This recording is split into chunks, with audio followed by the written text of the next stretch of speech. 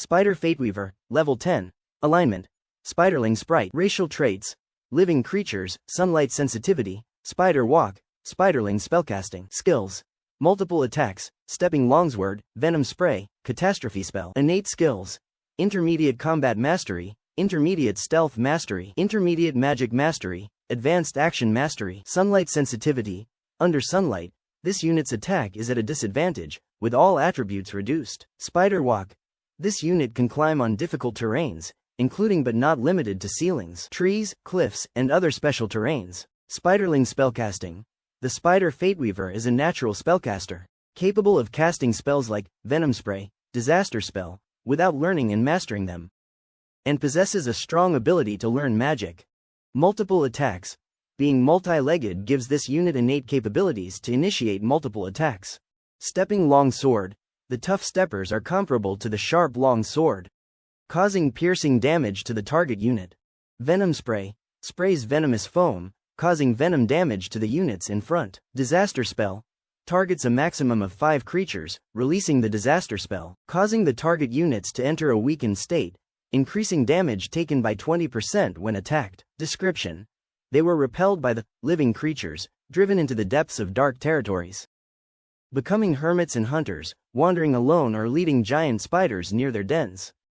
Domina's attributes are quite decent. Even though she isn't a hero, she's not far from one in terms of attributes. Particularly the skill, Spiderling spellcasting. She naturally knows 2 spells, and has strong magic learning capabilities.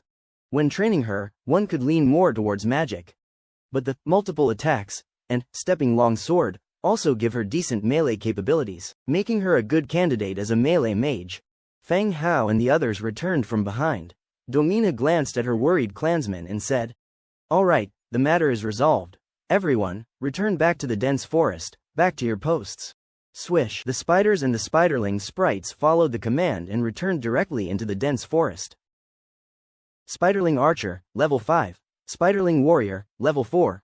Giant Spider Hatchlings, Level 1. Fang Hao quickly scanned the names of several spider people around him. The levels of the spider people were basically at Level 4 and Level 5. After scanning several, he did not discover any that had broken through to Level 6. And in the spider horde, the most abundant was the giant spider hatchlings. As big as a wash basin, there were hundreds and thousands of them. It seems that a complete professional system and division of work have evolved here. Although they are called spiderling sprites, they were no different from a normal human city. They all belong to the command group, only differing in their appearances. Fang Hao and the others followed Domina into the dense forest along the main road. The environment of the spider forest was well preserved. Sunlight penetrated through the leaves, casting a warm orange glow. If it were not for the white spider webs covering the trees on either side, and the giant spider hatchlings crawling on the web watching them, perhaps it would be a good time to admire the natural scenery and enjoy the beauty of the forest. Continuing along the path, the position of the webweaver's camp is now visible. A wooden wall 5 to 6 meters high, the top of which was a white dome woven by white spider webs. At this moment, countless giant spider hatchlings were repairing the spider web that had just been torn open by the dragon breath. In front of the camp was a huge ancient tree. The trunk was as sturdy as a round table, and the canopy was lush. It was wrapped in white spider web, like a large cotton candy standing there. On the spider webs of the ancient tree, human-shaped prey wrapped in silk threads hung like white mummies, constantly writhing and struggling. It seemed like they were still alive.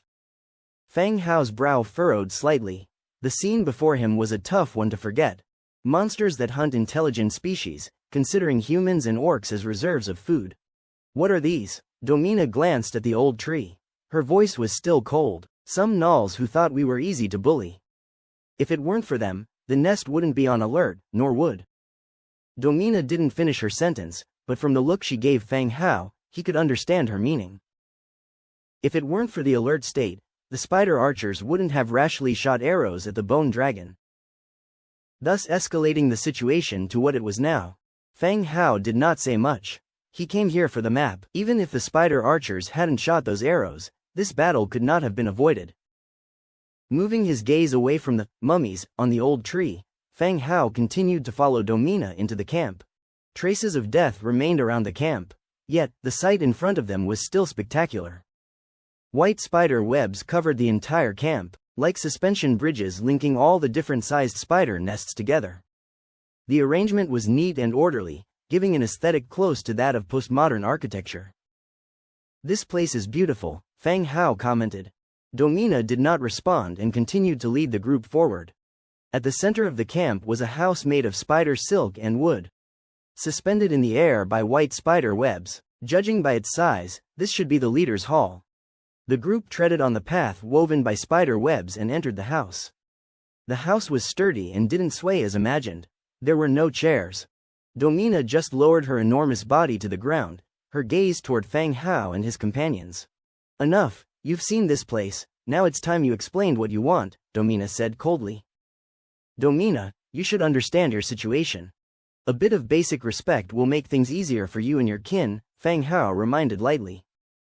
Domina's attitude likely had to do with her low loyalty rating. But Fang Hao felt he should remind her to recognize her situation. Being called by a proper title was a minor matter. But if she were to disobey his orders in the future or attempt some artifices, Fang Hao wouldn't hesitate to kill her. Then he'd transform her into an obedient undead to continue working for him. "Then, what should I call you?" Domina's expression changed subtly. "Sir or Lord would diffuse our relationship considerably." "All right, my lord, now that you've seen my place, could you tell me what you want us to do?" Domina said. She used honorifics, but her tone remained indifferent. "Nothing much, I plan to develop a mine to the south and I'll need your assistance." Fang Hao leaned leisurely back against the spider silk wall, which didn't stick to him. "Develop a mine? Where is it?" Domina expressed her surprise. "The mine does exist. I can show it to you then. Will your kin be capable of developing it?" Fang Hao looked at Domina. The spider swarm was somewhat similar to Fang Hao's undead. Both had rapid methods of producing troops to gain an advantage. The difference was that the undead transformed skeletons, while spiders relied on their mothers to reproduce. Upon hearing Fang Hao's words, Domina furrowed her brows. She turned to look at her own massive spider body and said, "You want us to mine ore? That kind of work isn't suitable for us to do." Domina did not refuse, but she exhibited a dissenting attitude in her words. Regardless of whether they're spider kin or giant spiders, they are good at web weaving in dark mines, not adept at mining ores. Ordinary giant spider hatchlings can only weave webs, they cannot mine ores. The spider archers and spider warriors both have huge spider lower bodies and swollen bellies. It's challenging for them to move in the mines, and they are not suitable for mining either. Moreover, the number of spider soldiers is not high. It's impossible to assign all of them to work in the mines. Fang Hao shook his head and said, "Don't worry about that, I will arrange for miners to do the mining work. But the security of the mining area, the transportation of the ores, and the maintenance of the equipment all needs to be handled by you." This plan has been proven to work with the pig-headed humans. The skeleton laborers carry out the ore mining, while the pig-headed humans manage the rest of the work. Living creatures, not as efficient as their skeleton laborers. "Oh, no problem, you can bring the miners then. I can arrange for their food and accommodation." Domina breathed a sigh of relief. But providing food and lodging, skeletons did not need to eat or rest. Of course, Fang Hao did not elaborate on this. When the skeleton labor arrives, Domina naturally understands. "How did you guys get into a fight with the gnolls?" Fang Hao suddenly remembered the gnolls who were hanged outside the camp. Since this place has become a subsidiary village, security still needs to be guaranteed. "Ah," Domina sighed lightly, explaining, "After reaching the 10th rank, I started preparing to become a hero. Because of my status, I prepared some gifts to be sent to the eastern city." Domina 1's story is straightforward. Her identity is not recognized by the orcs, and she cannot use the merit training ground normally. Helplessly, she prepared generous gifts, intending to go to the orc city in the east to build relationships. To use the merit training ground for the hero trial. It is uncertain whether the news leaked, or it was just an unfortunate coincidence that she ran into the gnolls. In the midst of transporting the gifts, a fight broke out between the two parties. And though her side prevailed, the gnolls were like a stubborn patch of dogskin plaster, frequently coming to cause trouble. Luckily, in the dense forest, the gnolls' attacks never succeeded. Instead, it provided the queen giant spider with food, which could increase the production of spider hatchlings. Aren't you the queen giant spider? Feng Hao looked at Domina. Domina was taken aback and said, of course not. That is the nest of the queen giant spider. Once they start reproducing, they rarely leave the nest. As she spoke, she stood up, pushed open the window, and pointed outside. Feng Hao followed the direction of her pointing. There was a huge nest hanging there, in which a large green spider was coiled up. It laid there, its size comparable to a tank parked there. Doesn't it ever come out and move around? Angia asked on the side. It does not move, it only comes out when it changes nest. So all these little spiders, they were all born by her? Lori also asked. Yes. Will the little spiders grow that big? No, there are very few queen giant spiders. Only after the queen dies, will a new queen grow from the hatchlings and enter the nest. Ahem, ahem. Seeing the topic divert, Feng Hao could only clear his throat softly. When the three looked at him, Feng Hao continued, how do you plan to deal with the gnolls? As for the gnolls, Feng Hao was not too concerned, but if left unchecked, when these guys cause trouble in the mine and destroy the established facilities, it would be a big problem. How about, are you willing to help? Domina glanced at him. If your tone and attitude were softer, maybe I would help you solve this problem. Feng Hao said. This. Domina hesitated for a moment, she was merely trying to ridicule him. Even if they had signed a contract, she did not believe Feng Hao would be willing to help. The contract is just to ensure the rights of the master, while the bound party is entirely passive. Most of the time, the master wouldn't care about the life or death of the slave, and might even sell them off for a good price or use them as cannon fodder when the time is right. She did not expect that Feng Hao would help her, only requesting her to have a more amiable tone. You. Just as Domina was about to speak, a spider archer rushed in hurriedly, yelling, the gnolls have gathered outside the forest. There are over 1,000 people, and they seem to be preparing to set a fire. What? Where did they all come from? Domina's expression tensed up immediately. Regardless of the number, are setting fire in the forest. For Domina and the others here, it's an unfavorable situation. Especially the fire, once it spreads, their homelands would be lost. And what's the point of fighting the opponents then? It can't be wrong, the number is only rising. The spider-like archer spoke with determination. Domina's body trembled slightly. Are they going to die here today? Just when she didn't know how to respond, she suddenly caught sight of Feng Hao at her side. Right, he did say that he would help.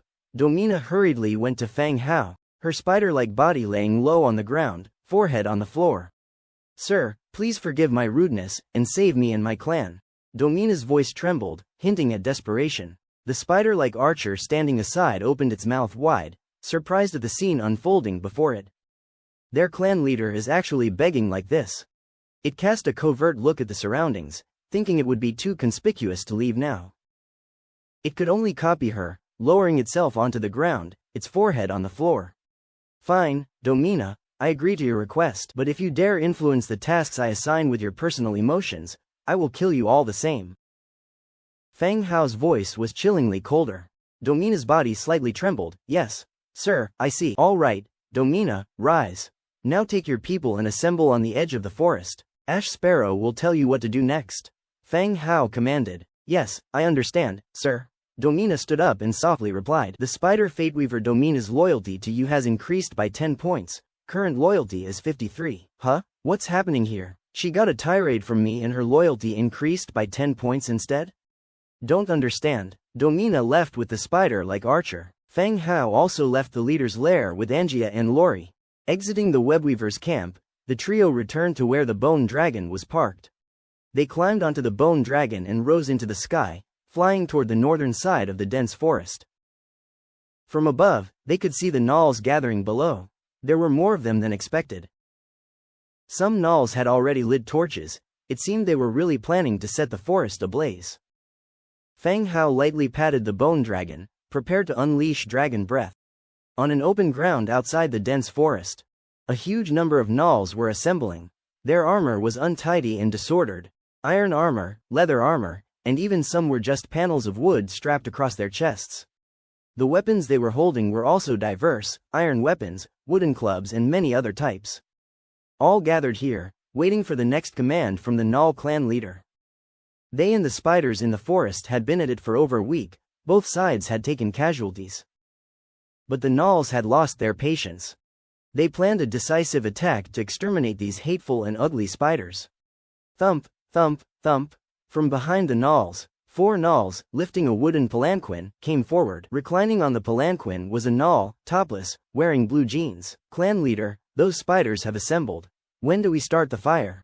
A Gnawl approached, asking obsequiously. The Gnawl clan leader didn't reply but instead placed a large gold bracelet near his ear. Listening to the ticking sound coming from it, he let out a lazy glance at the dense forest in the front. He said dismissively, "Take action. Today, I want those damned spiders all dead here." "Yes, clan leader," his subordinate acknowledged and passed on the order. The Gnawls started to prepare. The vanguard began to assemble, and the Gnawls at the back lit up the carts filled with dried grass and wood. "Attack! Kill them!" the Gnawls roared, launching an attack towards the forest. In the shouts of battle, the Gnawls launched their attack. They stretched out their battle line, lining up like a long, horizontal dragon. As long as they set aflame the forest, their mission would be complete. The fire would wipe out those damned spiders. As they drew closer to the dense forest, the Gnawls yelled in frenzied excitement. At 100 meters distance from the forest, they could even see the tense figures of the spiders within. However, the attacking Gnawls suddenly felt a shadow fall over the sky. Looking up curiously, they saw several gigantic bone dragons blotting out the sky, swooping down towards them. Bone dragons? The Gnawls rubbed their eyes. Were they seeing things? How could they see a pack of bone dragons flying towards them? When they opened their eyes again to confirm, they found that it wasn't a hallucination. But several bone dragons really were flying towards them. The Gnawls' roars changed from excitement to screams of terror. Roar! The bone dragons swooped down, releasing a beam of black energy. The long, thin battle line became the bone dragon's target. The dragon breath of death swept across the battle line, turning the affected Gnawls into white skeletons amidst agonizing struggles. The Gnawl formations devolved into panic. Under the might of the bone dragons, the morale instantly plummeted. They outright dropped their weapons and scattered in all directions. After one round of dragon breath, the bone dragons couldn't unleash a second round. Yet, they swooped around to the rear of the Gnawls, blocking the Gnawls' escape route. Meanwhile, in the forest, Domina also received the order transmitted by the skeleton sparrow. She immediately led her troops out of the forest and slaughtered the fleeing Gnawls. On the Gnawls' rear, the 4 Gnawls carrying the palanquin had gone weak at the knees, and the Gnawl clan leader fell directly from the palanquin. Scrambling up awkwardly, he immediately tried to run in the opposite direction. He didn't understand why bone dragons would appear here and he didn't have time to ponder over it. His only thought now was to run as far as he could. But the next moment, bone dragons fell from the sky, and several tall white bone warriors jumped down from them. They directly blocked the Gnawls' escape route. Spiderlings came killing from the front, while the undead came from the rear. The Gnawls were truly caught between a rock and a hard place. The battle ended. In the battlefield, there were only 200 to 300 Gnawls left. Their hands and feet were bound by white spider silk, kneeling down obediently on the ground. The captured Gnawls had a look full of terror and confusion. With their intelligence, they totally couldn't understand the current situation. Spiderlings, orcs, undead, all gathered together, and they were taking orders from a human. What on earth was going on? Why would these races be gathered together? Why didn't you kill them? Domina strode over, asking. As for these damned Gnawls, Domina wished she could kill them all on the spot. Or kept them as food for the queen giant spider. Fang Hao glanced at her but didn't explain anything. His gaze fell on a Gnawl in the middle, who was wearing blue jeans and a golden watch on his wrist. Bring him over. The skeleton troll stepped forward, picked up the Gnawl leader, and threw him in front of Fang Hao. Are you the leader? Fang Hao asked. No, not me. The Gnawl hastily denied it. Not you? All right, then kill him. No, I am the leader. The Gnawl leader quickly corrected. Fang Hao gave a cold huff, warning. If you have any brains at all, don't try to play games with me. Or else, you know the consequences. The Gnawl swallowed hard, then nodded. Yes, I understand. How many are left in your camp? Over 100 people. This time, the Null answered promptly. You're lying? No, it's true. We brought nearly everyone out this time deal with the spiders. Leaving only a few behind to guard the camp, the Null said hastily. He was terrified that Fang Hao might kill him without listening to his explanation. Or worse yet, hand him over to those spiders, which would ensure an even more gruesome death. Fang Hao nodded. It didn't seem like he was lying. Where did you get the pants and the watch? Fang Hao's gaze fell on the watch on its wrist. The golden metal watch strap should have fetched quite a price in the society of yore. The Null glanced at its own pants, wiped the beads of sweat from its forehead, and said, I stole them from a human. And the human? You mean, that human? The Null swiveled his eyeballs, and answered, I don't know, he ran away. Fang Hao did not continue questioning. The chance for a human to escape after even his pants were stolen was slim. Considering the Null's behavior, the fate of the human was probably grim. Even now, transmigrators die every day from a variety of fates. Such events were no longer novel. What everyone needed to do was ensure that they had enough strength to survive. I need you to convince the remaining Nulls to surrender. Can you do this? Fang Hao continued to ask. The Null felt a bone-chilling fear as the human asked this calmly. Just now, when talking about the looted human belongings, he could clearly feel this human was contemplating killing him. Yes, I can. The Null nodded urgently, kowtowing on the ground. Fang Hao nodded and said in a low voice, Domina, sir. Domina stepped forward. Her tone remained calm, but she addressed him respectfully now. Keep these Nulls under guard. I want them alive, understand? Fang Hao reminded. Domina's eyes narrowed slightly, her expression somewhat hesitant. Did you understand my order? Yes, sir, they will be safe, she confirmed. Fang Hao nodded, stood up from his stone seat. Bring him with us, to the Null camp. After the group mounted the bone dragon, the skeleton troll lifted the trembling Null leader. The bone dragon shot into the sky, flying towards the Null camp. 5 minutes later, they arrived at the Null's camp. It resembled a ramshackle refugee camp, yet its scale was still considerable. It fitted the potential size of 1,000 Nulls. The bone dragon landed in front of the camp. The Null leader loudly shouted, Open the gate, we have guests.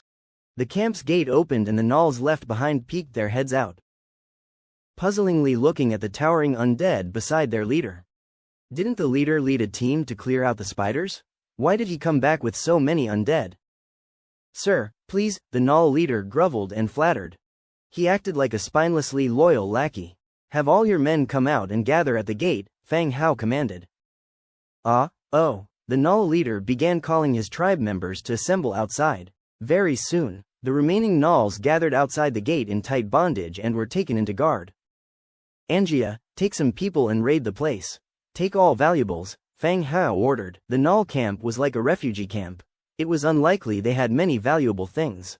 Yay, Angia cheered, scurrying into the camp alongside Lori. The skeleton trolls began to knock down the shanties inside the camp.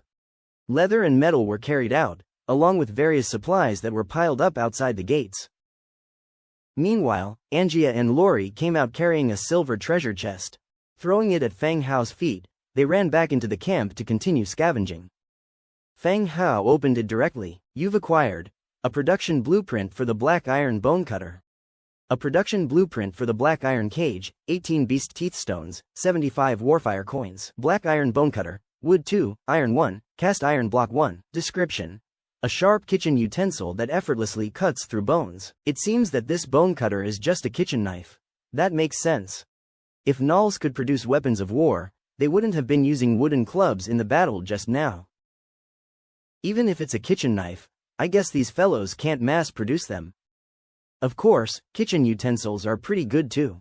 Fang Hao is currently expanding into the catering industry, and the bone cutter will meet the kitchen staff's needs perfectly. Eventually, it will be handed over to Aira and various shops for use. He proceeds to the next blueprint. Black iron cage, iron 12, metal parts 8. Description: a black iron cage, for imprisoning criminals or prey. The black iron cage doesn't need much introduction. It's just an ordinary metal cage. This is what slave traders use to hold their slaves. Although it's not very useful, it's better than nothing. You never know when you might need it. He stores the blueprint, beast tooth, and warfire coin in his inventory. By the time Fang Hao had finished reading the blueprint details, Angia and the skeleton troll were nearly done looting. Various items were stacked according to their categories. Resources: wood 34,759, stone 24,512, straw 5,647, leather 100,578, iron 742, food, fruit 1058, meat 10452, salt 854, rotten meat 458, furniture, simple wooden bed 872, various cabinets 245, tables and chairs. Bury this rotten meat in a hole somewhere.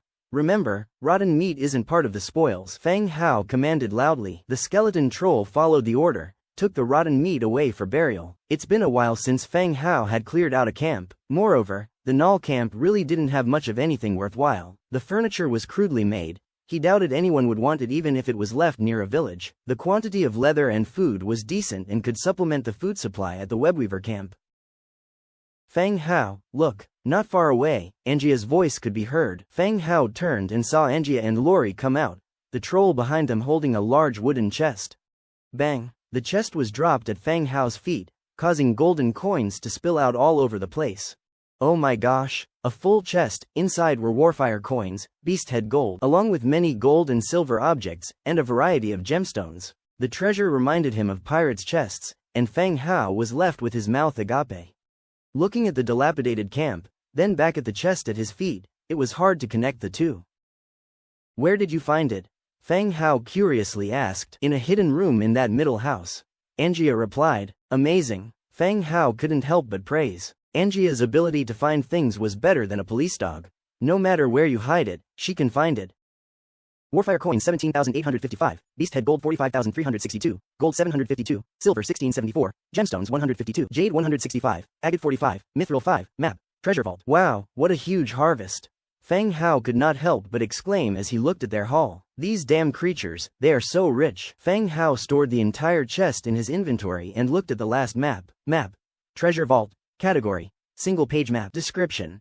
A map drawn by an adventurer, detailing the route to a treasure vault. The name of the map is determined by the person who draws it. If this map was drawn by the Nulls, considering their intelligence, it's hard to ascertain the authenticity of the treasure vault. Skeleton trolls began to pack up, while Feng Hao once again called over the Null leader. Master, how can I serve you? The Null leader, hunching slightly, said. You're surprisingly wealthy. Feng Hao complimented. Yes, tell me about this map. Feng Hao glanced at a map nearby. Seeing the map in Feng Hao's hands, the Null leader realized that his hidden treasure must have been found as well. He pondered for a moment and answered. Master, to the east, on the road, we found a human body. The gold, gemstones and the map were all found on him. A few months prior, the Nulls robbed a group of humans. After killing them all, they discovered these treasures and the map. Have you gone to the location marked on the map? Master, about that, we haven't figured out the map yet, we didn't find the location. The Null leader grinned sheepishly.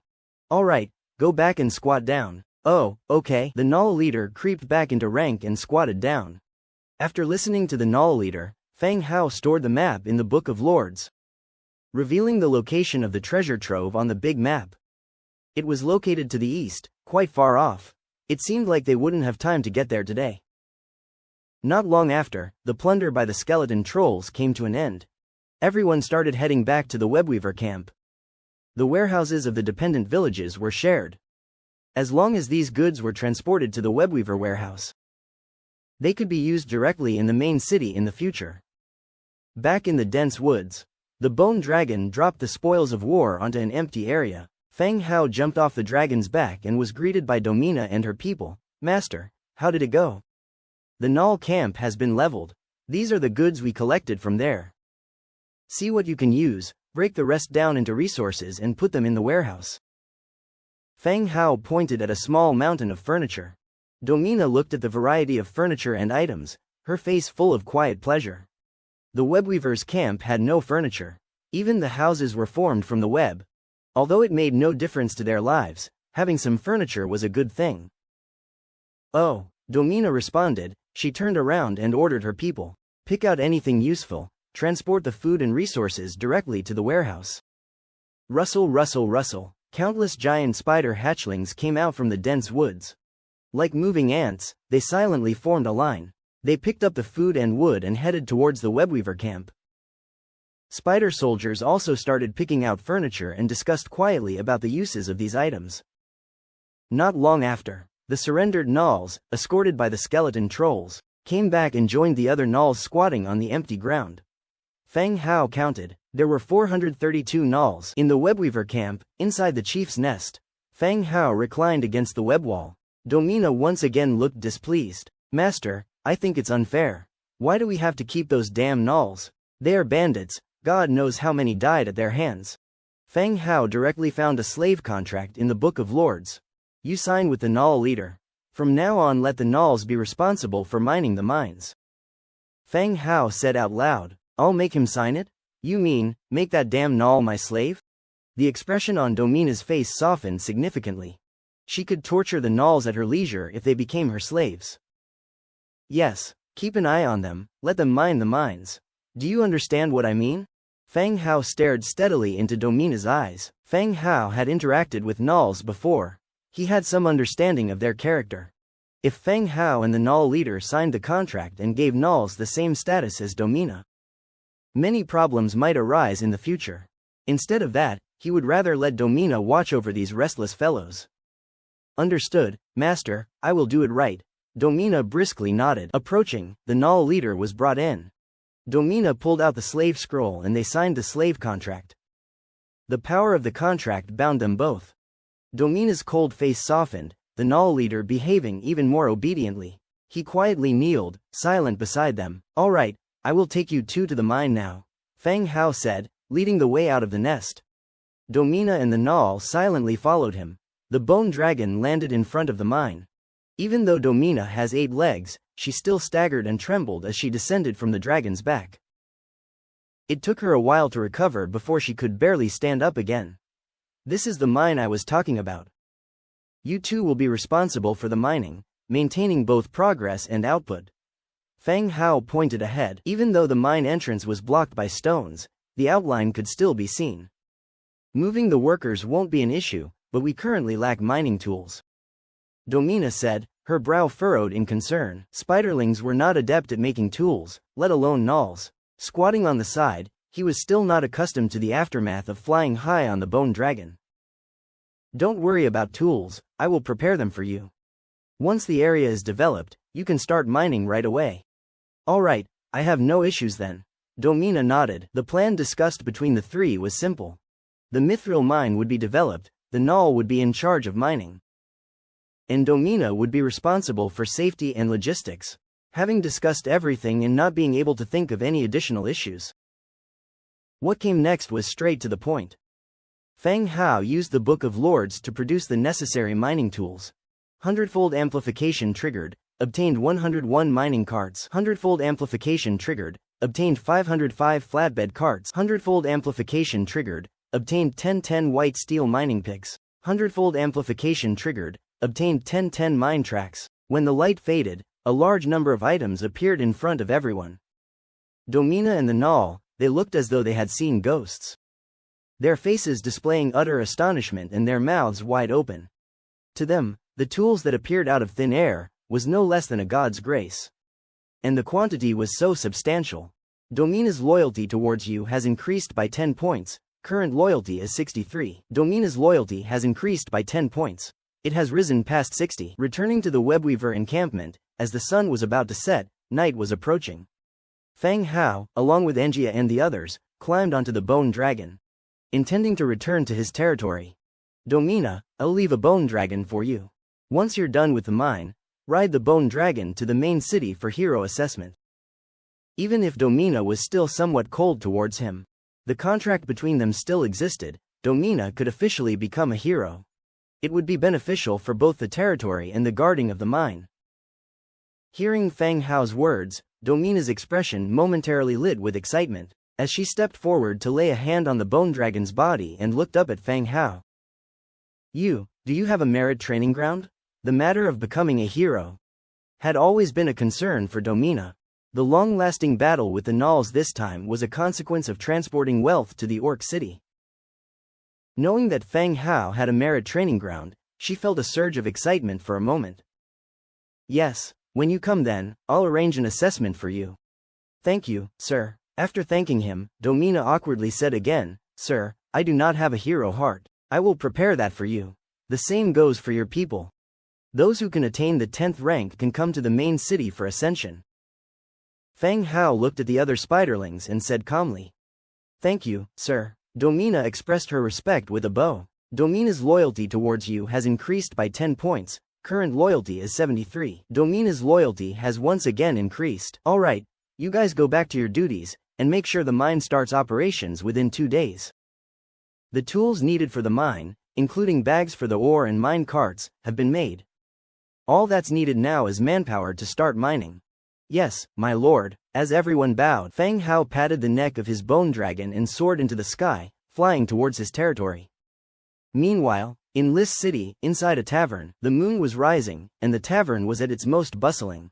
The tavern hall was filled with patrons, drinking beer and talking loudly about gossip and women.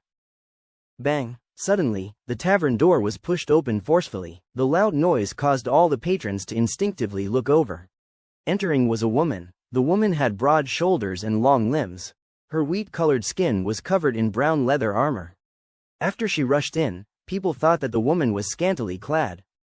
The patrons' eyes greedily swept over the woman's chest and the exposed midriff outside the armor.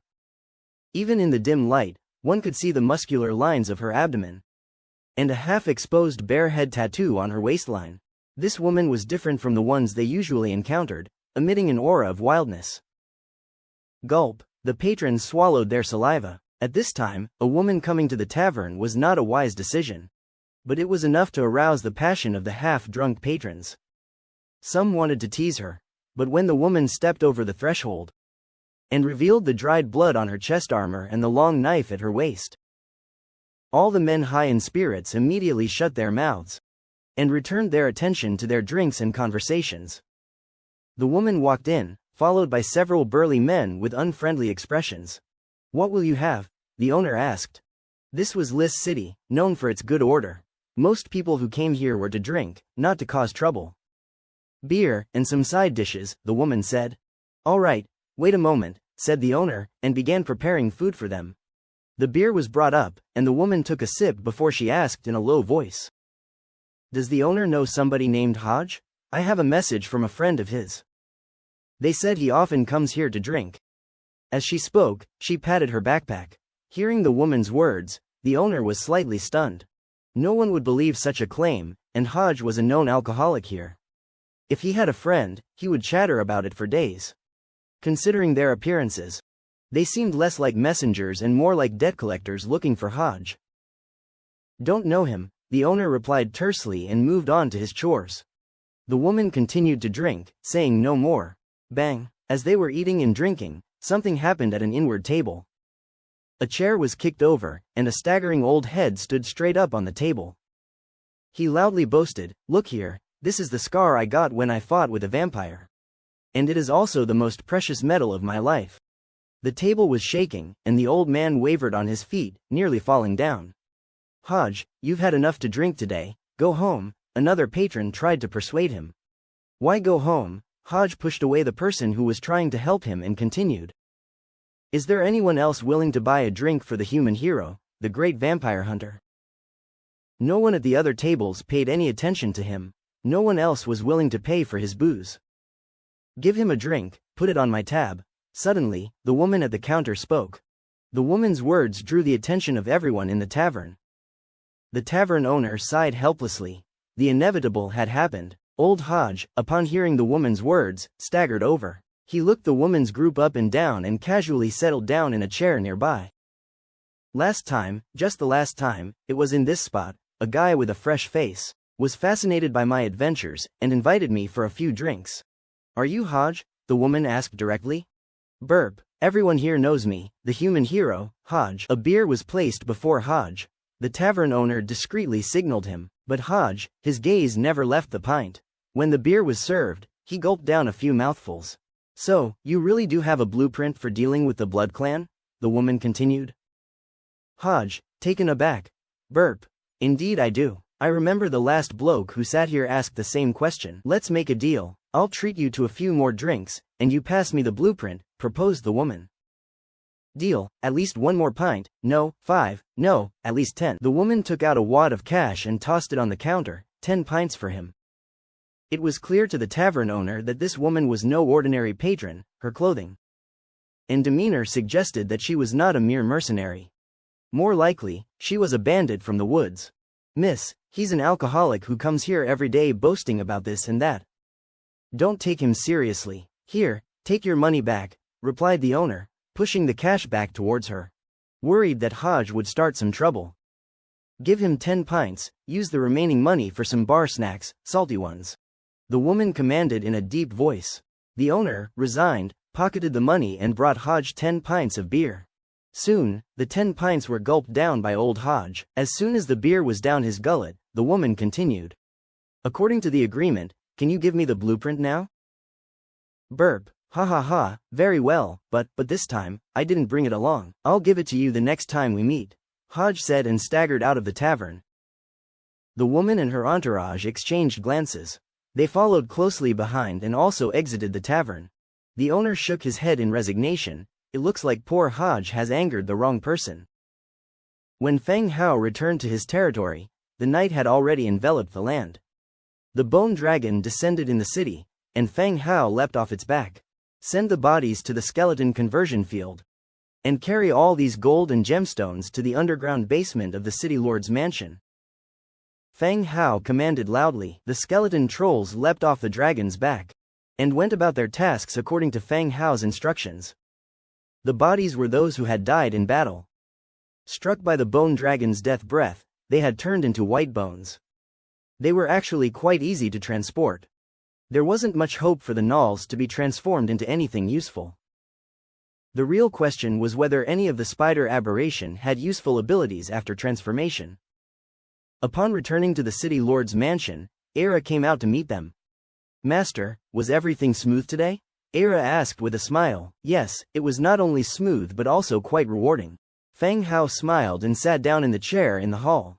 The skeleton trolls carrying chests full of coins and gemstones came in. Era looked surprised. Wow, there's so much. Yes, Era, is dinner ready? Angia rushed in. It will be ready shortly, please wait here. After saying this, Era went back into the kitchen to continue her preparation. Soon, a sumptuous dinner was served. Due to their late return, Lori missed the usual dinner time with the maids. They all sat together at the dining room table. No sooner had they started eating than the two of them began recounting the day's adventures. Era sat in the middle, between them, listening with keen interest. It seemed, they should bring Era and the others out for a stroll sometime. Being cooped up in the territory all the time was dull. You could tell how much she loved the stories Angia and Lori were telling. While the three of them were engrossed in their conversation, Feng Hao opened the Book of Lords to pass the time. He switched to the regional channel to see what everyone was chatting about. Black Iron Single-Handed Axe, Green, a green quality axe, a powerful weapon for combat. Those interested, make an offer. The number of units proficient in single-handed axes is so few, yet you're selling it so expensively. Unless there's a special unit, the normal ones using battle axes are just burdens. The attack speed is too slow. The battle axe isn't selling, huh? Look at the pickaxe Feng Hao's been trying to sell for over a month. How many has he sold? Damn, the way you talk, I'm starting to lose confidence. Maybe I should lower my price? How much for the black iron single-handed axe? How many do you have? Suddenly, someone voiced a question. Feng Hao recognized the man asking. It was Xu Yang, the man who had connected him with the troll business. 4 units of iron or an equivalent amount of resources each. I have 12 in stock. If you need them, I can work overnight to make them for you. Deal. Let's talk more in private. Their conversation ended, likely continuing privately to discuss pricing.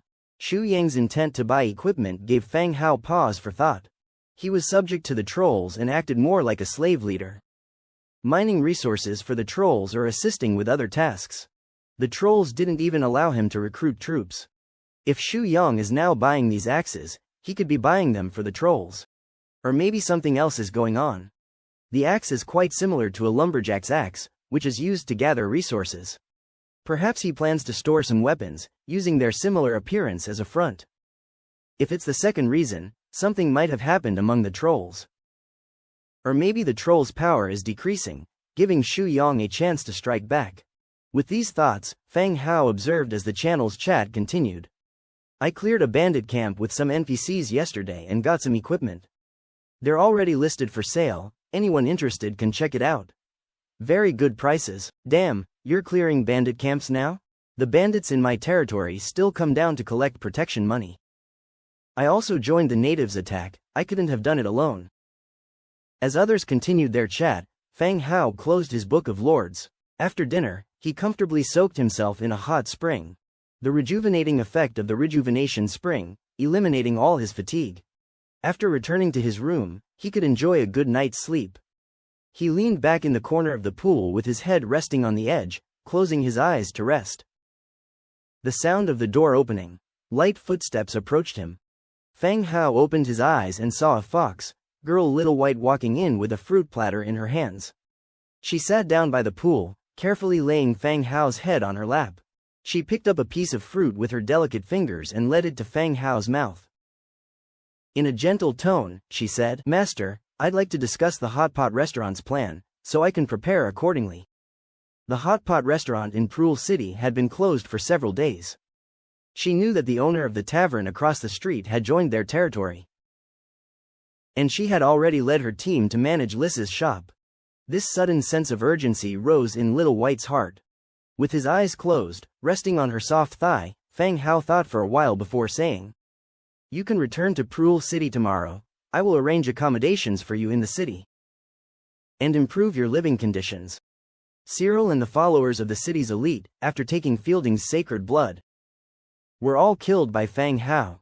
The numerous estates they left behind were at Fang Hao's disposal. This happened to be convenient for him to arrange accommodations for Little White and the rest, so they wouldn't have to stay at the shop all the time. Oh, thank you, Master. Little White's face beamed with happiness as she fed another piece of fruit into Fang Hao's mouth. It seemed like Fang Hao had no intention of replacing her. He must have follow-up plans. Proul is still too small. I plan on opening shops in various orc cities after we resume operations. You'll be responsible for dealing with that, Fang Hao mumbled as he chewed. The orc area was not so chaotic after Fang Hao unified it. He planned to open hot pot restaurants in cities like Manwha Market and Frostwind City, with high population mobility. Of course, this was just a preliminary idea. Whether orcs would accept the taste of hot pot still needed market testing. In any case, Angia, Aira, and the fox and bunny girls seemed to like it. Yes, Master, I'll work hard. Little White promised exuberantly. Her master still valued her, entrusting future business to her. Secretively, Little White glanced around before looking again at the resting Fang Hao. Her face turned red as she came closer. Fang Hao suddenly opened his eyes. Little White looked at him with a soft gaze, with a triumphant smile in her eyes. Sigh, can one blame King Zhou? The next day, early in the morning, Fang Hao awoke from his sleep, looking at Little White who was still sound asleep beside him. He lightly moved his leg which was resting on his waist. He tapped lightly on Little White's hip twice, causing her to slowly open her eyes. Time to wake up, we're going to Proul City today. Perhaps due to the closing of the store, Little White, who had taken a few days off in the territory, got up even later than Fang Hao. Oh, right. Little White instantly woke up. She had actively sought out Fang Hao yesterday, asking him when he would reopen the store. Yet, she fell into a deep slumber today, sleeping even deeper than her master. She sat up and helped Fang Hao get dressed before putting on her coat. She opened the door, stealthily peeped her head out to check, and then quickly ran out. Fang Hao stretched leisurely. After a simple wash, he too left the room and went downstairs. Aira was preparing breakfast. She did not react unusually to Little White, who had just run down from upstairs. Good morning, Master, Aira greeted him with a smile. Fang Hao yawned and gave a faint smile to Aira, who had a sweet smile. He thought for a while and said, Aira, keep breakfast simple and notify the maids that they will have the day off. I will take you all to Proul City for a stroll and buy some things you like. Proul City had already become a subsidiary city of Fang Hao. It wouldn't be a bad idea to take the maids out for a stroll and to relax a bit. Being cooped up on the grounds all the time, surrounded by undead creatures, he hoped they wouldn't develop any psychological problems. What if they became gradually distorted? Really? Can we all go? Before Aira could answer, The two rabbit maids responsible for cleaning let out a gasp. They were very excited about Fang Hao's plan to take them out for fun. You can all go, but don't run around when we get there. If you get lost, there's no one to find you. Fang Hao said with a smile. Yay, thank you, master. The maids cheered. Era also smiled faintly and said to the maids, all right, you don't need to clean here. Go and spread the news, so everyone can get ready. We will depart after the master finishes his breakfast. Okay, the maids happily rushed out of the Lord's manor. After breakfast, Fang Hao manufactured 101 merchant wagons directly. Little White directed the skeletons to move the condiments and utensils from the warehouse onto the wagons. The other maids, under Era's organization, put on their best clothes. Waiting to head to Prul City together. Fang Hao stood aside, watching Era, Angia, and others chatting. Soon, Little White had finished preparations on her side as well. All necessary items had been loaded into the wagons. She quickly walked over and said softly, Master, Sister Era, everything here is ready. We can set off now. Okay, get in the carriage. Fang Hao greeted, and all the maids got on the wagons. The convoy then left the territory and headed towards Prul City. 2 hours later, the caravan arrived at Prul City. The sudden appearance of several rabbit and fox girls, fair-skinned and adorable, caused quite a stir in the city. The maids, with Era in the center, were excitedly shopping around. Residents gathered on both sides of the road, looking at these vibrant beast girls. For a while, the maids were shopping at the front, and many followed behind to watch the bustle. Inside the city lord's mansion of Prul City, Fang Hao sat on a beautifully carved wooden chair, with Angia sitting next to him. Across from him was the current city lord, Tavik, who used to be a well-known cloth merchant in the city. Sir, the city has now returned to normal, and the news of my appointment as the city lord has also been sent to the federal conference. I estimate that it won't take long for news to come back, Tavik said. His lifelong wish had always been to expand the family's textile business. Unexpectedly, Fang Hao had directly placed him in the position of city lord, shifting his responsibility from managing textile trade to governing an entire city. With his increasing understanding of Fang Hao, Tavik grew more and more in awe. It was certain that Fang Hao possessed powerful armies of humans, orcs, and the undead. Villagers returning from the Blood Clan even mentioned that their rescuing army included a large amount of dragon-type troops. All this information made Tavik tremble inwardly, but he also felt blessed to have made friends with Fang Hao. As long as everything goes smoothly, it's good. I've already arranged for our army to launch an attack on Crescent Heights. You need to strengthen the city's defense to prevent the desperate Blood Clan from taking any retaliatory actions. Fang Hao said calmly, picking up a cup of fruit wine from the table. Fang Hao was quite satisfied with Tavik's efficiency. He had managed to present the collusion between the Blood Clan and Cyril as an ordinary change of power. He had also gained the trust of the other power holders in the city, who were supportive of him becoming the city lord. Understood, I will immediately arrange to strengthen the number of city defenses, Tavik assured him. After finishing his statement, Tavik gestured to his attendant who brought a small-scale sandbox model of Prul City, showing the streets and buildings, although it wasn't the kind that could be included in the Book of Lords. You could clearly tell the location of each building. Tavik continued, Sir, these are 12 vacant mansions in the city. How would you like to deal with them? The source of these mansions was the houses left vacant after Fang Hao killed Cyril's followers.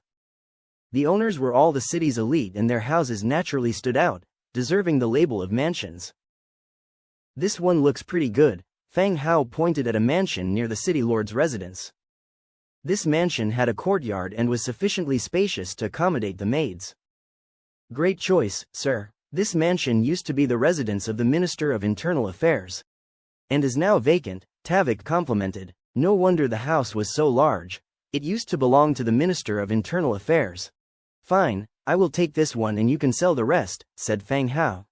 Understood, sir. Having obtained the keys to the mansion, Fang Hao and Tavik continued their conversation for a while, before Fang Hao finally left the city lord's residence. After leaving the city lord's residence, Fang Hao went to the Scoop of Delight shop and met up with Little White. The three of them proceeded to the newly acquired mansion. After passing through many streets, they arrived at the affluent district. The streets were cleaner here and the passers-by were dressed much more elegantly.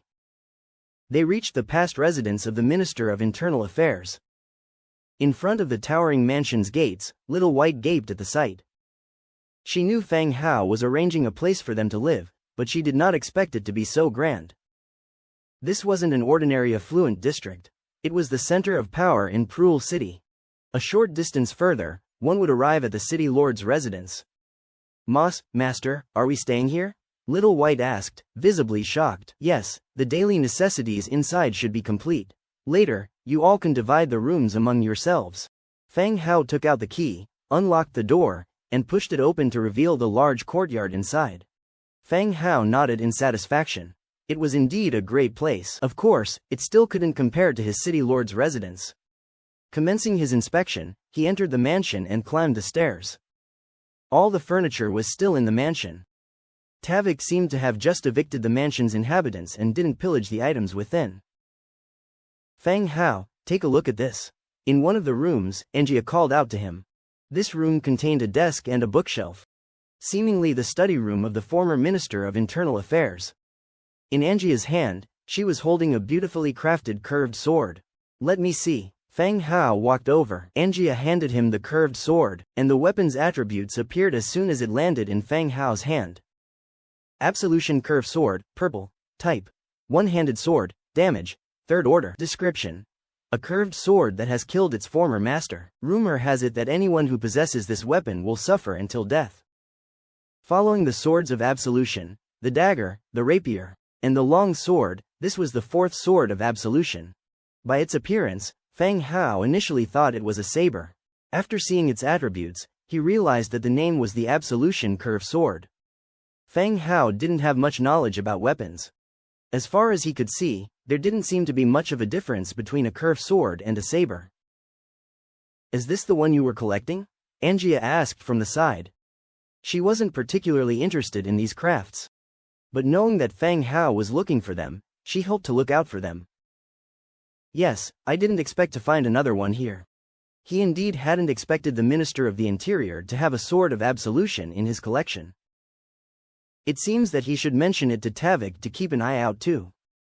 If he could find more Absolution series weapons, it would be a good addition to his collection. He put the weapon away. Little White, blushing, came over. What's wrong, Master? Nothing, the key is for you. You guys will live here from now on. Fang Hao said, tossing the key to Little White. Thank you, Master. Around 3 or 4 o'clock in the afternoon, Fang Hao started the journey back with the maids. Along the way, the maids were still excited, discussing about shopping in Prul City. Sharing the items they bought in town. Loaded with bundles, it was a wild consumerist sight. Probably, the shops in Prul City were dumbfounded, not knowing where these naive yet wealthy women came from. The carriage drove into the city. Era lightly clapped her hands. All right, everyone should rest well tonight, we have to get back to work tomorrow.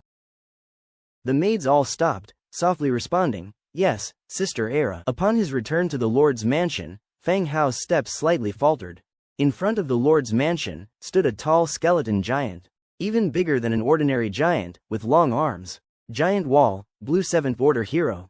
As expected, it was another hero created by Nelson when they were simultaneously fighting with Bloody Mountain Range and Cold Wind Mountain Range.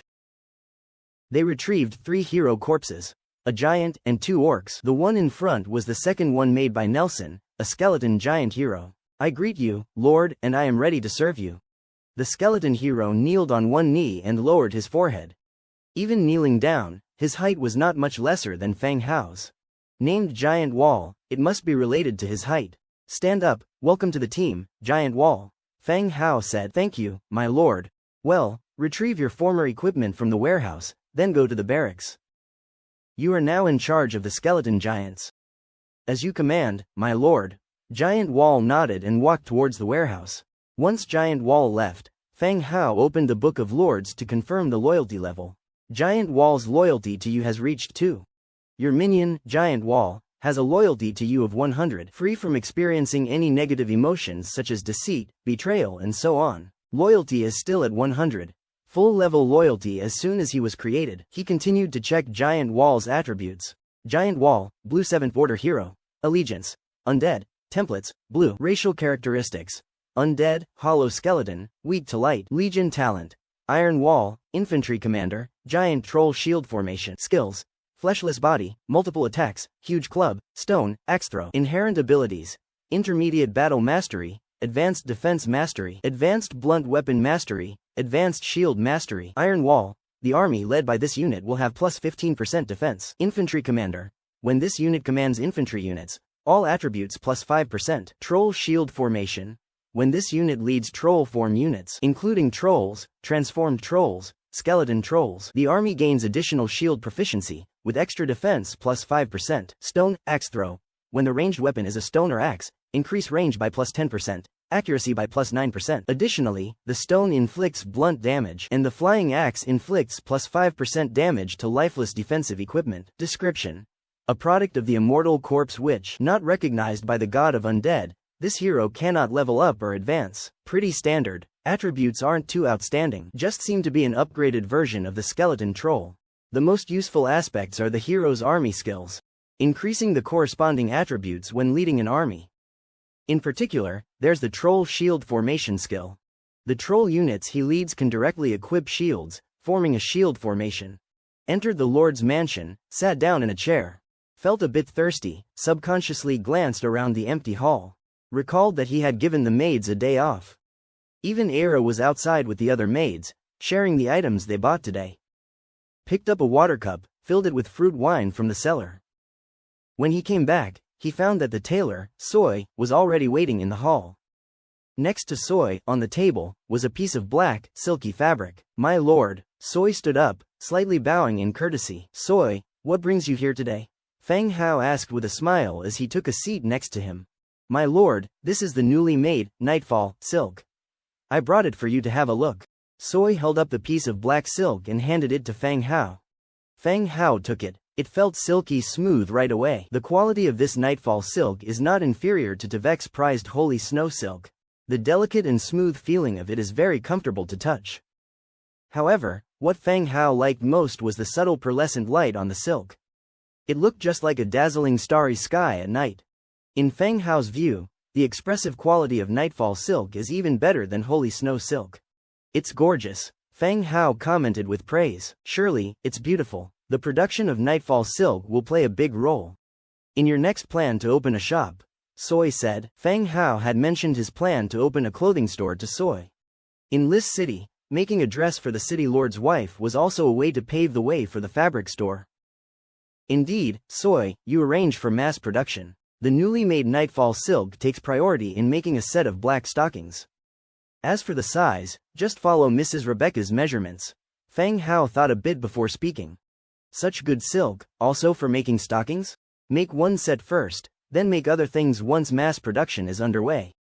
Soy nodded, not saying much more, even though he couldn't understand the purpose of stockings. They did achieve a good effect in Rebecca's custom-made dress. So, in his garment-making philosophy, he wouldn't be too stubborn. Okay, understood, my lord.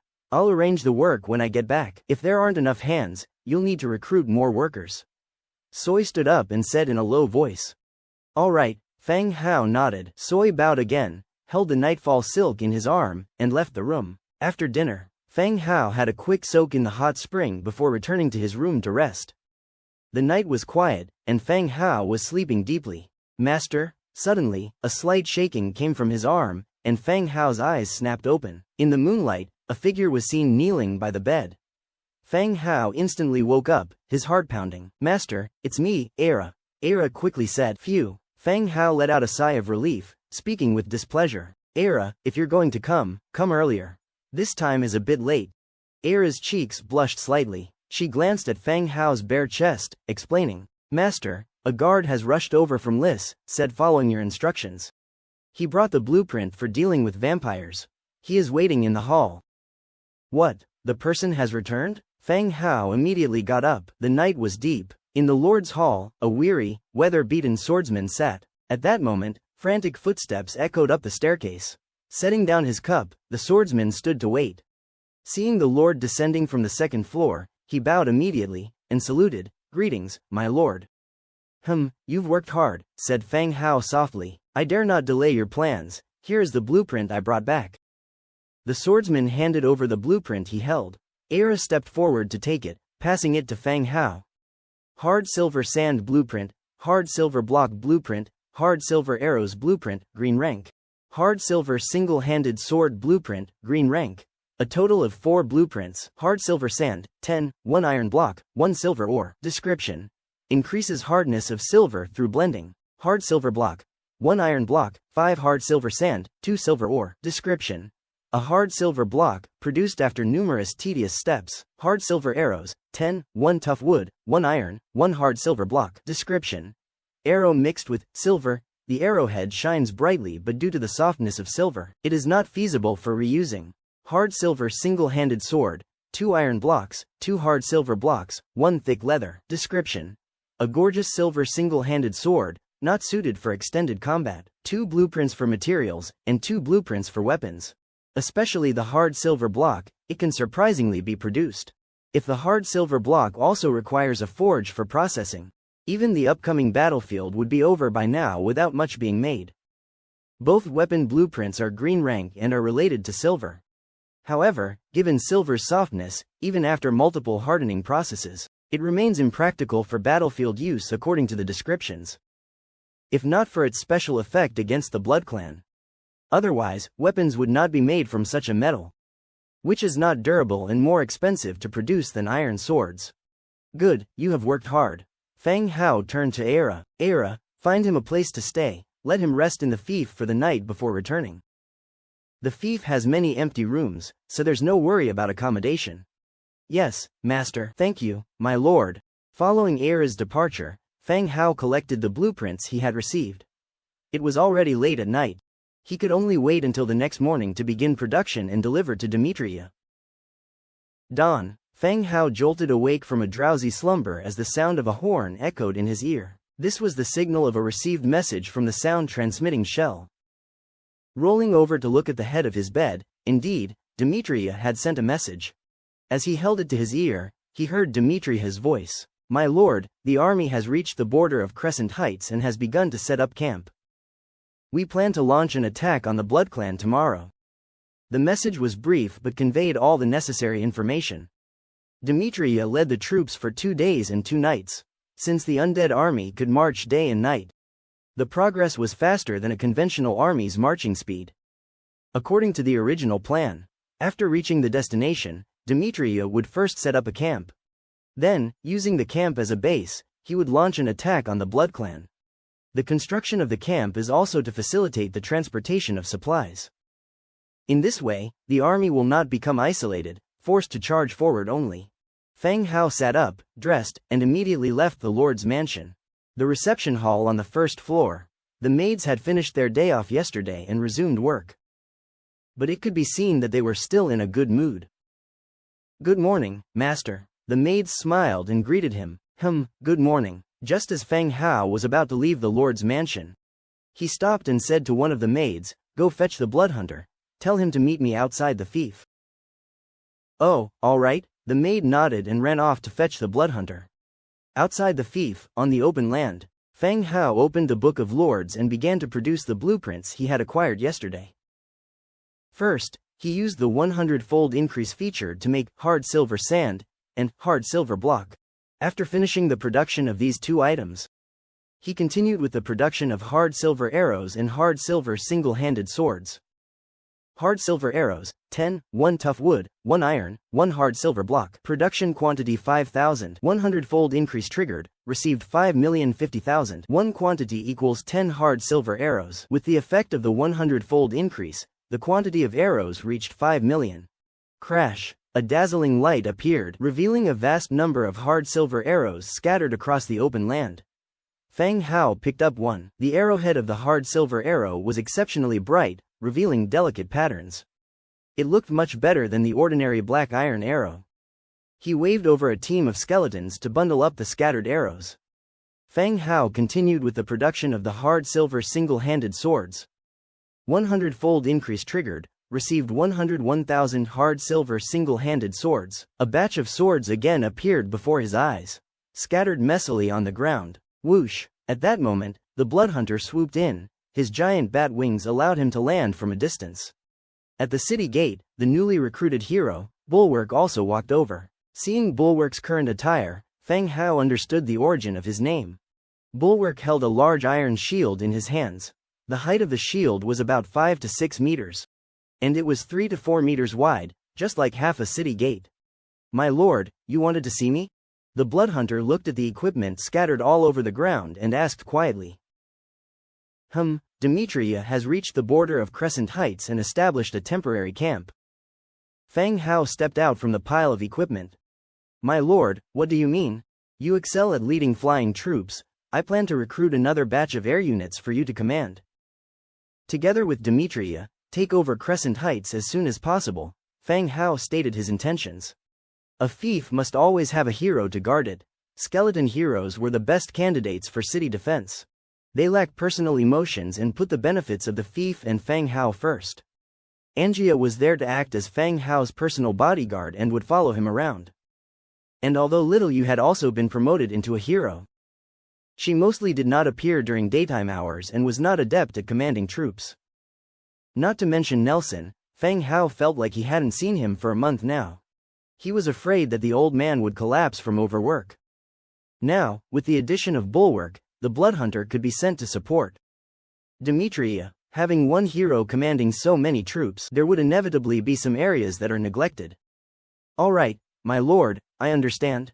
I will depart immediately once preparations are made." The Bloodhunter immediately nodded in agreement. You managed to tidy these arrows and single-handed swords. And then take them all with you when you leave. I will go recruit some flying soldiers. Striding over the arrows scattered on the ground, Feng Hao went into the fief. All right, the Bloodhunter began to command the skeletons to continue cleaning up the equipment scattered all over the ground. It would take a long time to tidy so many arms. Feng Hao returned to the fief and went straight to the skeleton transformation field. In the transformation field, only 4 types of flying troops had been unlocked so far. Skeleton Sparrows, Tier 1, Ostrich Beasts, Tier 3, Skeleton Giant Bat, Tier 5, Bone Dragon, Tier 10. The Skeleton Sparrow has no attack power. Feng Hao used to utilize it due to its small size and high compatibility for reconnaissance. Ostrich Beast, Tier 3. This type of soldier appeared very suddenly. By the time Feng Hao discovered it, it had already been transformed into a skeleton troop. It looked like a combination of a chicken, ostrich, and a lizard. On receiving the command to attack, it would frantically flap its wings, run towards its target, and peck ferociously. It has wings but it can't fly. The only advantage is that it runs very fast and can cover a great distance in the blink of an eye.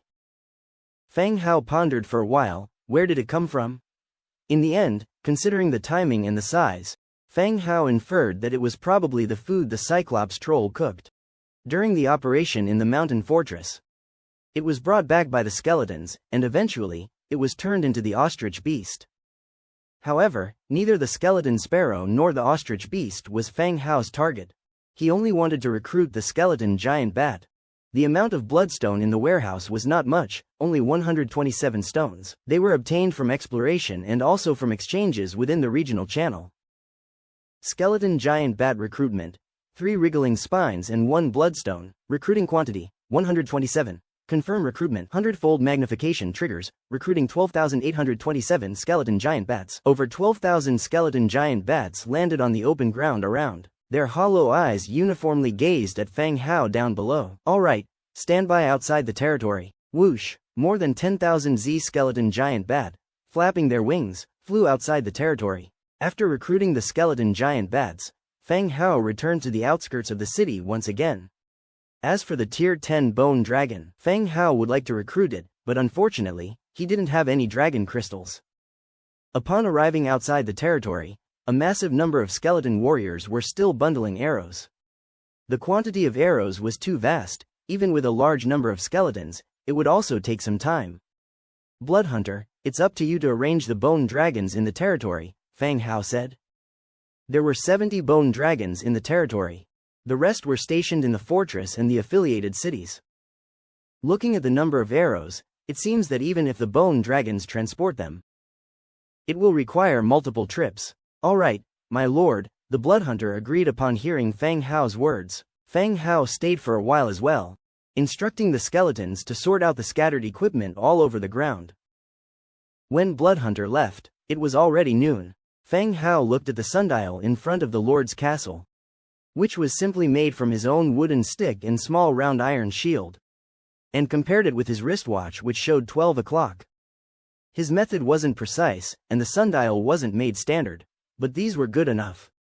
He needed a rough estimate of time, more for timing purposes. After lunch, the maids prepared a fruit platter. Feng Hao and Era chatted while eating. At this moment, the sound of footsteps came from outside. The skeleton merchant Dujin walked in. He bowed slightly. "Good morning, Lord, Miss Era, and Miss Angia." Despite being a skeleton, Dujin was a polite gentleman who greeted each person in the room. Era immediately got up, greeted back with a smile, and left the room with the rest of the maids to attend to their chores. "Sit, Dujin," said Feng Hao. Dujin didn't sit down, but instead handed Feng Hao a blueprint. "My lord, the order you placed previously has a cellar now. This is the construction blueprint for the pottery kiln." Upon hearing Dujin's words, Feng Hao was delighted. What he was lacking to upgrade the Lord's castle to level 8 was pottery. Once the pottery kiln was built, they could start producing pottery for the castle's upgrade. Feng Hao took the blueprint and stored it. How has your business been recently?"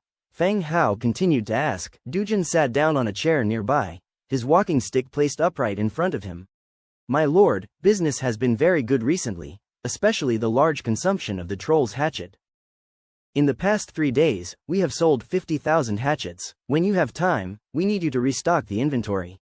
Hearing this, Feng Hao frowned slightly. The trolls are mass-purchasing weapons in a short period of time. It seems like there really is some trouble brewing there. I remember Xu Yang mentioning the potential for internal conflict among the trolls. Also, a couple of days ago, Xu Yang was buying battle axes on the regional channel. Now, it seems there's a high likelihood of chaos occurring in the troll regions. When that time comes, I should remind Blackthorn to be careful in the Blood Mountain range. "Okay, I'll restock from my warehouse when the time comes, don't worry about that," said Feng Hao with a nod. "Sir, if there's nothing else, I should head back." "Yeah, go ahead." After Dujin left, Feng Hao started to examine the blueprint for building a pottery kiln. Pottery kiln requires 2,200 wood, 1,800 stone, 800 stone bricks, 350 iron, 120 metallic accessories, and 1 red flame essence. Description: used for firing pottery in a building. The construction materials required aren't high-end. Aside from the red flame essence, the other materials are quite common. He leaves the Lord's mansion and heads to the industrial zone on the outskirts of his territory. There, he has built a lumber factory, a stone processing plant, and a series of tanning racks. All raw material processing happens here. Feng Hao selects a location and starts building. Little by little, lights converge to form the shape of a pottery kiln. 20 minutes later, a stone brick pottery kiln is standing before him. Pottery kiln, staff, 0/3, raw material, clay. Produces pottery tiles, rough pottery cups, jars, and bowls. Description: used for firing pottery in a building. Upgrade prerequisite: Level 10 Lord's Stone Castle. Upgrade requires 3,200 hardwood, 3,500 stones, 2,200 stone bricks, 500 fine carved stones, 500 cast iron, 350 metallic parts, and 2 red flame essences. Looking at the introduction of the pottery kiln, Feng Hao's eyebrows raised. There are quite a few products that it can produce. Apart from pottery tiles, there are also rough pottery cups, bowls, and jars. Currently, all the cups and bowls in his territory are made of wood. It would be a good idea to manufacture some pottery wares, not only for his territory but also to send to the shops. With that in mind, Feng Hao constructed another 4 pottery kilns. He assigned the skeleton laborers to operate them. 4 of them would be producing tiles, and the last one would be producing pottery utensils. In the afternoon, Feng Hao rode the bone dragon to the pigmen village, where he installed a white steel mine blueprint, mine rails, and mine carts for the mine there. Then he headed to the Bloody Fortress, where he talked to Blackthorn about the troll situation. He advised him to reinforce the defenses to prevent the trolls from stirring up trouble during this period.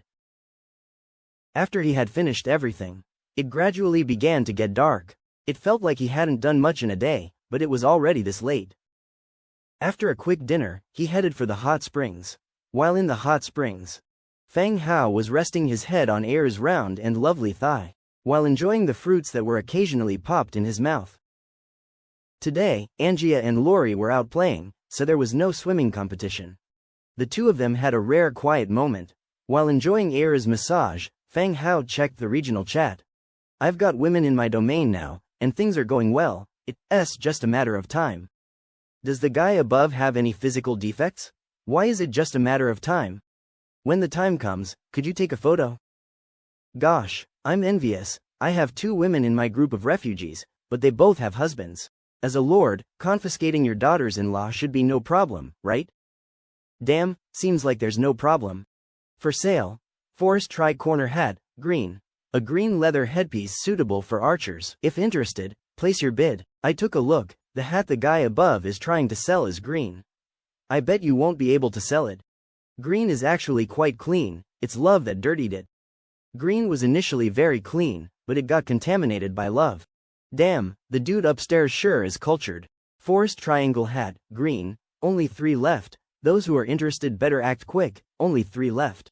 I'll buy, but let it be clear, it's for my troops, not for me. Troop. I'm, really grateful for you. Anyone interested in this pretty good-looking, Comarin silver dining knife? Its handle is adorned with intricate floral engravings. I'm looking to trade it for 5 soul crystals. Are you out of your mind, mate? Apart from its appearance, it serves no purpose and you actually think of trading it for 5 soul crystals. It's a collectible, an artifact, don't you get it? Soul crystals can be used to recruit troops and save lives. What can your fancy artifact do? Help trim toenails? I kind of agree, plus we don't live the Western lifestyle. We use chopsticks and you want to charge such a high price for a dining knife. Will you sell that silver dining knife for 1 soul crystal? Suddenly, someone interjected. Deal, let's exchange. What the hell? Someone was actually willing to buy it. Indeed, there are so many rich guys on this channel. Ding. While Feng Hao was idly browsing through the regional forum, he received a private message. He opened it to find a message from Deng Bin, the lord he gets his flax from. A large patch of flax fields lies outside Deng Bin's fiefdom. When Feng Hao was buying flax, the two decided to cooperate. With Feng Hao trading resources for Deng Bin's flax, their cooperation had been going pretty well until then. Is the great Lord Feng Hao here? Just wanted to ask, is there a high demand for flax from your side? Demand? Feng Hao was planning to set up a textile shop and had also increased the number of skeleton tailors. One could say, the supply of flax was stable. But why would Deng Bin suddenly ask him this? Does he plan to raise the price? Just as Feng Hao was about to hit send on his reply, the demand for flax is average. He got another message from Deng Bin. Lord Feng Hao, I've gotten into some trouble on my end. If your demand for flax is high, I'd like to discuss a change in the way we trade it. Getting this message, Feng Hao understood what Deng Bin was hinting at. He deleted his unfinished message and replied, "What happened? Is there anything I can do to help? Bandits have discovered my fiefdom and we've already had a few skirmishes. I want to trade you flax for some equipment." Deng Bin's fiefdom was in a good location. After trading flax with Feng Hao, his resources kept steadily increasing. He would exchange anything he needed with flax from Feng Hao. Sometimes, reselling those goods would earn him even more. But recently, a large group of bandits had stumbled upon his fiefdom. They had already had a few clashes which cost Deng Bin many lives. The bandits had now surrounded his castle, stopping his villagers from gathering resources. They were stuck in the castle, slowly eating away the food stored in the granary. After waiting for 2 days without the bandits showing any signs of leaving, Deng Bin decided it was worth a try. He'd been buying a lot of soul crystals from the channel. His troop count was now up to 500. Once he gets some more equipment from Feng Hao, he was ready to take on the bandits.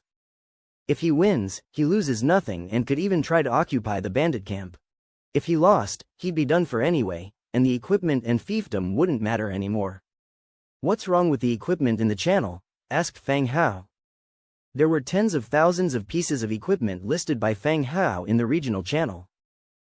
These were either his troops' old gear or repaired loot. Wasn't that enough for Deng Bin? "Lord Feng Hao, that's what I wanted to talk about. I don't have many troops, so I absolutely need to have an advantage in equipment. So, I'm looking to exchange flax for 500 high-quality pieces of equipment. I promise to sell you flax at half the previous price from now on. What do you think?" Maybe it was because they'd chatted a lot. Deng Bin's message was quite long. But he explained everything clearly. Since the bandits outnumbered him, in order to win, Deng Bin needed to have better equipment. That's why he couldn't make use of the white and green equipment available in the channel. So, he thought of this method to try his luck with Fang Hao. Fang Hao didn't reply immediately. He was considering the equal exchange, and the possibility of buying flax at half the price from now on. If they could strike up a long-term partnership, Fang Hao was willing to part with the equipment. But Fang Hao was doubtful about the truth of Deng Bin's words. It's possible that for some reason, Deng Bin no longer wanted to work with him and was trying to trick him into giving his equipment for free. I can accept your terms. But how do I know I can trust your words? Fang Hao replied bluntly. The other party fell silent. After several minutes, another message came in. Image. This is me, we're in the same area, we'll inevitably meet. If I deceive you, you can kill me when we meet next time. Fang Hao clicked on the image. It was a photograph taken from the Book of Lords. Standing beneath a torch was a person, short fair hair in a short-sleeved shirt. Their exposed left arm marked with colorful tattoos. Even though they were dressed neutrally, one could still tell it was a woman. It seemed that she was not someone one could mess with even before crossing worlds. Tell me what kind of equipment you need, in detail, so that I can send it to you. The other party stated that they could be killed if they were dishonest. What else could he say? All right, thank you, boss, I'll remember this favor. 500 sets of armor, 300 spears, bows and arrows. As Deng Bin spoke, Fang Hao set up an offer to trade with the equipment she required. The transaction was completed quickly, and Fang Hao received a lot of flax. As agreed, the price of any flax sold by Deng Bin in the future would decrease by 50%. Provided she survived. To Fang Hao, it was a favorable deal. The next day, finishing his morning workout, Fang Hao saw that it was already past 8 a.m. Pulling Angia from under the covers in the bedroom, they went downstairs for breakfast. Having finished breakfast, he took Angia and headed towards the Frostwind Mountains. The Bone Dragon landed in Frostwind City. Lord, the skeleton hero, Skullcrusher, and the orc shaman, Clyde, came out to greet them. Skullcrusher, take me around the mines. Fang Hao was still sitting atop the Bone Dragon. The purpose of Fang Hao's visit to the Frostwind Mountains today was to replace some equipment in the various mines. In addition to the white steel mining drafts, minecarts and railways have also been made to increase the efficiency of the mines. Yes, my lord. Skullcrusher got on the Bone Dragon and pointed out a mine. The Bone Dragon soared into the sky, heading in the given direction. They began creating minecarts and railways one mine at a time. On the other hand, the border of the Crescent Heights, where the Undead had recently established a massive camp. A 700,000-strong Undead army was already ready for departure, and the orc messengers were already scattered among the ranks. Commander Demetria, the army is ready and can depart at any time. The Bloodhunter landed beside Demetria and spoke softly. Demetria looked up at the sky, and then at the thick fog within Crescent Heights. Crescent Heights was shrouded in clouds and fog all year round. Even during the day, the sunlight was dim under the cover of the clouds and fog. Depart, Demetria ordered. The signal flags were raised high, and the large troops set off. Stepping into the fog, the road was relatively smooth. The dense fog made the environment somewhat damp. The tree trunks were covered in fungus, like tumors growing after an illness. The rocks were also covered in green moss. As they delved deeper, Demetria became aware of a problem. The fog was getting thicker, and the farther they went, the harder it was to distinguish directions. He needed a guide who was familiar with the local terrain. Rustle. Suddenly, the sound of rustling leaves came from the shrubs ahead. The next second, a figure jumped out from the shrubs. Barely had they steadied themselves when they saw the Undead army staring at them. After standing dumbfounded for a couple of seconds, they immediately turned around and fled. Catch him, commanded Demetria nonchalantly. Whoosh! The Bloodhunter spread his bat wings and shot out in an instant. He pushed the fleeing individual to the ground, and with a dagger, he pried open the person's mouth, inspecting their teeth. 2 hours ago, Crescent Heights, Burns Village No. 4. The management system of Crescent Heights differs from the outside world. Every Blood Clan member is responsible for their own village. The villagers are more like slaves raised by the Blood Clan, having to complete assigned tasks and pay blood tax on time. If other Blood Clan members cross the boundary to seize population or collect blood they are not entitled to, this could lead to conflict. Burns Village Number 4. This is the fourth village managed by Blood Clan member, Burns. Inside a simple dwelling. Captain, this girl won't last much longer, says a pale-blooded individual wearing a heavy hood. In front of the pale blood lies a pale, thin girl. She is in a deep coma due to excessive bleeding, but the pale blood continues to draw blood, letting fresh red blood fill the containers. The pale blood, referred to as the captain, looks up at the unconscious girl. He then glances to the side where two withered corpses lie. These were the girl's parents, who had also had their blood forcibly drained until they died. The captain just looks at them and calmly says, "Since she's like this anyway, just drain her until she dies. The castle needs corpses. We can send her there when the time comes." "All right, we'll do as the captain says," says the pale blood, as he continues to draw blood from the girl. Bang! Just then, the door is forcefully swung open, and a young man bursts in. He glances at the two corpses on the floor. His gaze then lands on the two pale bloods and the unconscious girl. "Kong Yong, have you had enough of your life? Don't you see we're working here?" The pale bloods are the Blood Clan's guard dogs and the enforcers of Crescent Heights. Nobody here would dare to provoke them. "Sir, if we keep drawing, she will die. I will make up for whatever is missing," says Kong Yong, rolling up his sleeve. "Get lost, your turn will come soon." The pale blood curses before resuming his work. At the sound of the curse, Kong Yong's gaze narrows. He gives a signal to one of his remaining militia members, while silently drawing the silver dinner knife concealed at his waist.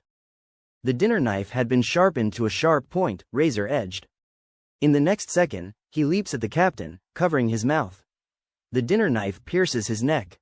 The silver dinner knife cuts through the skin, causing the pale blood's neck to swell and rupture. Kong Yong stabs again and again, turning the pale blood captain's neck into a bloody mess. On the side, the militiaman is already engaged in a brawl with another pale blood. Kong Yong quickly steps forward. He stabs the dinner knife into the pale blood's heart. Both pale bloods are dead, the room reeking of thick blood. Luckily, the village houses are separate, so they wouldn't attract other pale bloods for now. Kong Yong, out of breath, hears the rustling noises outside the door. He takes a deep breath and says, "You clean up here, I'll go explain to the villagers. We must leave before dark." "Yes, sir." Walking outside, a number of villagers have already gathered. They look pale and quite perturbed as they watch Kong Yong. The village is small, with not many inhabitants. A lot of them must have heard the screams of the pale blood just now. "Everyone listen to me. This time, the Blood Clan wants to reduce the number of villages. They plan to drain everyone's blood and kill us all. Maji's parents are already dead in the house, you all can go in and see." Kong Yong sits down and starts to speak. None of the people below actually go to check, they just stand there in silence. Kong Yong continues, "I have already found a way out. Before dark is our only chance. Everyone, follow me and we'll go live in the city of humans." "Can we really get out?" a villager asks. "Yes, I wouldn't joke about my own life. Everyone, go back and pack your things. I'll go confirm the route again, and come back at noon to lead you all out." Kong Yong's gaze hardens and he warns in a cold voice, "Please watch each other. If anyone snitches to the Blood Clan, none of us will make it." The villagers hesitate for a moment. But he still didn't have any other options, so he could only agree and nod his head. Kong Yong slung his backpack over his shoulders, opened the large map in the Book of Lords and started walking towards the border. He pressed onward. He could feel the mist becoming increasingly thin. He should be nearing the edge now. Thinking about finally leaving this damned place, his steps lightened considerably. He dutifully leapt over the shrub in front of him, covering great distance in one single jump. However, as soon as he landed, the color drained from Kong Yong's face. A dense force of white bone soldiers had blocked his way. What the damn hell was happening? He instantly turned around and started running.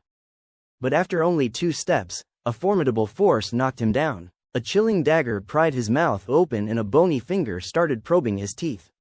Human, and not a thin-blooded one either. The bloodhunter casually tossed Kong Yong in front of Demetria. The disoriented human on the ground was in his 20s, and had been thrown around mercilessly by the bloodhunter. Demetria looked at the human on the ground and said, "I ask, you answer. If you answer well, I will let you live. The sight of a lizard man slightly startled the human, causing him to take 2 steps back. However, compared to the seemingly infinite army of white bones, a single lizard man wasn't so terrifying. The human nodded, indicating that he understood. What is your name? Demetria asked. Kong Yang. While answering, Kong Yang's pupils suddenly constricted. Ancient Blade, Demetria, Orange Tier 8 hero, and the Batwing skeleton that had been probing his teeth was also a hero. Bloodhunter, Blue Tier 5. What the hell was going on? He had only seen green hero templates shared in the district channel before. But now, 2 heroes appeared at once, and the lizard man leading them was an Orange Tier hero. Alright, Kong Yang, why are you here? Demetria continued to interrogate. Kong Yang carefully assessed his chances of escaping, before honestly answering. I am trying to escape this mist. So, you live here? Yes, I live in a nearby village. The Blood Clan recently increased the blood tax, and many villagers have already died from excessive bloodletting. I am hoping to find a way out. Kong Yang explained, to the Transmigrators, who were more adaptable in their mindset. The blood clans who sucked human blood seemed a lot less fearsome compared to these lizard men and undead. Good, Kong Yang, I can sense your bravery. If you were born in a human city, you would have been a righteous warrior, or perhaps even a hero. Demetria said. Kong Yang furrowed his eyebrows at the sudden praise from the lizard man. Kong Yang, we need a guide right now, someone who can show us the way, said Demetria before Kong Yang could say anything. Kong Yang, who had just stood up, lost his balance upon hearing the words. A skeleton immediately supported his arms from behind. So, what do you think? Swallowing his saliva, Kong Yang asked quietly, are you looking to cause trouble for the Blood Clan? Yes, a lot of trouble. Kong Yang remained silent for a moment before raising his head. Fine, I can guide you, but first, help me rescue the villagers. Once darkness falls, the Blood Clan will kill them. That's acceptable. With you here, we can distinguish between villagers and blood slaves. After glancing around, Kong Yang hesitated before asking, could I have a sword, just for self-defense? Demetria handed him a gleaming silver one-handed sword. The continuous bloodletting had kept Kong Yang weak for a long time. The weight of the sword felt like a burden in his hand. Alright, Kong Yang, now show me where your village is and where the Blood Clan is located. Kong Yang nodded and pointed in the direction. With Kong Yang as the guide, they quickly bypassed dangerous terrain, accelerating their journey. About 10 minutes later, the army halted in the woods on the west side of the village. My lord, that is the village I told you about. The ancient castle behind it is the residence of the Blood Clan's Burns. It's guarded by the Dampiers, Kong Yang explained. Ahead was a small village, and beyond the village, a castle silhouette could be seen through the fog. If the Bloodhunter still retained memories from the past, he would find this castle identical to his own Shadowwind castle in its architectural style. The situation in the village was dire. Someone had leaked information to the Dampiers. Now all the villagers had been gathered at the central area of the village. On the ground, 2 bodies lay. One of the corpses was the only surviving militiaman, who had followed Kong Yang when he abandoned his territory. Seeing this scene, Kong Yang clenched his fists, an unquenchable anger burning within. The man who vowed to slaughter the Dampiers and rescue the villagers from the vampires was teary-eyed. Even though he had witnessed so many deaths, he still couldn't come to terms with this reality. Demetria glanced at Kong Yang. Do you know the person on the ground?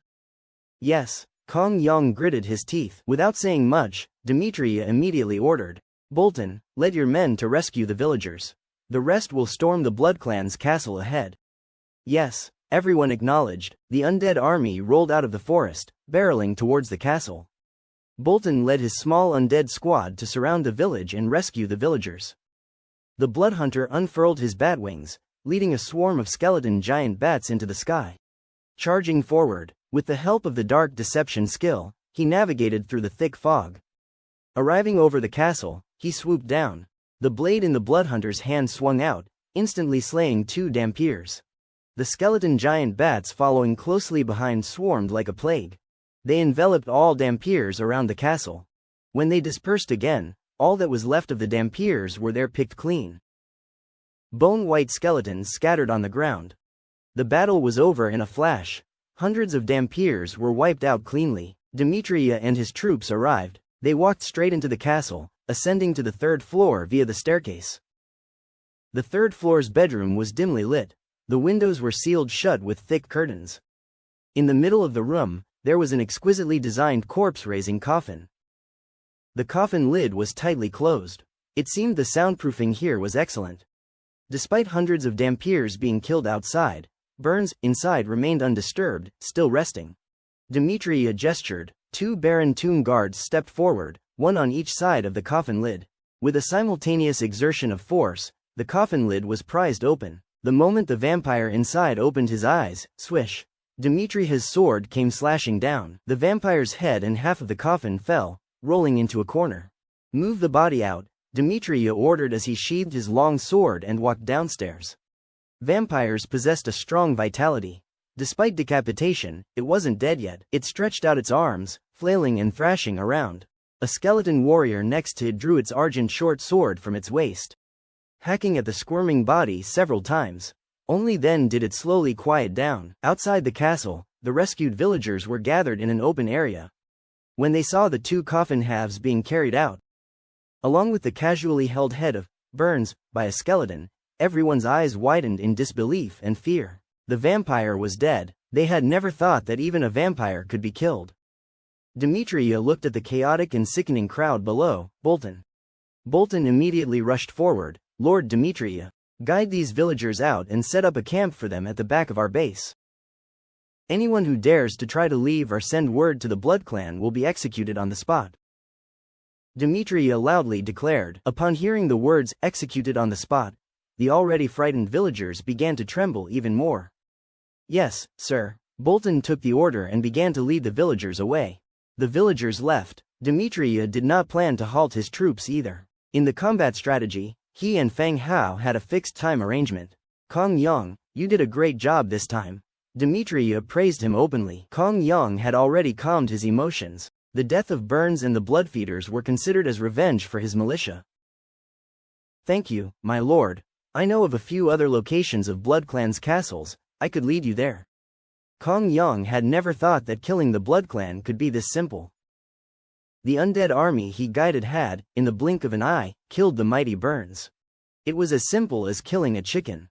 No rush. Demetria shook his head and continued. The extermination of the Blood Clan is not the priority right now. I need you to guide me to somewhere else. Sir, I might have limited knowledge, but I can definitely guide you anywhere I'm familiar with.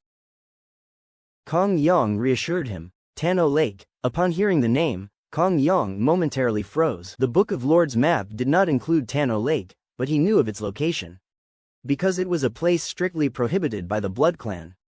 Anyone who approached it, none have returned alive. Is there a problem? Demetria noticed the tension in Kong Yang's expression. My lord, that place is a land of death. The Blood Clan has strictly forbidden anyone from approaching it. Everyone who has ventured in has died, Kong Yang explained, his voice trembling a bit. Are there Blood Clan soldiers there? Tano Lake, as a vital part of the Beating Heart mission. It was quite reasonable that the Red Duke had stationed heavy troops there. If nothing was there, it would indeed be worrisome about the authenticity of the intelligence. I don't know. Nobody who got close came back alive, Kong Yang replied. Demetria nodded. He firmly said, show me the way. When we get there, you can stay at the back of the troop. Kong Yang took a deep breath and pointed out a direction. The undead army continued to march forward. The undead army steamrolled everything in their path. The ancient castles they encountered along the way were conveniently raided by the undead, eliminating all the Blood Clan and the Bloodfeeders inside. After approximately 20 minutes of travel, the army finally arrived at their designated location. The fog was growing thicker, and the dampness in the air had started causing the accompanying orcs to cough violently. The dim light could no longer penetrate the dense fog, as if it was already deep into the night. Ahead was a thick forest. Through the gaps in the trees, one could see the rippling surface of a lake. There was no sign of any enemies, and there were no traces of any wildlife. Is the fog always so dense here? Demetria asked. Yes, when you enter this place, it's hard to tell day from night. Kong Yang answered. Looking at enormous trees ahead, through the dense branches and leaves, there lay the murky sky above. As if being engulfed in the gloom, a feeling of danger surged in their hearts. The signal flares. Demetria demanded sternly. Someone in the back of the team ignited a signal flare. Whoosh! The signal flare exploded in the air, casting an orange glow illuminating the surroundings. The next second, 2 bright red dots suddenly lit up among the dense branches and leaves. 4, 6, countless red dots appeared, filling the entire forest, all looking at the intruding undead army. The fleeting light also allowed everyone to see the situation ahead clearly. This wasn't lush vegetation. Instead, gigantic bats hung all over the barren trees. Bats, archers, get ready. Whoosh! A rustling sound came from ahead. Fluttering wings of hanging bats began to take flight, leaving only tall dead trees in what was once a lush forest. Ferocious bats, Tier 3. The body size of the ferocious bats is comparable to that of an adult hound. Completely black in color, hanging upside down, with their black bat wings covering most of their bodies. Quietly waiting for the prey to approach. In the eyes of the Blood Clan, these specially bred ferocious bats are more useful than the falcons tamed by human aristocrats. Once their bloodthirsty nature is aroused, they will plunge into the enemy's lines without hesitation. Feng Hao and Demetria also made a simple guess about Tano Lake. Considering the character of the Red Duke, a lot of forces would be deployed here. Even a large number of dusk banqueters. However, they didn't expect that what would greet them would be tens of thousands of giant bats. Upon further thought, Feng Hao and Demetria realized they had fallen into a misconception. This place was the territory of the Blood Clan. To enter Tano Lake, it is necessary to go through a series of the Blood Clan's castles. The Blood Clan and the Thin Bloods in these castles are, implicitly, the guards of Tano Lake. Ferocious bats obscured the sky, swooping down in groups towards the undead army. These Tier 3 bats often rely on their numbers and mobility as their advantages, even if they found that the number of enemies is dozens of times larger than their own. And they are a bunch of bloodless skeletons. They wouldn't turn and flee, but only knew to plunge fearlessly into the rank and file. Attack! Demetria gauged the distance and calmly uttered the command. Fire arrows! Fire arrows! Magic missile! A dense clanging of bowstrings was followed by the sounds of arrows cutting through the air. 200,000 archers fired simultaneously. The arrows were like a giant wave, slamming towards the oncoming flock of bats. Thud thud thud, arrows hit the ferocious bats. In the blink of an eye, a large number of ferocious bats were filled with arrows, falling down like raindrops. The first round of volley firing ended. The undead mages at the rear had also condensed the dark missile. The Death Whisper wand pointed into the sky, and 100,000 magic missiles formed a curtain of light that exploded in the sky. Boom boom boom. The bats that couldn't evade in time were instantly blown to pieces by the explosion. Pieces of flesh fell with the rain of blood. Only in the first clash, more than half of the bats were killed or had lost their ability to fly. The remaining bats continued to approach. Archers switched from volleyed fire to free firing. The bats that dived into the team knocked down a large number of warriors. When they revealed their fangs, intending to tear the enemy's flesh, they found that the body wrapped under the armor was just hollow white bones. The skeleton soldiers of the side took this opportunity to kill the bats that had fallen to the ground. The battle didn't last long. Besides consuming a large number of arrows, the casualties were negligible. Demetria took another look at the silent deadwood forest and ordered, "Maintain the formation, advance, and collect the arrows along the way." It was still uncertain whether there was danger ahead, so they needed to maintain their vigilance. The team moved forward in formation. The archers at the rear collected the arrows along the way. Stepping into the deadwood forest, an anomaly occurred again. Decaying corpses crawled out of the ground, wearing rotted armor, and launched an attack on the team. But the rank of these rotten corpses was not high, nor did they have a numerical advantage. The undead army didn't stop marching forward. They casually exterminated all these emergent rotten corpses. At the front of Tano Lake, the lake was still calm, like a giant mirror, with a few broken arrow shafts drifting on it. Kong Yong was dragged over from the back of the team by a skeleton warrior.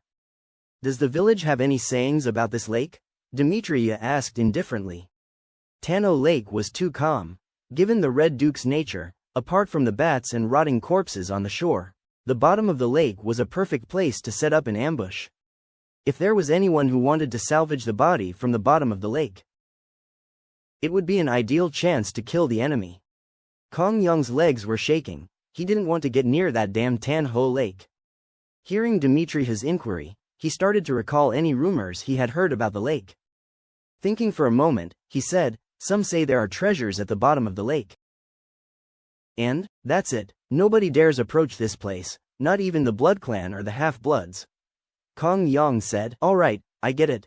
Dimitri spoke out. Kong Yong moved to the back of the team. Dimitri called over 2 Baron tomb guards. "Go down and check. If you find any coffins or anything, bring them up." The 2 Baron tomb guards plunged straight into the lake. However, soon enough, the center of the lake started churning and then the bleached skeletal remains floated up. Seeing this, there was no need for further thinking. There was indeed danger at the bottom of the lake that had killed the Baron tomb guards who went down. "You, go down." Dimitri ordered nearly 100 Baron tomb guards. He took several nightstones out of his backpack and put them around the necks of the Baron tomb guards.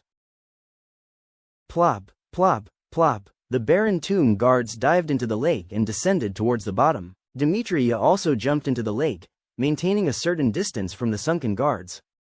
He was carefully observing the threats that might emerge from the surroundings.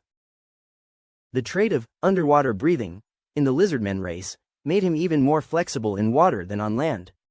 On the other hand, the Baron tomb guards, despite not needing to breathe in water, moved quite awkwardly and sluggishly. They might not even be able to exert half of their original strength. Everyone descended quickly. The nightstones illuminated the surroundings, while also attracting creatures from the bottom of the lake. At this moment, 4 massive fish-like creatures began to approach. Each fish was nearly 6 meters long, with scales similar to crocodiles covering their entire bodies. They rapidly swam towards the sluggish Baron tomb guards, opening their enormous mouths that were full of sharp teeth, biting and shaking one of the guards. The Baron tomb guards waved their white steel giant swords, influenced by the water. The strikes left only shallow scratches on the heavy scales. Perhaps it felt that the bones lacked flavor. One of the creatures turned its attention towards the swimming lizardmen from behind. Shouldering past the skeletal remains, it opened its enormous mouth and bit towards one of the lizardmen. Dimitri glanced indifferently at the massive fish charging towards him. He shifted his body and instantly dodged the attack. His long sword swept out, raging slash. A red sword aura sliced through the massive fish's neck. The fish's head was still lunging forward with biting motions while the body was already separated, slowly sinking to the bottom of the lake. The death of one massive fish, blood diffusing into the water, sent the remaining 3 into a frenzy. Their biting became even crazier as they tangled with the Baron tomb guards. Dimitri confirmed no other creatures were there. He started swimming quickly as well. Approaching the remaining massive fish, he mercilessly executed them with his sword training. Having eliminated the threat at the bottom of the lake, Dimitri continued to dive deeper, leading the few remaining Baron tomb guards. As they neared the bottom of the lake, Dimitri finally saw their target. In the center of the lake bed, there was an approximately 2 meters high humanoid iron coffin. The iron coffin stood upright at the bottom of the lake, and a female face was carved on the front of it. At the eerie bottom of the lake, the glow of the nightstone gradually dimmed. An image of a young girl on the iron coffin seemed all too lifelike. This made the atmosphere even more bizarre and terrifying. Dimitri, along with the Baron tomb guard, swam forward to inspect. There were no more threats. The iron coffin stood erect at the bottom of the lake, its base connected with 4 metal chains. The chains secured the coffin to the boulders around it. To take the coffin out, the chains had to be broken. Red Duke had really gone to great lengths to prevent this coffin from being taken away. Leaving aside the forces he placed outside, the depth of the lake alone was enough to prevent most living creatures from approaching the iron coffin. The intelligent races of Crescent Heights were mostly humans and orcs. Even heroes would have a hard time reaching such a depth and trying to salvage the heavy iron coffin with their physical strength.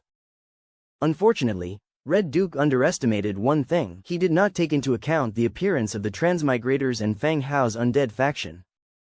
Even without Dimitri's involvement, it was only a matter of time before Fang Hao could salvage the iron coffin from the depth of the lake. Dimitri had tugged at the heavy metal chains, unsheathing the long blade at his waist and swung at the chains. Clang, clang, clang. The 4 chains snapped as ordered, and the surface of the lake was disturbed by the resulting waves. Soon enough, Demetria came back up to the surface. How was it? Bloodhunter, who had moved forward, asked. Prepare the ropes down there. Ropes were thrown into the lake one after another. Demetria picked up one end and sunk back into the lake. He tied up the iron coffin and the bodies of the 4 enormous fishes with the ropes. On the lakeshore, dozens of ropes penetrated the surface of the lake, with skeleton warriors waiting for the final signal. When Bloodhunter saw the signal conveyed by the ropes, he ordered the ropes to be pulled. Under the combined efforts of thousands of skeleton warriors, the heavy, 2-meter-high iron coffin was gradually hauled out of the water. They dragged it to the lakeshore, leaving a trail of wet mud. Demetria quickly followed it out of the lake. He glanced at the scene and ordered, "Fall in, return to camp." The skeletons lifted the iron coffin and the 4 huge fish, and the army began to retreat the same way they came. On the way, the corpses of the dead bats were collected, and all the corpses and valuable items in the looted castles were taken away. The army left the mist and returned directly to the camp. At 6 p.m., Feng Hao and Angia returned to the main city. They had spent the entire day in the Frostwind Mountains, creating production tools for the various mines. Fortunately, they had Bone Dragon to serve as their mount, otherwise, it would have been difficult to complete the journey across the treacherous mountain terrain even in 5 full days. Upon returning to the city lord's hall, the maid served fruit wine. Sitting in the chair, he let out a deep breath. But as soon as he had sat down, Little Yu quietly stepped into the city lord's mansion. She slightly bent her legs, lifted her long skirt, and curtsied slightly, "My lord." 2 days ago, when Feng Hao got the absolution curve sword, he went to give it to Little Yu but found that she was not in her room. So, he left the curved sword on the tea table in her living room. It seemed that she had come back and found the curved sword. As expected, the disaster song Hilda, green tier 4 hero, Little Yu's rank had indeed risen from level 2 to tier 4. For other heroes, leveling up is quite difficult, but for Little Yu, it's as simple as drinking water. As long as she acquires a weapon from the Absolution series, she can level up. This method of leveling up, however, seems somewhat unscientific. I didn't see you the day before yesterday, Feng Hao asked with a smile. Little Yu rarely leaves her room on usual days. Feng Hao always thought she was hiding in her room and didn't want to come out. It wasn't until the day before yesterday that he found out that Little Yu was actually not at home. "My lord, I had gone to a few orc villages in the north. It was nice there, and I made a few friends." Little Yu sat down and answered nonchalantly. Little Yu's image has become very close to that of a living creature. A pretty girl, especially in her manners and behavior, she resembles an elegant noblewoman. Her property is, however, still marked as undead. It seems her recent trips to the orc villages have been successful. She even made a few friends. Although the undead lack emotions, her willingness to make friends and interact with others is not a bad thing in Feng Hao's eyes. Especially since Feng Hao had previously advised her to go out more, and not to stay cooped up in her room all day. After thinking for a while, Feng Hao continued, "Since you're willing to interact with humans, I'll assign you a task." Sure, Little Yu's eyes lit up. In the past few operations, Little Yu had taken the initiative to find Feng Hao. She had asked why he didn't assign tasks to her. Now that Feng Hao was taking the initiative to assign her a task, she was delighted. Prul City in the west is now a subordinate city of our territory. And I've appointed the cloth merchant Tavik as the city lord. I'm worried the Blood Clan will seek revenge on him. You go and protect him for a few days, Feng Hao briefly explained the situation. This territory isn't afraid of retaliation from the Blood Clan. Apart from the butterflies in the backyard garden, not even a bird can fly into the territory. It's like a no-fly zone. The primary target for revenge would be Tavik. The Blood Clan's invasion had put Demetria under pressure, which might provoke them to harm Tavik. "My lord, I don't know this city lord Tavik," Little Yu frowned in response. Little Yu's facial expressions now have no difference from humans. "I'll write a letter for you. You take it to the city lord's mansion, and Tavik will come to see you." Feng Hao thought for a while, but it seemed he was not very proficient in the script of this world. He changed his words. "Take the letter and an object. He will confirm your identity." "Okay, my lord, I will ensure the safety of the city lord," she replied. A maid brought a blank sheet of paper. Feng Hao dictated the letter and Little Yu penned it down. He returned to his study and took out the gold-tipped quill that Tavik had given him before. He handed both the letter and the quill to Little Yu. You can leave tomorrow morning. I'm just worried about the Blood Clan's revenge. It was getting late now, and according to the customs of Prul City, it seemed it would be time to close the city gates. Understood, my lord. Little Yu bowed slightly and then left directly. Little Yu left. Era served a sumptuous dinner. Smelling the savory aroma, Angia and Lori ran in and sat down waiting for dinner.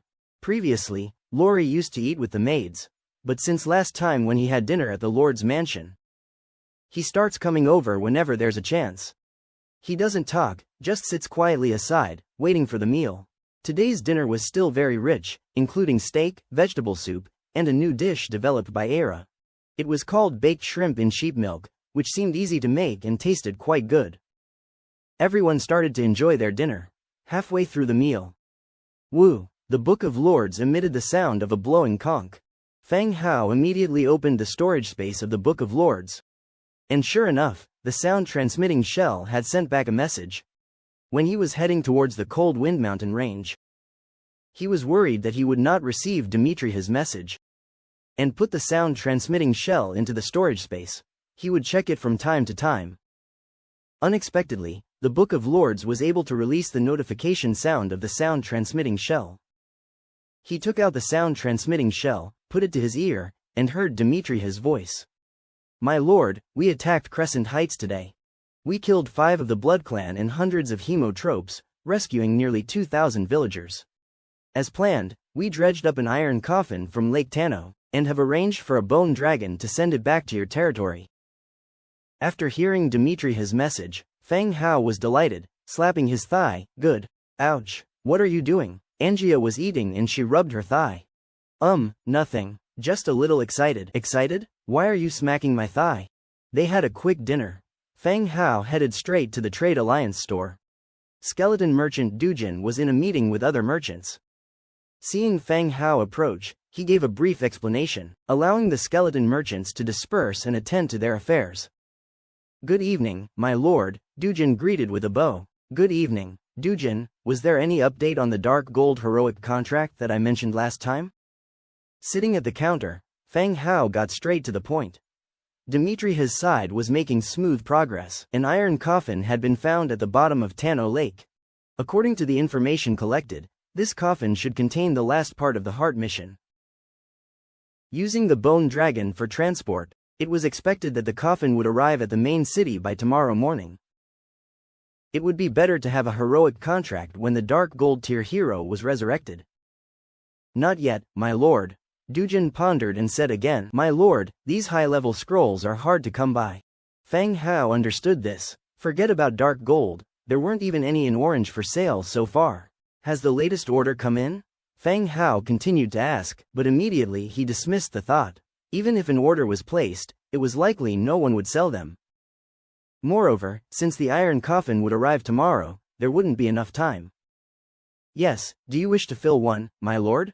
Dujin asked. Not right now. Feng Hao shook his head. After chatting with Dujin for a while, he left the Trade Alliance hall. He returned to his manor and went to the backyard for a hot spring bath. Night fell. The Crescent Heights, in front of Tano Lake. The Red Duke gazed at the drag marks on the shore from where the iron coffin had been hauled out. His eyes turned a deeper shade of crimson, even with the evidence right in front of him. He refused to believe that someone could so easily haul away the iron coffin at the bottom of the lake. Splash! At that moment, a member of the Blood Clan emerged, head first, from the lake. Your Grace, there is nothing on the lake bed except a few broken iron chains. The final flicker of hope in the Red Duke's mind was extinguished by these words. The iron coffin was gone. What exactly happened? The Red Duke bent over, eyes crimson as he lost his composure. In his rage, he resembled a wild beast that had lost its logic. Behind the Red Duke, all the members of the Blood Clan bowed their heads, trembling uncontrollably, not daring to speak. No one knew what had happened. Tano Lake had been cleaned out completely. Aside from the missing inhabitants, even the valuable items in the nearby castles were gone without a trace. Just as the Red Duke was about to unleash his fury and kill someone, A blood servant rushed over. "Your Grace, there's a camp beyond the mist. It's filled with undead soldiers. They must be the ones who stole the treasure from the lake," he reported. Most of the Blood Clan had no idea what lay at the bottom of the lake. They only knew that this was a treasure that the Red Duke held dear. Undead? Endless rage flared up in the Red Duke's eyes. This anger was not only towards the undead but also towards the fear that came from knowing his secret had been exposed. The fear deep in his heart. If that woman was alive, the way she might torment him. This fear made him want to leave right away. To leave Crescent Heights, to hide away. "No, I still have a chance. Over such a short distance, the iron coffin might still be recoverable." As his sharp nails dug into his own palm, the ensuing pain forced him to calm down. The iron coffin must be recovered. Viscous blood dripped from the palm of a hand. The smell of blood making the Blood Clan members nearby swallow hard. Cold eyes turned to the blood servant. A voice coldly asked, "How many of the undead are there?" According to the Pale Bloods, a large fog has risen from the camp, and innumerable undead can be seen outside the fog. There most likely are hundreds of thousands, but these undead don't seem to be of a high rank. The blood servant answered, head bowed, daring not to look into the Duke's eyes. Hundreds of thousands. At the mention of this number, everyone present felt a wave of shock. What did this imply? At least it represented the total force of a region. Even when humans and dwarfs teamed up to attack the Blood Clan in the past, the number only approached 200,000. Red Duke narrowed his eyes slightly, thought for a moment, and then looked at the Blood Clan members behind him again. "Gather all of your people and attack the undead at midnight." "Duke, the enemy's manpower is overwhelming. I fear we may fall into their trap if we attack now." A member of the Blood Clan ventured to speak softly. The enemy commanders would certainly anticipate a retaliation from the Blood Clan at night if they were not fools. Weren't they walking into their own deaths then? Moreover, this kind of immediate counterattack was not an intelligent strategy. No sooner had the man finished speaking, the Red Duke's figure appeared before him. His throat was gripped in one hand, while the other hand directly ripped out his tongue. Blood sprayed from his mouth. "I said attack at midnight. Did you hear me?" The Red Duke repeated slowly, stressing each word. If he was not currently short-staffed, the Red Duke would not have hesitated to kill this over-talkative person. The Blood Clan member, his tongue ripped out, nodded his head fearfully. After being thrown out, he immediately ran into the lake, looking for his tongue he had lost. The Red Duke scanned everyone present again and reminded, "At midnight, bring all your people and take over the undead's camp in one fell swoop. If we win this time, I'll offer you the opportunity to be promoted to heroes." "Yes, Your Grace." This time, no one dared to disagree, they all unanimously agreed. Midnight, within the fog, the Red Duke held a crimson giant sword in his hands, staring coldly at the distant camp. No one would have thought that an undead army would cross Prule City and have built such a large-scale camp in just one day.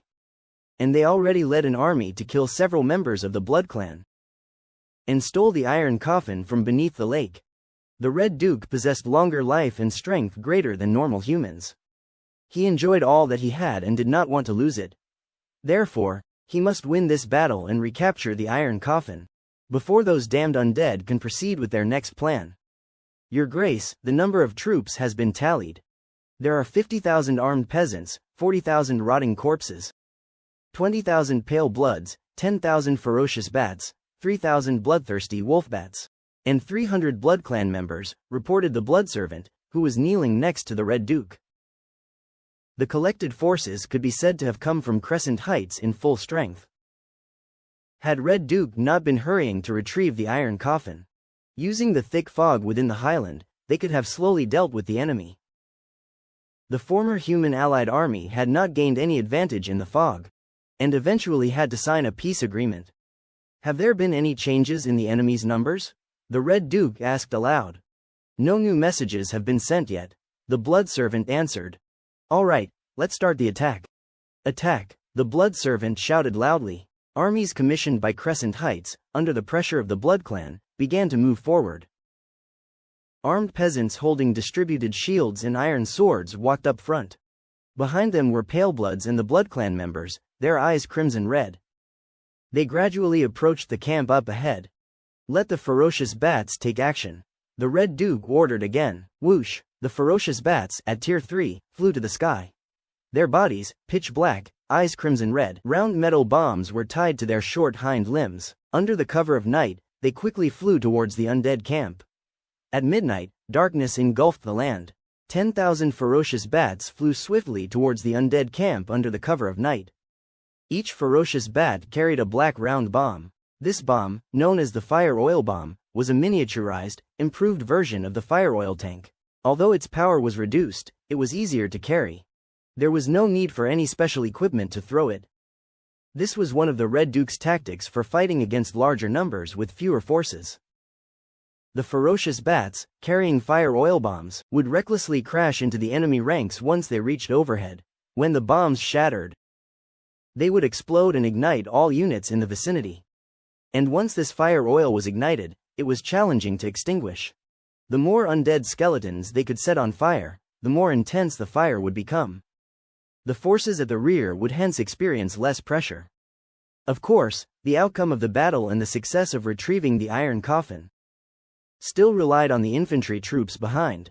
Therefore, while maintaining a certain distance from the ferocious bats, the infantry continued to move forward. Whoosh, whoosh, whoosh. The ferocious skeletons got closer and closer to the undead from above. They were only 300 meters away. Whoosh! Suddenly, a flare shot up into the sky and exploded.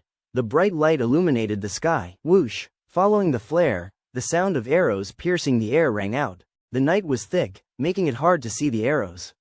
But the whistling sound of the arrows reached the ears of the Red Duke and the others in the distance.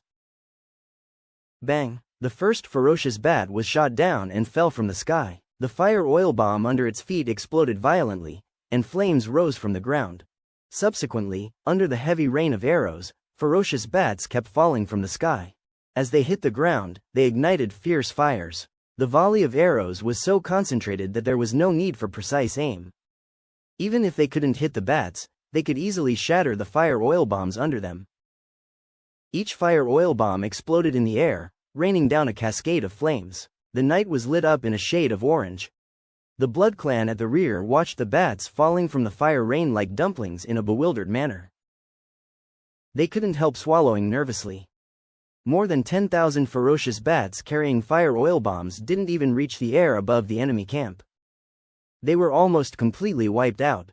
If just one fire oil bomb were to fall into the enemy camp, it might cause a little panic, wouldn't it? As expected, the enemy was fully prepared, and it seemed they were just waiting for them to come and offer up their lives. The Red Duke to one side had a gloomy expression. Staring at the already dead vanguard, his face betrayed no emotion. At this point, there was nothing he could do. Even if he knew it was a trap, he had to walk into it. He had to retrieve the iron coffin from the enemy's hands. The dark mass of Blood Clan soldiers, under the urging of the Blood Clan, tried to form a coherent line as best as they could. Along the way, villagers whose legs had given out kept rejoining the ranks. Under the coercion of whips and batons, they were 4.00 meters from the camp. The Blood Clan furrowed their brows in confusion. What was going on? At this distance, it was well within the range of archers and mages. Why wasn't the enemy launching long-range attacks? Duke, the enemy may be running low on arrows. A Blood Clan member stepped forward and voiced his suspicions. The Red Duke glanced at him, silently cursing his foolishness. The enemy's leader had calculated everything so precisely, time and place, all arranged so appropriately. How could they make such a basic mistake? But the Red Duke did not refute him. Letting his subordinates think the enemy was a fool could boost morale to some extent. Charge, prepared to scale the city, the Red Duke commanded dispassionately. Yes, the Blood Clan officer stepped back, loudly relaying the order. Prepare the siege ladders, charge. The troops launched their assault upon receiving the order. The camp's wall was approximately 4 meters high. Since it had been hastily constructed, there were no spikes around it. The armed villagers and weaker members of the Blood Clan reached the wall. They began to set up the siege ladders. The second wave of troops at the rear were slow-moving dead bodies. They dragged their stiff bodies, edging ever closer. The undead camp. Inside the commander's tent, Commander Dmitrija was polishing his long sword. The tent flap was thrown open. The Bloodhunter strode in. Commander Dmitrija, the Blood Clan army has reached the foot of the city. Demetria nodded, rose to his feet, and walked outside. Defeating the Blood Clan wasn't difficult. The real challenge was how to intercept the escaping Blood Clan after the victory. As Feng Hao intended, the Blood Clan would be completely annihilated here. If too many of the Blood Clan escaped, they would pose a serious threat to human cities. At least for the past few decades, Crescent Heights and the Human Federation had maintained a peace treaty maintained through willful blindness. "Fire the signal flare and prepare to finish this," Commander Demetria said quietly. "Yes, Commander." The two walked out of the tent. The Blood Hunter conveyed the next steps down the chain of command. Commander Demetria headed towards the city wall. Soon after, a second flare was launched from within the Undead encampment. It shot straight into the sky and exploded with force. Shortly after, another flare was launched from the center of the camp. It traveled straight upwards before exploding in the sky. On the flanks and rear of the battlefield, dense ranks of undead soldiers were concealed in the dark forests. These undead stood as motionless as statues. When the orc within the undead ranks looked up at the sky and saw the exploding flares, they instantly rose from the ground. Forward, they roared. With loud commands, the orcs led the undead army toward the battlefield. At the base of the city walls, the siege ladders had already been set up against the walls. The Pale Blood members, grunting in hoarse roars, urged the armed villagers to start scaling the walls. Suddenly, a flare exploded in the air. Immediately after, a torrent of arrows and magical missiles rained down upon them, covering the battlefield like a rain of arrows. Each magic missile trailed a tail of flame through the night, exploding amidst the crowds. The already chaotic formation started to see mass casualties. Even with the Blood Clan personally urging them forward, they were unable to get anyone onto the walls. Just as their assault seemed to have wholly stalled, the closed gates of the undead encampment slowly began to open. Everyone paused, taken aback. What was happening? Why were they voluntarily opening their gates? The next moment, skeleton warriors, wearing heavy armor and carrying beast head shields, charged out in an alarming number, forming an impregnable steel shield wall at the gates, rushing directly into the Blood Clan's ranks and entering into fierce combat. Not far away, the Red Duke stood, his face cold. Although he could not guess the other party's intentions, he had the uneasy feeling of being manipulated. This feeling was very unsettling, extremely unsettling. Just as he was ready to personally join the battlefield, two figures made their way up the fortress walls of the undead encampment. A tall golden-armored warrior, and an undead with bat wings. He was too familiar with the second figure, Giovanni. The fact that his own nephew had been converted into a skeleton was true after all. Could it be that Giovanni had leaked the news about the Iron Coffin? Damn that bastard. You all continue to attack, I will go and kill their commander, the Red Duke said coldly. Without listening to opinions from others, Lai spread his huge bat wings and took off in the direction of the undead camp. Not long after the Red Duke left, large groups of undead soldiers began to appear around the Blood Clan's forces. They began to encircle and slaughter the Blood Clan. The difference in numbers made it impossible to generate effective combat power. In the blink of an eye, the entire army was utterly defeated. The Red Duke flapped his large bat wings, and in an instant, he arrived above the undead camp. Just as he stopped midair, a torrent of arrows came whistling up from below. The Red Duke huffed coldly. His bat wings flapped with force, and before him, it was as though a sound wave had exploded. The incoming arrows exploded before him, turning to dust. After glancing at Giovanni, who had now become a skeleton, his gaze fell on the lizard man in golden armor. "Where is the Iron Coffin? Hand it over to me, and I can forgive the actions of today," he said. Commander Demetria gazed calmly at the Red Duke above him. "The Iron Coffin? It's in the camp. Whether or not you can take it away depends on your ability." The Red Duke's eyes narrowed instantly. A burst of blood-colored energy surged from his body into the bloody heavy sword in his hand. As the blood-colored energy enveloped the heavy sword, he swung it down violently. Woo! A blood-colored sword light slashed towards Demetria. Demetria quickly retreated, dodging the blow. Boom! A loud rumble. The entire city wall was shaking violently. The blood-colored sword light left a few meters-long crack directly on the wall. "It seems that you haven't reached the dark gold level yet." Feeling the power of the Red Duke, Demetria spoke calmly. Seeking death, the Red Duke's face turned even colder. He swooped down and his heavy sword once again sliced down. Demetria blocked with his long sword. With a reverse twist of his wrist, he stabbed out fiercely again. The two of them then started a fierce battle on top of the city wall. Bloodhunter walked down the city wall. He joined the main force below, which was finishing up. The entire battlefield had been surrounded by the well-concealed undead army. A solid barrier made up of heavy shields was gradually closing in from all sides, slowly shrinking the encirclement of the Blood Clan's troops. The enemy had no will to fight, and no chance to escape. A 10th-ranked Dusk Banqueter tried to break through the defense line, only to be cut down by the flurry of sword blows in the next second. The encirclement continued to shrink, and the remaining Blood Clan soldiers were herded together. "We surrender, quickly, drop your weapons, we surrender." A Blood Clan cried out loudly, urging his comrades to drop their weapons. As soon as this Blood Clan spoke, he immediately drew the attention of others. Some Blood Clan, loyal to the Red Duke, shouted, "The Duke orders us to fight to the death. Anyone who dares to surrender knows the consequences." End of what? Look at the situation now. Will that old liar have a chance to save you? Even if faced with death, are you addicted to being a dog? The Blood Clan retaliated harshly, his tongue sliding uncontrollably out of his mouth as he spoke. Upon hearing these words, everyone looked up. An endless mass of the undead. Even if the Red Duke could kill the opposing commander, it would be difficult to save them. Moreover, considering the Red Duke's personality, the most likely scenario is that he would abandon them and retreat into the mist of Crescent Heights. The two began to argue. One side proposed to surrender, but the other side believed that even if they dropped their weapons, the enemy might not spare them.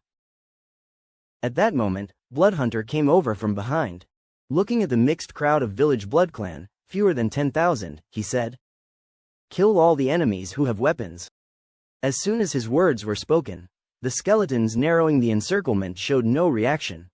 The Blood Clan, however, saw hope, dropped their weapons with a rustle, and knelt on the ground begging loudly for mercy.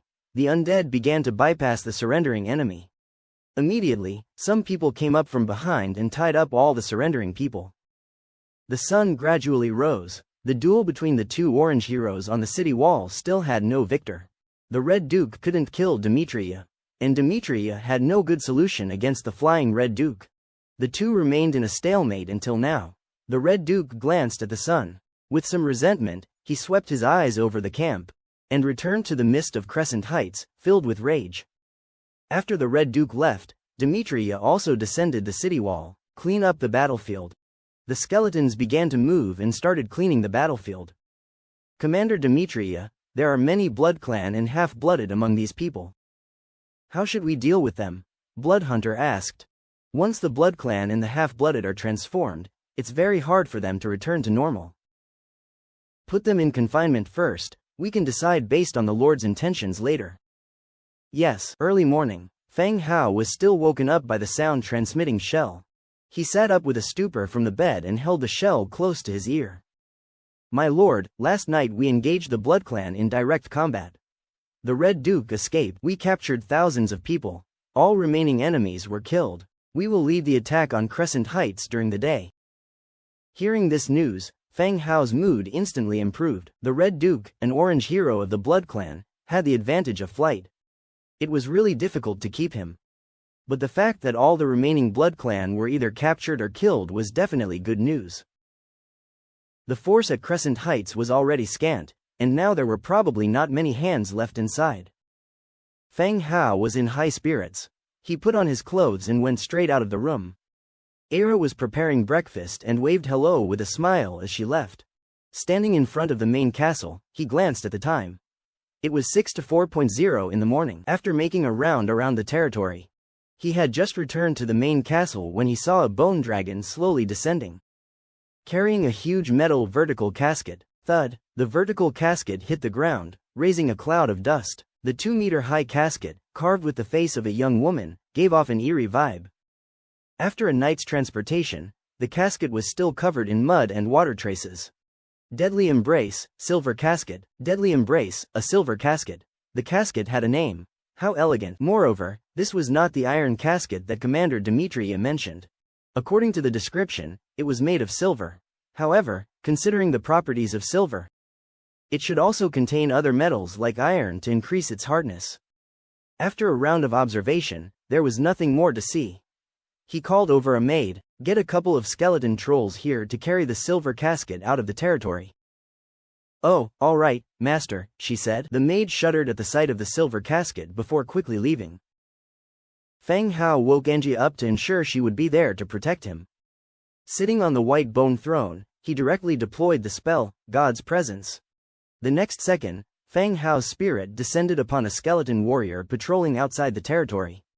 Barely taking in the surroundings, he saw the maid instructing two tall skeleton trolls to move the silver casket outside. Feng Hao began the final part of his plan. Half an hour later, a makeshift awning had been erected above the silver casket. Skeleton warriors formed a tight shield formation around it, layering up several circles. Even though the quest indicated that if he helped her gather her body, she would be highly loyal to him. But without the constraint of a hero contract, Feng Hao was still nervous. He surely couldn't capsize in the gutter here, but as things stood, he couldn't back out now. "Open the casket," Feng Hao commanded. Two skeleton trolls picked up their hatchets, bang, bang, two loud noises, and they directly broke the restraining chain, applying a slight force to the opening.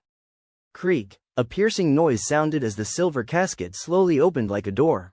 As it gradually opened, Feng Hao saw the scene inside and felt a slight tension. The inner wall of the casket was filled with protruding silver spikes, indicating when the casket was closed. These spikes would pierce the body.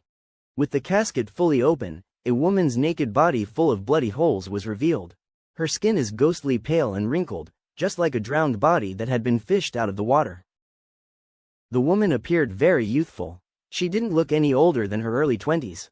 Of course, Feng Hao knew that the Blood Clan had a long lifespan and he could not judge her age by her appearance. The woman had a slim figure, her eyes firmly shut, in addition to the numerous holes made by silver spikes all over her body. There was a fist-sized hole in her heart. "Bring that heart over here," Feng Hao commanded. The throbbing heart was then brought over. As it drew near to her body, the heart began to beat faster and louder. When Feng Hao's skeletal hand held the heart near the gaping hole at the woman's chest, the flesh of the body and the heart began to reconnect. New blood vessels and muscles were growing visibly. And finally, delicate skin began to cover the hole in her chest. At the same time, the holes in her body began to heal up. The pale skin regained its color. The woman transformed from a drowned corpse to a beautiful young woman. The next second, the woman lying on the ground suddenly opened her eyes. The moment she opened her eyes, the sky instantly turned dark, and a cloud filled the sky, blocking the sun. "Damn, don't tell me I'm going to capsize now," Feng Hao's heart tightened. The moment the woman opened her eyes, a curtain of black was drawn across the sky. Dark clouds, thick like cotton wool, covered the entire sky. The soul fire dancing in Feng Hao's pupils, a sudden sense of dread rose in his heart. Before he could make further arrangements, the woman on the ground abruptly stood up. Her eyes swept over everything, finally settling on the half-open metallic vertical coffin beside her. "Ah!" She let out a roar, her hands incessantly summoning taunts of blood-red spears. She threw them at the vertical coffin, like a beast out of control, venting her inner rage. Accompanied by piercing metallic noises, the vertical coffin was totally destroyed, until the flat ground deep down had turned into a massive pit. Feng Hao watched the wildly raging woman. While retreating to a safe distance, he ordered his army to pull back. Fortunately, she vented all her anger on the coffin, not affecting the undead army nearby. The beauty of the lonely knight, Rolana Ann Tobias, dark gold 5th rank hero. Indeed a dark gold rank hero. A stunningly beautiful, mad woman of dark gold level. After a long time, the naked woman slowly calmed down. Huge bat wings detached from the territory and flew towards the woman, connecting with her pale back. The bat wings stretched out, enveloping her exposed body. Feng Hao tossed a piece of clothing to the woman from a distance. "You can vent a bit more, there's still plenty of time." The woman draped the clothing over herself, retracting her bat wings. Her cold eyes gazing at the low-ranking skeleton with a soul fire before her. "Where is the human?" The woman's voice was pleasing but ice-cold. Feng Hao was taken aback. He looked down to confirm his current appearance. How did she know about the human? "You are talking about the human?" "The human, I could often sense his presence." The woman looked at the skeleton again. So, did you guys kill him? Fang Hao looked at the woman, not responding directly. The only thing he had in the realm was that pulsating heart. He had stored that heart in the Viscera Museum. He often checked on it, to prevent any changes in the heart that might endanger his domain. Could she sense his presence too? He hoped she hadn't also heard his plan to turn her heart into a viscera jar.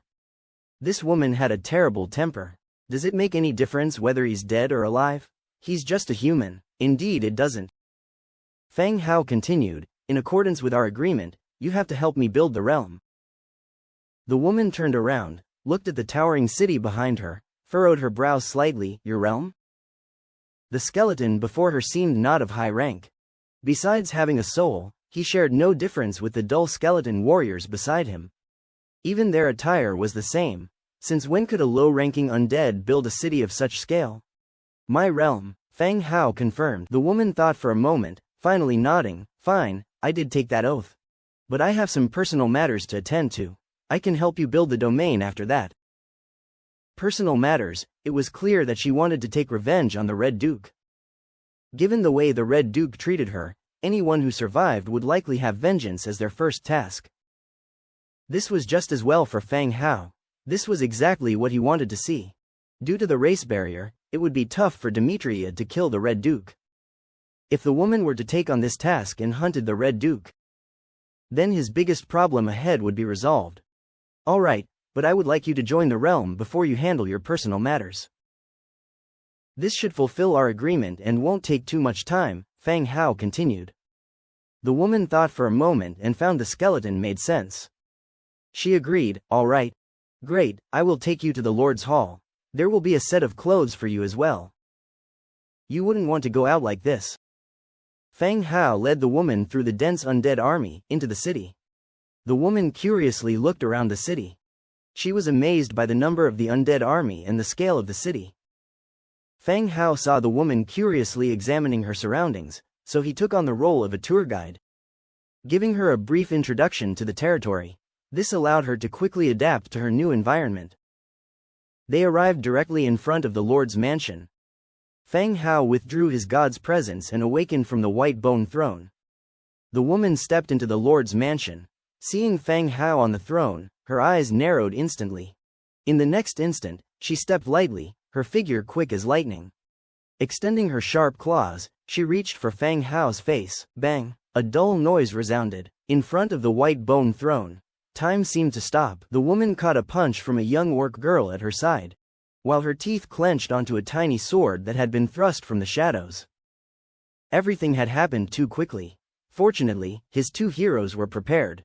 Seeing the woman take the initiative, Fang Hao's expression immediately became serious. But one thing was clear, the woman did not intend to deliver a fatal blow. Otherwise, she would have employed the magic she had used on the silver coffin. You keep your word, help me build the territory, said Fang Hao. The woman, now in close proximity, kept her gaze fixed on the young man before her. You're that skeleton? You can sit down, and we can chat. Fang Hao remained calm, but his heart began to pound furiously. The woman retreated and sat down at a position on the left side. Her flaxen gown revealing a tantalizing curve. Angia stood beside Fang Hao, and Little Yu's sword retreated back into the shadows. So, you're the human who resurrected me, the woman spoke again. Yes, I caught a group of tomb robbers, and that's how I found your heart. Fang Hao explained that he found the map through tomb raiders. This explanation was easier for her to understand, and also concealed his own grave-digging activities. The woman didn't say much, and didn't carry on with this topic. You are human, leading a group of undead? The woman turned the conversation towards Fang Hao. Not only undead, but also humans, orcs, lizardmen. Fang Hao picked up a glass of wine and took a sip. Strange territory. According to our agreement, the territory now also contains the Blood Clan, doesn't it? Humph. The woman snorted coldly, clearly understanding the meaning behind Fang Hao's words.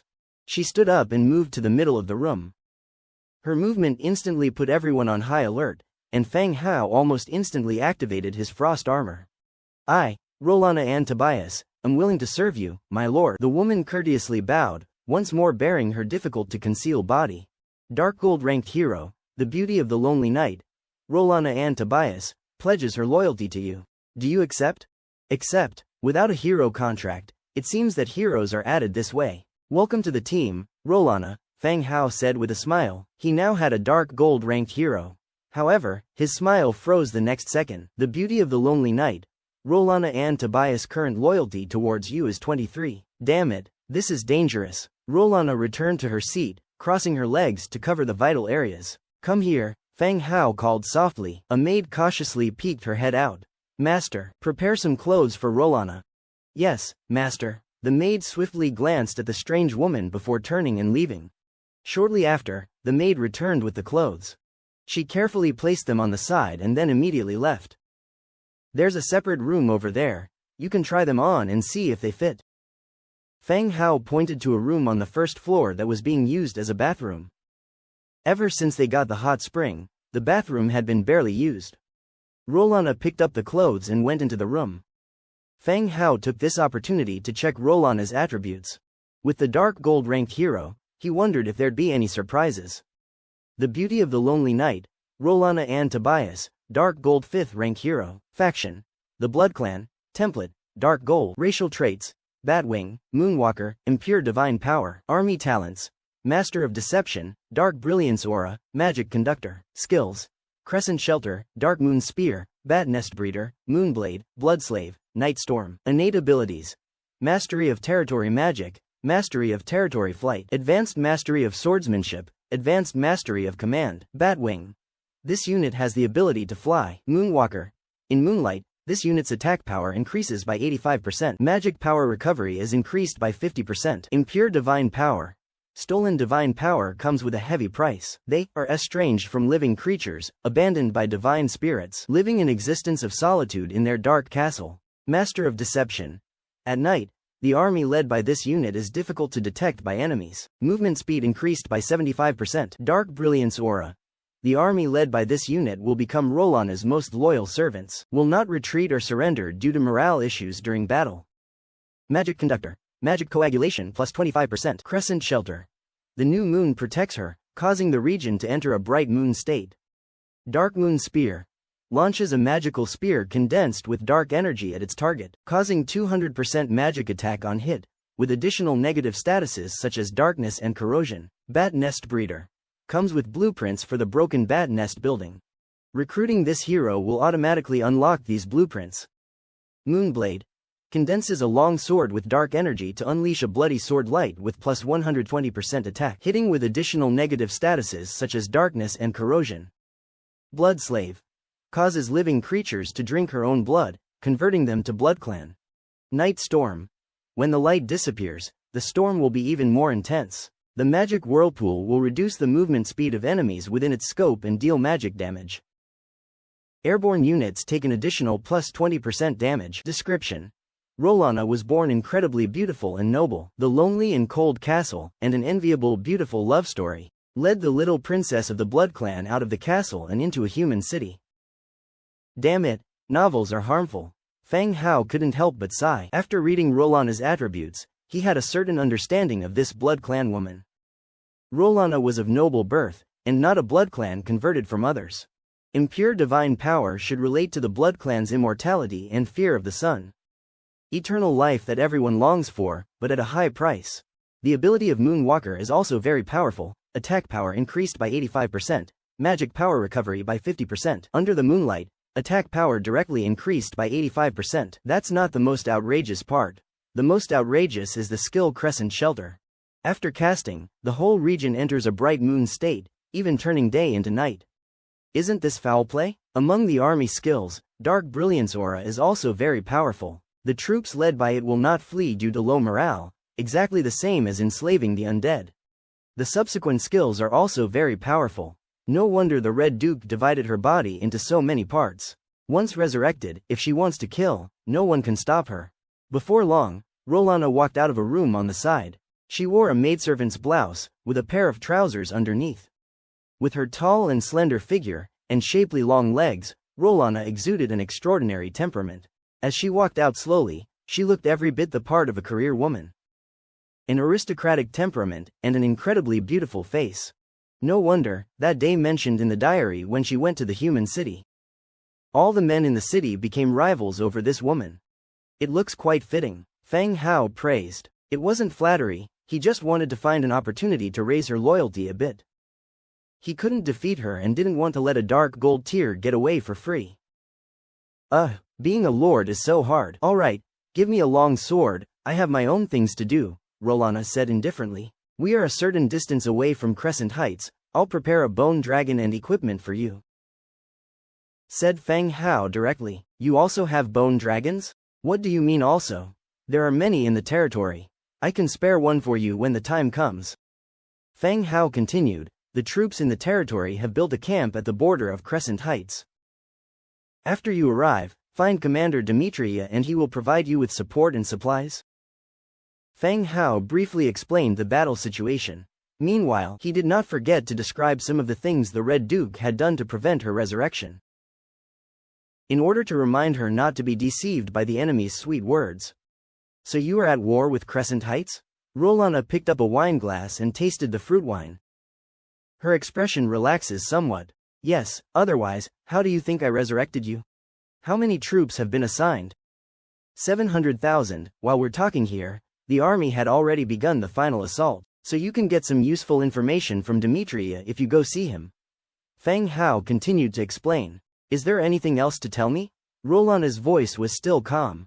No more. Outside the manor, Rolana was clad in close-fitting leather armor. A hardened silver long sword hung from her waist. Sitting atop the bone dragon, she was about to set off.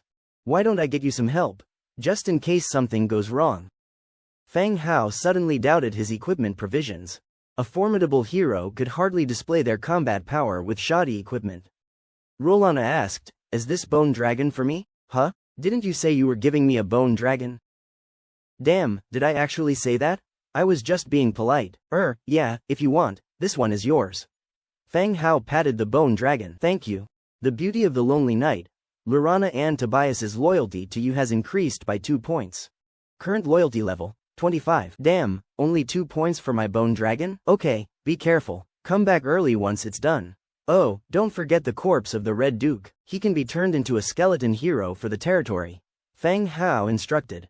Rolana glanced down and didn't say much, patting the bone dragon lightly on its back. It flapped its wings and suddenly took to the sky, heading in the direction of Crescent Heights. Crescent Heights. Today, early morning, except for the 100,000 troops stationed at the camp, the remaining 600,000 large army, under the leadership of Demetria, entered into the fog again. After last night's battle, Crescent Heights was essentially unstaffed. The undead started clearing the castles one by one, taking everything valuable and removable, transferring it all outside the fog. The lavish lifestyle of the Blood Clan yielded numerous valuables. The army swept through, beating the residual Blood Clan all along the way. By dusk, the army arrived at the dwelling of the Red Duke, the Blood Clan's castle. Without much resistance, the army entered the castle directly, but the Red Duke was nowhere to be found.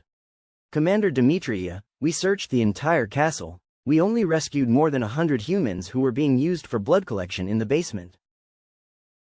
We didn't find any traces of the Red Duke, Bolton reported. Demetria took a moment to think and guessed a possibility. The Red Duke had run away. Where's Kong Yang? Demetria asked. Lord, I'm here. Kong Yang, clutching his helmet, ran over from behind. This undead team is truly fierce.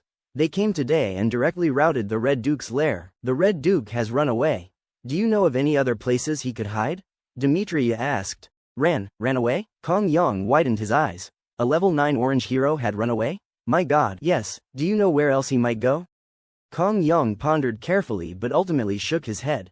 He was originally a villager, paying a blood tax to the Blood Clan. How would he know all these?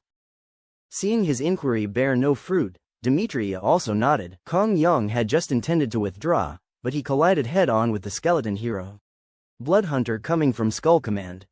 When he saw 2 skeleton soldiers carrying a bright white treasure chest behind Bloodhunter, his pupils suddenly shrank. Platinum chest. What's going on? How do they have a treasure chest? Wasn't it supposed to be only the Transmigrator who could obtain treasure chests?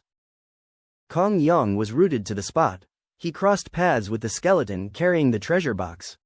For the past few days, he had assumed that this undead army was an existing power in this world. But now, he was beginning to harbor doubts. Could these troops belong to another Transmigrator? He knew a bit about the development of other lords from the chat in the channel. Even if they were progressing well, they surely wouldn't be able to reach this scale. As Kong Yong mulled over this, something caught his eye. Could the appearance of the treasure box be because of him? Had him joining the army resulted in the appearance of this treasure box? Suddenly, the possibility seemed plausible. With that thought in mind, Kong Yong didn't rush to leave, but stood dutifully to one side. While he was filled with anticipation, he also waited. He planned to step forward and open the treasure box once these natives failed to do so. Bang! The platinum treasure box was thrown next to Demetria. The blood hunter spoke. Commander Demetria, the army is defending Blood Castle. Shall we notify the Lord to come over? Capturing the castle meant they had successfully occupied Crescent Heights.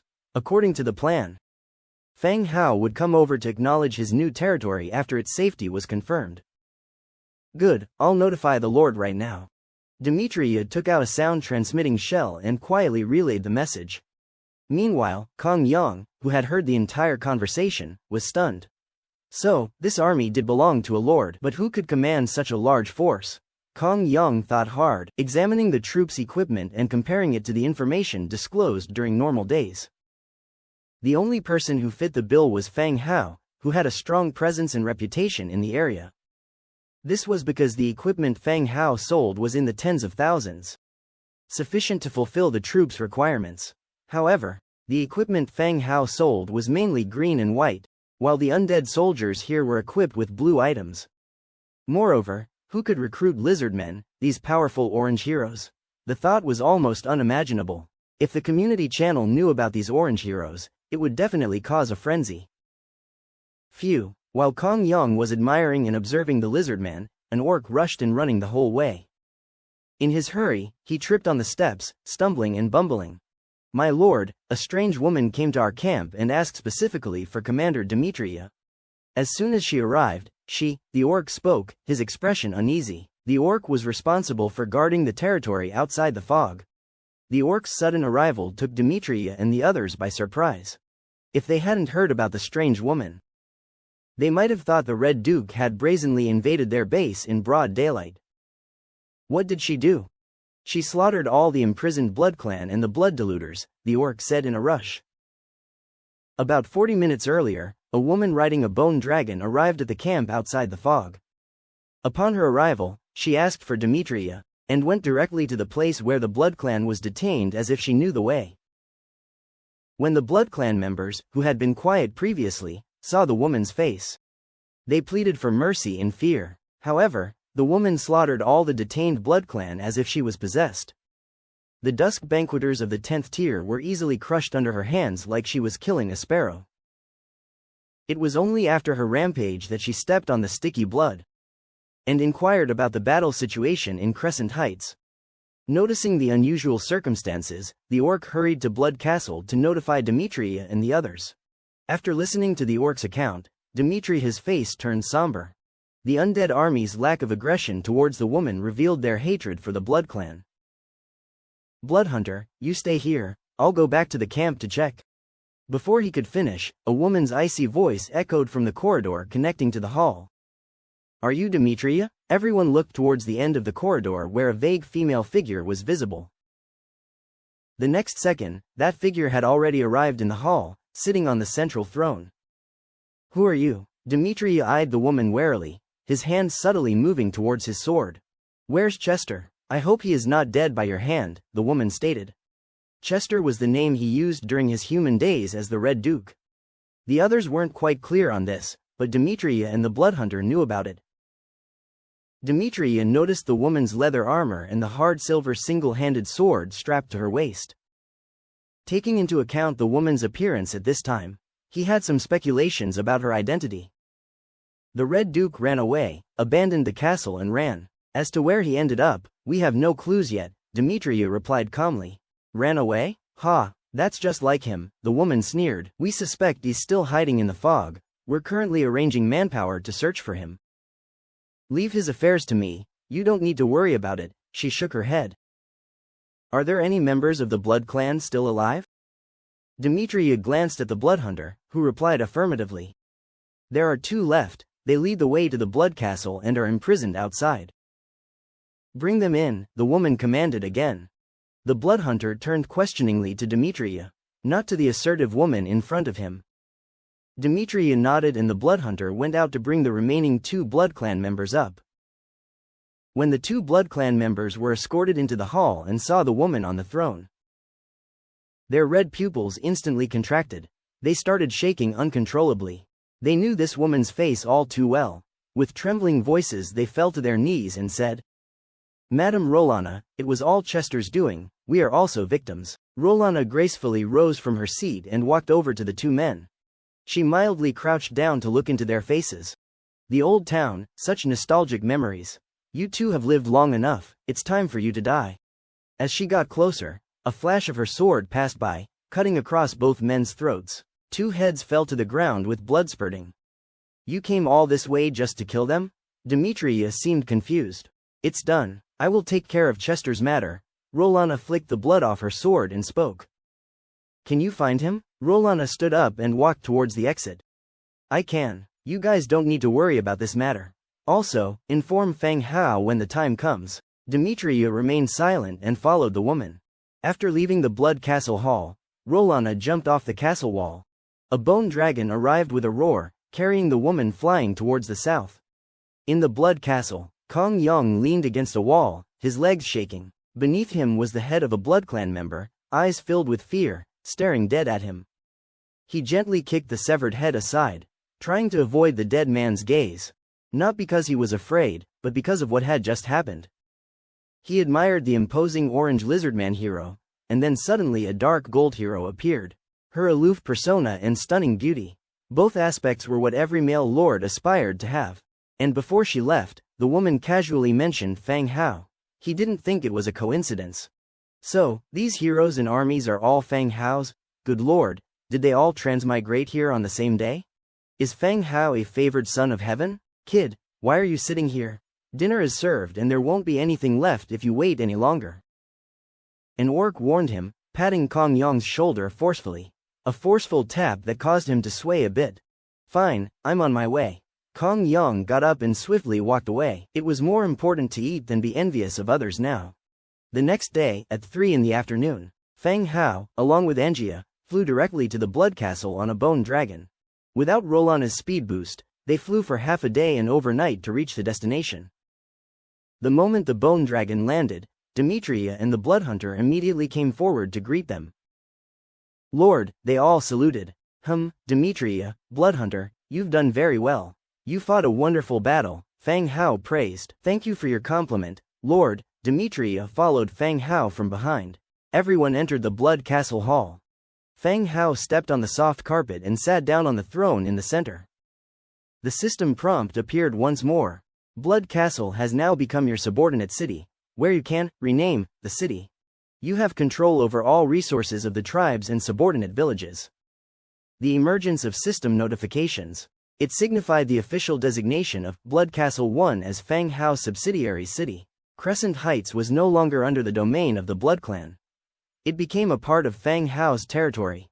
When he first arrived, he disliked the damp and cold atmosphere of the place, fearing the people living here were susceptible to rheumatism. He wasn't sure if the lingering mist was a natural phenomenon or a result of a spell. He planned to keep the city's name as it was, as he wasn't skilled at city naming. Checking city information. Blood Castle, city level, 6 level urban, attribute, rotten corpse conversion plus 25%, ferocious bats breeding plus 35%. Description. A city with attributes can bring various different enhancement effects, speeding up the city's construction and development. Blood Castle was a level 6 city, but its attributes, in Feng Hao's eyes, were of no use. He had no intention of transforming rotting corpses, although both the rotten corpses and skeletons were undead. The skeletons were obviously cleaner and wouldn't produce a strong stench during summer. Feng Hao had yet to encounter ferocious bats. They must have appeared in the battles, but they held no significant attraction for him. Feng Hao thought for a moment, deciding to let it be for a few days until Rolana returned, then listen to her opinions. If it doesn't work out, he would consider transforming the city into a subsidiary city for the Transmigrators. Unlock blueprints. Corrupt land construction blueprint, Blood Clan. Wolf Bat Nest Construction Blueprint, Blood Clan. Collapsed Bat Nest Construction Blueprint, Blood Clan. Blood Night Camp Construction Blueprint, Blood Clan. Pale Blood Camp Construction Blueprint, Blood Clan. Blood Prison Construction Blueprint. Quite a number of blueprints were unlocked. Apart from the Blood Prison Construction Blueprint, the rest were blueprints of the Blood Clan. These could only be constructed in a Blood Clan city. Blood Prison. Category: Underground Structure. Ability: Fortification plus 20%, Torture Pain Sensitivity plus 30%. Description: A solid yet terrifying playground. Anytime a new guest arrives, excited howls resound. Good heavens, the description was a bit scary. It seemed like a place where a serial killer held their captive. There was no place to imprison captives within his territory. Past prisoners were kept in iron cages and surrounded by numerous skeleton soldiers. If the prisoner was of high rank, they would be surrounded by several more layers of cells. After he returned, he would construct the blood prison. In case enemies or criminals appeared, it could serve as a prison. As for cruelty, there was no need to show mercy to enemies. Fang Hao finished checking the city's attributes quickly. People also started to fill up the hall. Among them, besides Demetria and the Bloodhunters, there were orcs from various villages who had participated in the battle.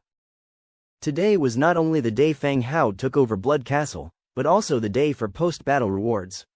You fought a splendid battle, beating down those self-proclaimed noble Blood Clan members who think they're invincible. Fang Hao stood up and began speaking. The heroes remained as composed as ever, but the orcs were clearly excited. They remembered Fang Hao's promise of rewards before they set out for battle. Demetria, as the general commander, you have led effectively. Once you return, receive 10,000 Warfire coins, Fang Hao said. Demetria was recruited by Fang Hao using a hero recruitment scroll. His loyalty was high. Fang Hao didn't hide anything from him and gave him anything useful from his territory. Now he could only reward him with money. Thank you, sir. Demetria expressed his gratitude. The orcs below, upon hearing the figure 10,000, erupted into a noisy commotion. This number was exorbitant enough to drive them all mad. Even 1,000 or 500 would be enough to buy their entire village. Everyone's expectation turned into excitement. They wondered how much they would receive when it was their turn. If they could get 10 Warfire coins, they could go to the slave trader and buy a beautiful orc woman of demon bloodline. That strong body, those thick leg hairs. It was simply a sight to behold. Observing the sudden pandemonium, Demetria turned around to take a look. The whole room instantly fell silent. Even the orcs' breathing became softer. Fang Hao continued, Bloodhunters, as deputy commanders, you are rewarded 5,000 Warfire coins. In addition, the territory will fund you to equip a set of purple-grade equipment. As a skeleton hero, the Bloodhunters didn't have many places to spend their money. However, once they developed self-consciousness and once the territory developed further, they would have places to spend money. Most importantly, it was to get them new equipment. Thank you, sir. After giving a salute, the Bloodhunters stepped back. Fang Hao turned his attention back to the remaining orcs below. He smiled and said, everyone else who participated in this campaign also made invaluable contributions. Each person can receive a reward of 1,000 beasthead gold. Your villages will also receive priority support and funding from the territory. Fang Hao finished speaking, and the orcs began to count with their fingers. According to a 1-to-5 ratio, that would be 200 Warfire coins. In an instant, the Great Hall resounded with cheers from the orcs. 1,000 beasthead gold. When they returned to their village, they would be richer than their village chief. How could they not be excited? Outside the Blood Clan Hall, Kong Yong was standing on an open-air terrace, leaning against the wall. Looking below, he saw the orderly undead army. After 2 days of interaction, he was no longer afraid of the undead army. Instead, he was somewhat envious of having such an army. Ah, if only this army was mine, I could level these vampires, Kong Yong muttered. He opened the Book of Lords and focused on the densely packed, regimented army below before taking 2 pictures. He had no idea how the other lords had developed, but not one of them could have amassed an army of this scale. Selecting a picture taken from a high vantage point, giving a view suggesting absolute control, he directly sent it to the regional channel, with the caption, Picture, awaken, my faithful servants. Carry out your unending duty with your undying loyalty. Damn it, what's going on? Why are there so many undead? Oh God, I think the boss got caught and sacrificed to the undead. Is this picture real? Why are there so many undead? And based on the angle, it seems like it's reviewing troops. Could it be a hidden boss? Definitely, Boss Kong Yang, we are all on the same side. When the time comes and you come across my territory, please don't attack. Yeah, boss, just tell us what you want when you come. Please don't be hostile. Looking at the rolling messages, a smirk appeared on Kong Yang's face. Being called boss by others felt really good. While Kong Yang was enjoying the moment, a strong pat on his shoulder caught him off guard. Ouch! Kong Yang shuddered in fright. Turning back, he saw a tall orc. Sir, is there something? Kong Yang asked with a slight smile. Lord Feng has called you over. There's probably a reward for you. Thank you, I'll go right now. Kong Yang quickly headed towards the Great Hall. Beyond his excitement at receiving a reward, he was also looking forward to meeting the region's #1 player. Kong Yang was following closely behind an orc. As he approached the hall, his heart began to race fiercely. Fang Hao had a high reputation in the local channel, but he was notorious. The man named Li Teng had his head chopped off by Fang Hao and posted on the channel. At that time, he himself was so scared that he had his own territory. Past the corridor was a spacious, bright hall. The hall was filled with orcs. Kong Yang's heart was pounding. He looked up to see a black-haired young man sitting on the throne in the center. So young, judging by appearances, he was probably younger than himself. Speak, the orc reminded him. Oh, Kong Yang quickly came to his senses, took 2 steps forward to the center of the hall, and bowed ceremoniously. Greetings to the Lord. This situation was clearly not the right place to address Fang Hao casually. On his throne, Fang Hao looked down at Kong Yang. When rewarding the others, Demetria specifically mentioned Kong Yang. In the whole battle, the fight ended so quickly, and the exact locations of all the ancient castles were found. The map in Kong Yang's hand had been crucial. Fang Hao looked down at Kong Yang. Kong Yang, you made significant contributions to the fight against the Blood Clan. You deserve a reward. He could naturally identify Kong Yang's identity as a transmigrator, but that was another matter. Hearing Fang Hao's words, Kong Yang was instantly delighted. Thank you, my lord. The villagers of Crescent Heights thank you for your life-saving kindness. It's not just that he helped Fang Hao. It could also be said that Fang Hao's army wiped out the Blood Clan, saving him and his villagers. Fang Hao nodded, finding Kong Yang to be quite intelligent. All right. You will receive the same reward as everyone else. 1,000 beasthead gold. I can convert it to warfire coins for you and provide some equipment support. Fang Hao announced. Kong Yang didn't respond, but he was carefully weighing his decision. 200 warfire coins and some equipment support. Perhaps it would enhance the strength of his territory a notch. But his territory had been abandoned for a long time, and its resources had been depleted after several missions. He had nowhere to use this money and equipment. Was he supposed to live in a human city with this money? After the money ran out, find another village and sustain himself through farming? As Kong Yang quickly thought, he made up his mind. My lord, I don't need this money. I have a small territory, and I would like to come under your protection, Kong Yang said. Plucking wool once was not as good as holding onto this strong thigh. With an army of tens of thousands, who could resist? If his territory could get Fang Hao's support, it could continue to develop. Fang Hao was not surprised. As long as Kong Yang wasn't foolish, he would likely make this choice. All right, I agree. Fang Hao nodded. Kong Yang's face brightened. Thank you, my lord. He nonchalantly lifted the Book of the Lords and handed it up. Angia took it and handed it to Fang Hao. You can devour the Book of Lords, level 1. Kong Yang's Book of Lords turned into a light and integrated into Fang Hao's Book of Lords. Devouring successful, your Book of Lords is currently level 5. The need for leveling up is 2/10. The last time he devoured Fu Lei's Book of Lords, the level reached 5, 1/10. Now it has become 2/10. The privileges of the 5th level of the Book of Lords have not changed at all. It didn't unlock any blueprints. You have obtained the decision power of Kong Yang's territory. Occupy, abandon. Occupy will become your subordinate territory. It can continue to develop. Abandon will gain 50% to 80% of the resources of this territory, and this territory will be abandoned. Occupy. You occupied the territory and it automatically became a subordinate city. You can set up deputy governors in the Book of Lords.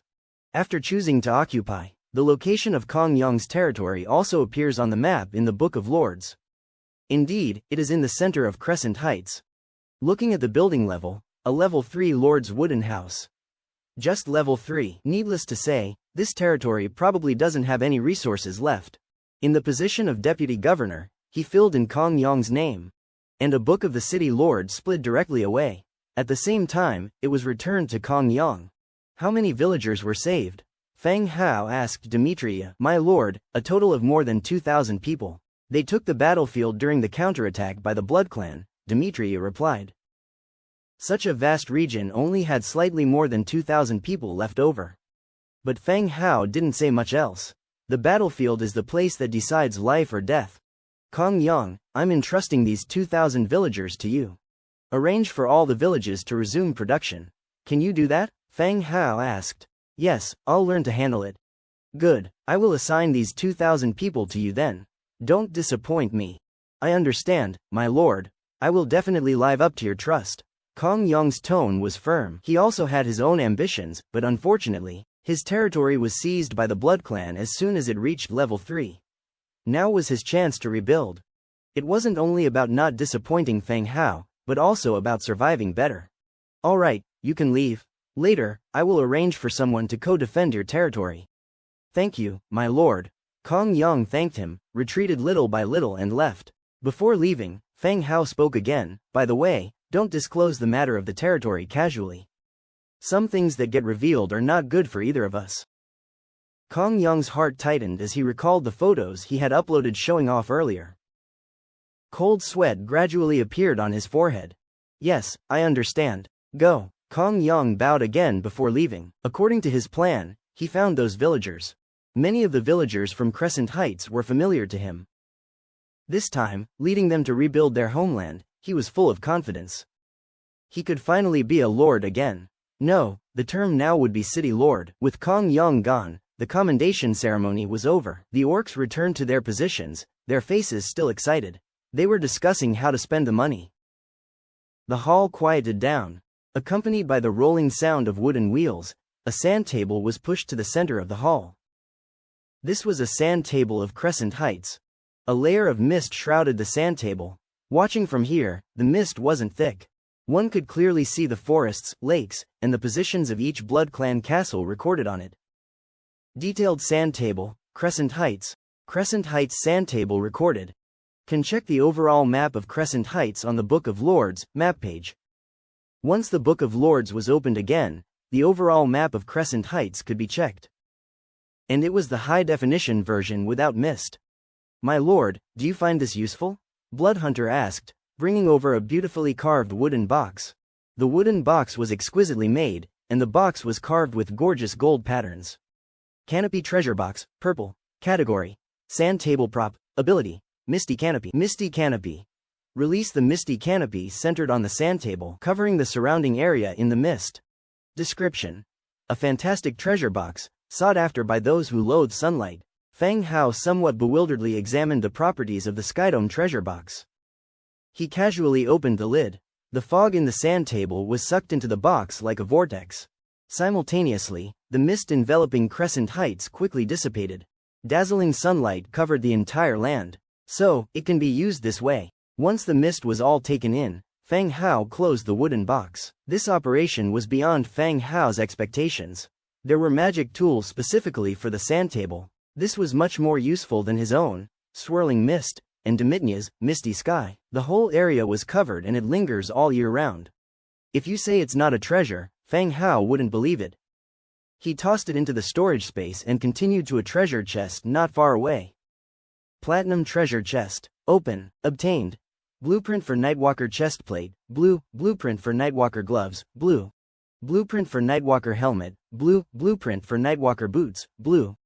Windswift thick leather horse mask, blue. Sturdy white steel horse armor, blue. Bloodthirsty long sword, purple. Unclean magnet talisman, orange. 255 bloodstones, 742 warfire coins. A bright light flashed, nearly blinding him. This time, the equipment was plentiful. The only disappointment was that there was no orange hero recruitment scroll like last time. An orange hero could greatly increase the power of his territory. But it was still good. The quality of the platinum treasure chest was guaranteed. He checked the blueprints and equipment he'd gotten. Nightwalker chestplate, blue. Category: chestplate, defense, level 3 defense, set effect, attack power plus 2%, skill success rate plus 10%, 20% increased movement speed in the dark, harder for enemies to detect. Description: those who hide in the dark have already shown their sharp fangs. The Nightwalker set, judging by its properties, was suitable for use by the Blood Clan.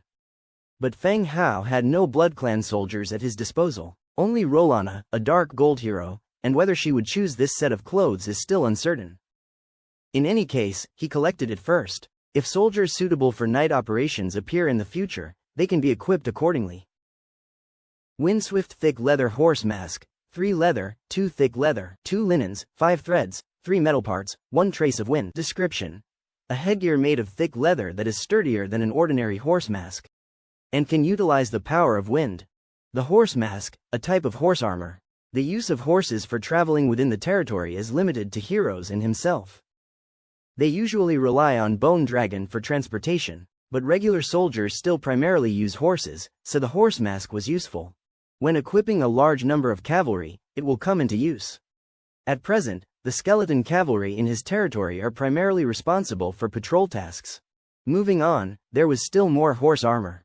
Sturdy white steel horse armor, 12 leather, 8 thick leather, 15 linens, 8 cast iron pieces, 12 white steel ingots, 10 metal parts. Description: white steel horse armor made to improve defense. While providing good defense, the downside is that it's a bit too heavy. Horse armor, not much to introduce here, also prepared for future cavalry. The cost for this horse armor is a bit high though, enough to make quite a few white steel two-handed swords. After looking over the blueprints, the next few items were finished equipment. Bloodthirsty long sword, purple. Category: one-handed sword, damage, level 5 damage. Effect: each enemy defeated increases attack speed by 1%, up to 10 stacks. Description: you are unaffected, just haven't tasted the sweetness of the fresh blood of living creatures. Very good. In Feng Hao's view, weapons like this that stack effects with each enemy killed are quite good. When used well, they can play a critical role. Just in time, the Bloodhunter used a long sword. And on top of that, he had promised to make him a set of equipment. Isn't this weapon right on time? Bloodhunter, take a look at this sword, see if it suits you. Feng Hao handed the bloodthirsty sword to the Bloodhunter. The latter respectfully took it, waving it about a bit in his hands. The sound of a sharp blade cutting through the air echoed. Very good, my lord. The Bloodhunter replied. Then this weapon is yours, Feng Hao said. Bloodhunter immediately replaced the one-handed sword at his waist. Thank you, sir. You deserve it. After giving the weapon to Bloodhunter, Feng Hao continued to look down. Unclean Magnet Talisman, orange. Category: Talisman. Skill: wound healing plus 70%. Description: Eternal Knight made an unclean divine power into a talisman and will forever guard his friends. The talisman looks more like a pendant. A simple black chain, connected to a blood-red crescent-shaped jade pendant. It looks pretty good and feels warm to the touch. The most important thing is the ability attached to the talisman. Plus 70% to wound healing effect, but it's unclear how effective it is. He hung the necklace around his neck, and put the original mindful necklace into the storage space. Of course, the attributes of the mindful necklace are still good, allowing him to use God's presence. He plans to wear these two interchangeably. Wearing the talisman when going out and wearing the mindful necklace when using God's presence. The bloodstones and warfire coins behind Feng Hao were also put directly into the storage space. Feng Hao finished looking at the spoils. Angia also came back with a box. Feng Hao looked at the box. In addition to the warfire coins and gold coins, there was a lot of gold and silverware, gemstones, and some jewelry. This batch of Blood Clan led by the Red Duke was originally an aristocracy among the human clan. They are particularly fond of luxurious items. Naturally, there are many good things. I think the decorations here are good. Why don't we take them all back? Angia looked at the gorgeous chandelier overhead and was eager to try. It was good that Lori didn't come along. Otherwise, if she discussed it with Angia, they might just have dismantled it on the spot. Feng Hao thought for a while and shook his head. It's enough to rake in this money, leave these alone. This place is probably where Rolana lives. In the future, she is likely to still live here. If everything is moved out, if her loyalty drops, it will be difficult to handle. Alright, Angia didn't say much. There were too many things scavenged within the territory. Maids' rooms are equipped with chandeliers, and many are stored in the warehouse without a place to use. Moving these back won't be of much use. Feng Hao saw that all matters were handled. He continued to give instructions. Demetria, Bloodhunter. Sir, the two responded. Bloodhunter, you will garrison here for a few days and be responsible for the transportation of spoils. Demetria, you go back with me. Feng Hao thought for a while and gave instructions. Bats and corpses of the Blood Clan, along with furniture moved out from those Blood Clan castles. All need to be returned. This would take some time. With the addition of Rolana, Feng Hao not only increased the strength of his territory but also had an additional sense of crisis. After all, the loyalty is not high and there are no restrictions on the hero's covenant. Who knows if she will freak out and leave him? Having Demetria nearby could also increase a certain sense of security. Yes, sir, the two answered in unison. Afterwards, Feng Hao continued to wander around the Blood Castle. After delegating all the tasks, he returned to the territory with Angia and Demetria. He didn't stay in Crescent Heights for long, most of the time was wasted on the road. When the three of them returned to the territory, it was already the afternoon of the next day.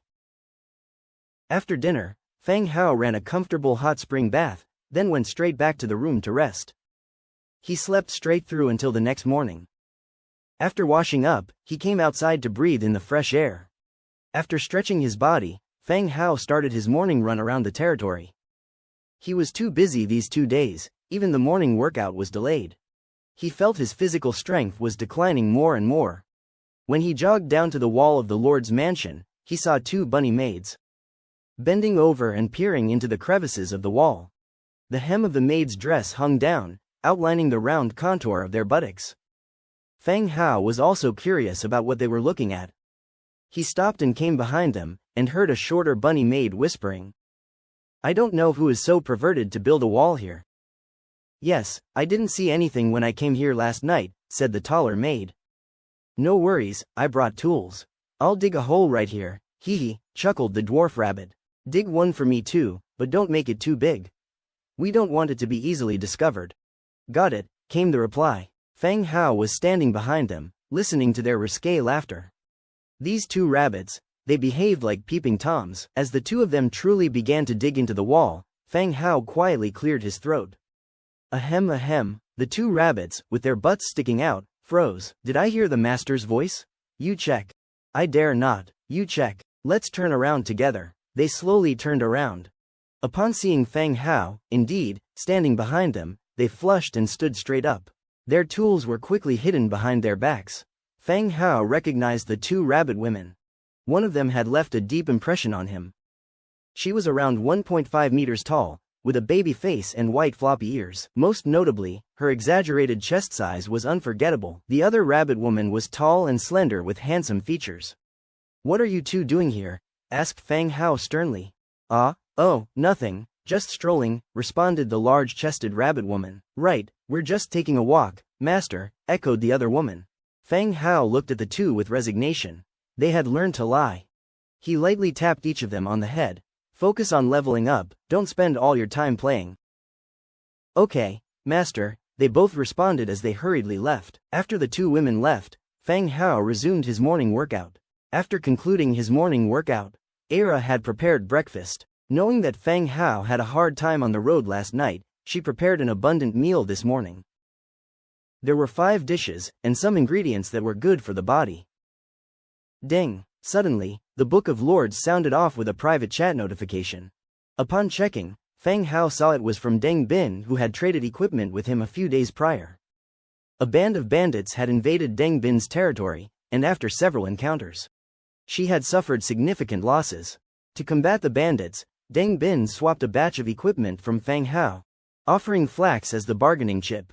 It's been 2 days since their trade. It seemed that Deng Bin was victorious. "Thanks for your support with the equipment, everything is resolved now. We can continue our flax trade," said Deng Bin. It seemed that eliminating the bandits greatly improved her mood. "I'm glad to hear that. Now that the threat is over, you may want to consider expanding your flax growing." "I plan to increase my purchases in the future," replied Feng Hao. Deng Bin was a reliable person. Despite her mafia-like appearance, their transactions had been smooth so far. Feng Hao was more than willing to cooperate with her. It was a stable deal without much hassle. Additionally, Feng Hao's demand for flax was increasing. Besides the typical flax clothing, flax fabric began to feature among other equipment crafting materials. For instance, the horse mask and armor he acquired yesterday required flax linen and spun thread. Feng Hao speculated that future item crafting would possibly involve a large quantity of flax line and spun thread. Therefore, he planned to increase his flax purchase significantly. Moreover, according to their agreement, future flax prices would be halved.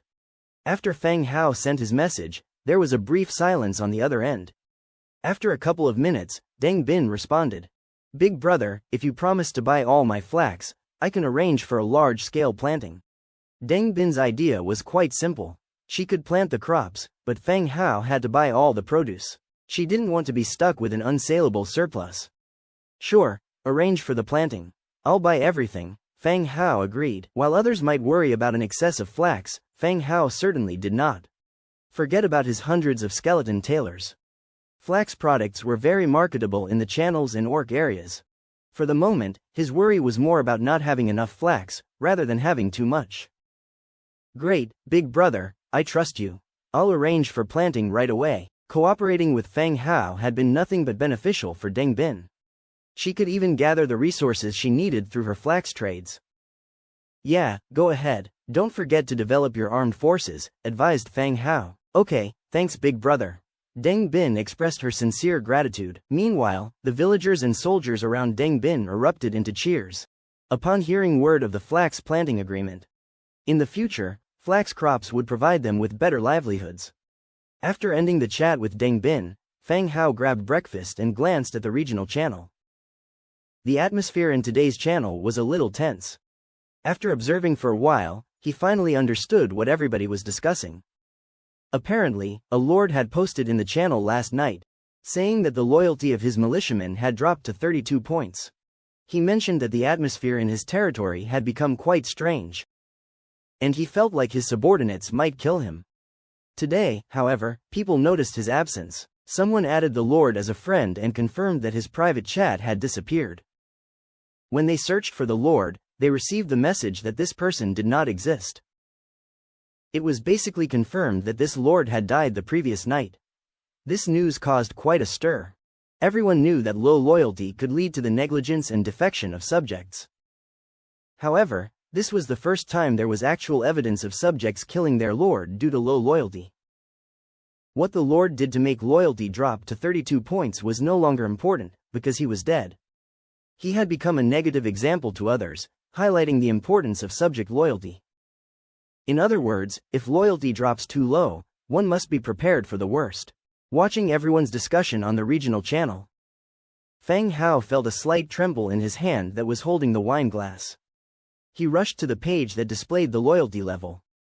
The Beauty of the Lonely Night, Lurana and Tobias, current loyalty towards you, 25. It was indeed still 25 points. Someone else was killed at 32 points, and his was only 25. Feng Hao began to question whether recruiting this dark gold hero was a wise decision after all. Though he had no reason to provoke her. However, her past was somewhat tumultuous. What would he do if she was mentally unstable or had mood swings? Seems like he needed to be a little more careful.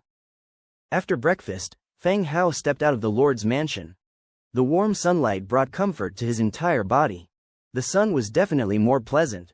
He wondered how humans survived in Crescent Heights. After stretching his body, Feng Hao made his way to the Undead building area. He opened the Book of Lords and found the blueprint for the Blood Prison. The Blood Prison was a blueprint unlocked after capturing the Blood Castle. It was just perfect as there was no place to imprison criminals in his territory. He selected an appropriate spot on the vacant land to the east for the prison. Location was crucial for imprisoning criminals. The Blood Prison was positioned right within the Undead region. Even if any prisoner escaped, they would face an onslaught from the Undead army. Level 1 Blood Prison, 2,500 wood, 3,000 stone, 350 iron, 200 cast iron blocks, 150 metal parts, 1 trace of violence. Description: a sturdy and chilling playground. Every time a new guest arrives, excited wails echo from within. Commence construction. Light surged up in an instant. After 10 minutes, The light dispersed, and a semi-underground dungeon appeared in front of Fang Hao. The construction itself was built underground. The top protruded 10 centimeters above the ground, with 2 narrow windows at the front and back. These windows allowed for ventilation and brief exposure to sunlight. Construction completed, Fang Hao went down the stairs into it. The dim corridor was lined with individual cells, 4 in total. Constructed from stone walls and metal iron bars, it looked very robust. Escape would be extraordinarily difficult with guards posted. In each cell, various torture instruments were hung. There were iron shackles, whips, and some tools with uses that Fang Hao knew, even though he didn't know their names. Though the blood prison was only level 1, there were no actual prisoners in his territory, so there was no rush to upgrade it. Upgrades would be made when necessary. After a quick inspection, Fang Hao left the blood prison. After arriving back at the castle, the sky overhead abruptly darkened. A giant bone dragon arrived over the territory and dove straight down. With a gust of wind, it landed in front of the castle. Following that, the massive spider body, the spider Fateweaver, Domina, climbed down from its back. Domina was a demon spider, and her body was quite sizable. The upper half of her body resembled a woman, while the giant spider form of her lower half was still dreadfully unsettling. Lord, Domina stumbled as she staggered forward. Her sharp spider legs clacked against the stone pavement. The normally flat, solid ground was left with pockmarks and cracks, as if it had been punctured by a sharp sword. Domina, have you been drinking? Fang Hao curiously asked. No, it's my first time riding a bone dragon. I'm a bit dizzy, Domina replied. Her massive body then lay directly on the ground. It seemed she was experiencing the aftereffects of flying on the bone dragon. Fang Hao and his maids had experienced similar sensations of weakness in their limbs during their first ride on the bone dragon. You should take a moment to recover. After a brief rest, Domina was back to normal. She got up again and moved around slowly in a clacking manner. She controlled her strength carefully so she wouldn't fracture the pavement. It was like she was wearing high heels and walking across a floor. Master, I have brought a gift for you. Domina removed a giant white silk cocoon from the back of the bone dragon. The white cocoon was elongated and oval, wrapped in cobweb silk. Fang Hao frowned slightly at the sight of the cocoon. Had they captured a person along the way and brought him here like this? The person inside must be suffocating. Before Fang Hao could ask, Domina cut open the silk with her sharp legs. A crashing sound rang out. Along with the torn silk, a large pile of gold coins and gemstones fell onto the ground. What is this? Fang Hao was relieved when he realized there wasn't a person inside. He hadn't expected Domina and her group to use this method to transport money. Master, we've had some deals with nearby villages and saved some gold coins, Domina said, looking at Fang Hao with hopeful eyes. Fang Hao glanced at the coins on the ground, then back at Domina. He understood what she was thinking. He nodded. All right, I'll accept it. You won't need to worry about the hero test either. I have it all planned out. He turned his head to look in the distance. The maids were hiding behind the door, curiously peeking over here. They were filled with fascination and wariness at the sight of this giant spider woman. Move the money into the castle, Fang Hao directed. Oh, all right, one of the maids responded. They proceeded to transport the cocoon money bag, teeming with coins and gemstones, together. Fang Hao turned back to Domina, asking, do you want to rest a bit or start the hero test right away? If possible, I'd like to take the hero test, she answered. All right, come with me. Fang Hao led Domina to the merit training grounds. As they walked, he casually explained the architectural style and characteristics of the city to her. Domina stared in awe at the grand scale and order of the city. Much like how Fang Hao felt when he first saw the spider web dwelling that she had constructed. They passed through the city to its center. Various statues, the merit training ground, and hero altar had been erected here. They stood in front of the merit training ground. Domina was at tier 10, and if she passed the hero test, she would officially become a hero. Are you ready? Fang Hao took out a hero heart and 100 warfire coins from his inventory. The merit training ground was designed for hero tests and upgrades. Since its establishment, Fang Hao has learned quite a bit about it. The training ground was only for heroes. Weapons and armor couldn't be brought in. This rule prevented people from getting ahead by relying on their equipment. Domina's face reddened slightly, whether from nervousness or excitement. Fang Hao couldn't tell. I'm ready, master. Alright, let's begin. Stay calm, Fang Hao advised, as he took 2 steps back. Yes, master. Domina stepped into the training ground. A gentle light enveloped her, and in the next second, her entire body disappeared from Fang Hao's sight. At the same time, Fang Hao received a system notification. The Merit Training Ground, in the main territory, is conducting a hero test. Another notification arrived. However, there were no options or further instructions. It seemed the notification was merely informative. Time ticked away. Fang Hao checked his watch. 12 minutes had passed. He couldn't help but worry. Would she fail? According to Domina, she had been at tier 10 for some time and had fought a few battles with the Nulls. She shouldn't fail. After another 5 to 6 minutes, another announcement came.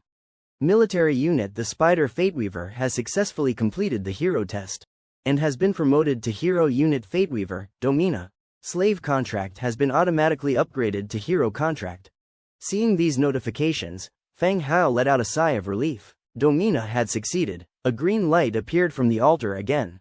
Domina's figure reappeared in front of Fang Hao, but this time, she wasn't a massive spider but a tall woman standing 2 meters tall.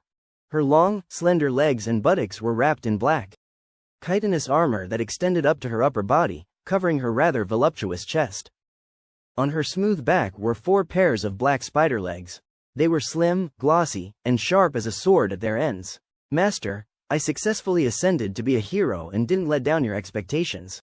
Domina, now kneeling on one knee, said with a joyful face. This was not only because she had met Fang Hao's expectations, but she had also fulfilled her long-held ambition. Loyalty of Fateweaver. Domina towards you increased by 5 points, current loyalty, 78. Upon successfully becoming a hero, her loyalty also rose by 5 points. Loyalty is incredibly important, even though a hero contract was already in effect. Fateweaver, Domina, Green Tier 7 Hero. Fateweaver Domina, Green Level 7 Hero. Faction. Spiderling Goblin. Racial traits. Living creature, sunlight sensitivity, spider magic, chitin, dual form, legion talent, shaman commander, spider god devotee. Skills. Multiple attacks, long sword legs, deadly toxin, webbing, venom spray, curse. Innate skills. Advanced combat mastery, advanced stealth mastery, advanced magic mastery, advanced action mastery. Sun sensitivity. In the sunlight, this unit is at a disadvantage, with all attributes reduced. Spider magic. This unit is a natural spellcaster, capable of casting spells like venom spray and curse, without needing to learn or master them, and possesses a strong ability to learn magic. Chitin. This unit has innate chitin, hastening the dispersion of negative effects and enhancing its own magic resistance. Dual form. This unit can freely transform between a human form and an arthropod form. Shaman commander. This unit, leading a goblin army, gets all attributes plus 15%, magic resistance plus 5%. Spider god devotee. Every time a unit of this unit's army dies, it automatically transforms into 2 giant spider hatchlings, which continue to fight alongside it. Multiple attacks. Human form causes multiple physical damages. Goblin form causes multiple physical damages, with additional toxin damage. Long sword legs. Sturdy legs tough enough to compare with sharp long swords. Inflict piercing damage on the target unit. Deadly toxin. The damage caused by the goblin state attack can't be healed by potions and healing spells for a certain period. Webbing. The goblin state 1 can release a magic spider web, causing slowing and binding effects on units along the way. Venom spray. Release venomous foam to inflict venom damage on frontal units. Curse.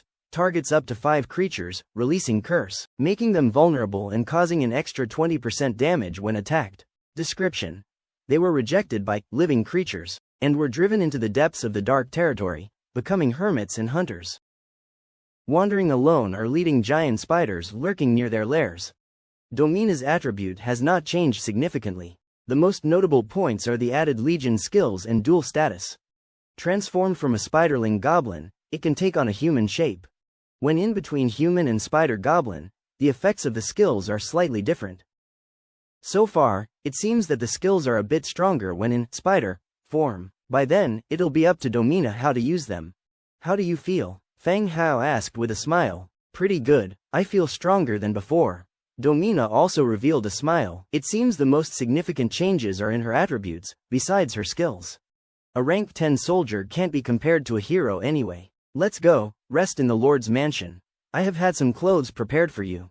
Fang Hao continued. Domina nodded. She kind of liked the splendid clothes that the maids wore. Now that Fang Hao mentioned giving her some, she naturally accepted. He led Domina back to the Lord's Hall. A maid immediately brought in some fruit wine. Fang Hao told the maid, "Prepared 2 sets of clothes for her." "Yes, master." The maid evaluated Domina and quickly departed. The territory has been getting stranger recently, with a woman who always seemed to be under a cloud coming the day before yesterday, and a spider person arriving today. When the maid left, Fang Hao spoke again.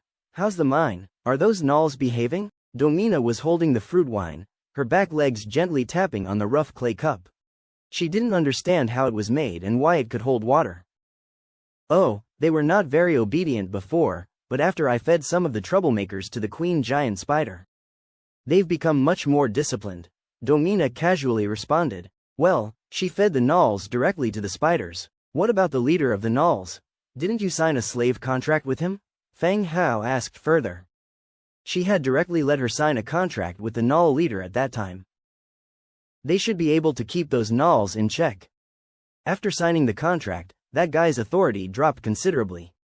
Now he serves more like a supervisor, Domina quietly answered. In other words, after the gnoll leader signed the slave contract, his prestige plummeted. He is no longer recognized as a leader by the other gnolls. His current role is more like a foreman or overseer. He is responsible for discussing the gnolls mining the ore. "Is the mining operation stable now?" Domina nodded. "Yes, it's steady now, my lord." "Good, that's what I wanted." The mines near the webweaver camp are very important to Fang Hao. Mithril that can be mined there is a very scarce material. It needs to be mined steadily. If the efficiency of mining can't be guaranteed, he would consider letting the skeleton workers do the mining. While the two were chatting, the maid who was preparing the clothes came in. She brought several sets of clothes in her hands, including maid outfits, everyday linen dresses, leather armor, and a one-handed sword. The maid put the clothes aside, cautiously glanced at Domina, and quickly exited the room. "Domina, you try them on and see if they fit." Fang Hao pointed to the clothes. "Oh, of course, my lord." Domina agreed, picked up a beige linen dress, and started to put it on. Her body entirely covered by chitin, she didn't need to go to the changing room. The beige top was put on, and the black limbs on her back pierced through the garment. Her 2-meter height made the top somewhat short, like a women's midriff-bearing outfit. "My lord, how do I wear this?" Domina asked, somewhat embarrassed. The corset and leather armor were in the wrong order, piled on her. It looked bulky. Fang Hao sighed, stood up, and walked over. He looked at the punctured linen top and reluctantly shook his head. A perfectly good piece of clothing was pierced full of holes. Wasn't this just wasting resources? He took all the clothes from her arms and tucked the sword under his arm. "You aren't supposed to put all these clothes on at once. These are put together as a set. And these are another set for you to change into," Fang Hao explained. As he was speaking, he put clothes into sets and placed them on a chair nearby. Thump! The moment he turned around, the sword under his armpit smacked against Domina's chitin-covered butt. A crisp sound echoed as if hitting flesh. Fang Hao instantly stiffened, looking up to find Domina frowning back at him. "It wasn't. Fateweaver, Domina's loyalty to you has increased by 2 points, the current loyalty is 80. "Huh? Why did it go up by 2 points? Fang Hao curiously looked at Domina, then at the place he'd hit. He turned back around. This time, he hit Domina's backside with the sword even harder. Thump! An even more resonant sound came. Domina's body froze slightly, and the black spider legs on her back tightened, trembling slightly. "Fateweaver, Domina's loyalty to you has increased by 2 points. The current loyalty is 82. Fang Hao looked at Domina in surprise. She stood still, wearing a slightly short top, seemingly waiting. Fang Hao subsequently fell silent. Why would patting her behind increase loyalty? This seemed utterly unrelated. Did he just discover a bug for boosting loyalty? The thought had barely crossed his mind when Fang Hao discarded it. If this method could indeed enhance loyalty, he should have noticed it long ago among his comrades.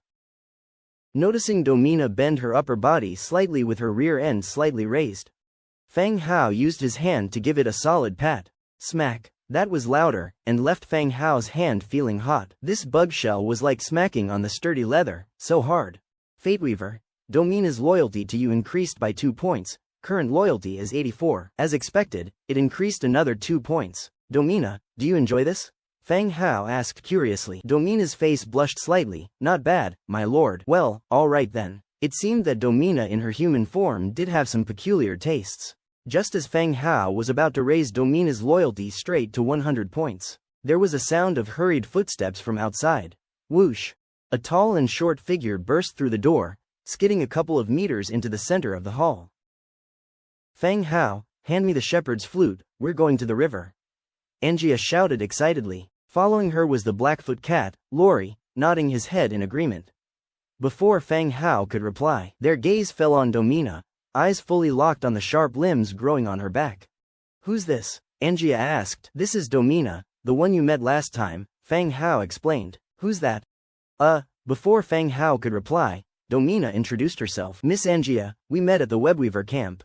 You even complimented that my house looked pretty. Oh, so it's you. Angia realized. Why did you transform into this?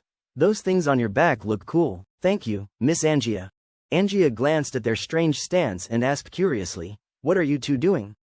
Feng Hao put the short sword aside and said, Domina just learned how to transform into human form. You could show her how to wear these clothes. Oh, all right. Angia took on this task, and she and Lori began helping Domina put on her clothes. In no time, Domina was dressed. However, the back of the dress required holes for her limbs. All right, it's on. Now give me the shepherd's flute, Angia demanded, extending her hand. Where are you two going to play in the river? Are you nuts? Isn't the hot spring enough for you both? Feng Hao said sternly. Oh come on, it's just the river to the north of our territory. It's not that deep. Feng Hao handed her the shepherd's flute with a word of caution. Be careful and don't be reckless, especially you, Lori. Be more cautious, stop coming back covered in injuries every time. Hee hee. Angia grabbed the shepherd's flute and rushed out with Lori. The hall was once again left with only Feng Hao and Domina. Domina was now wearing a maid's dress. The long black skirt matched the black bug shell on her legs, looking like she was wearing a pair of leather pants.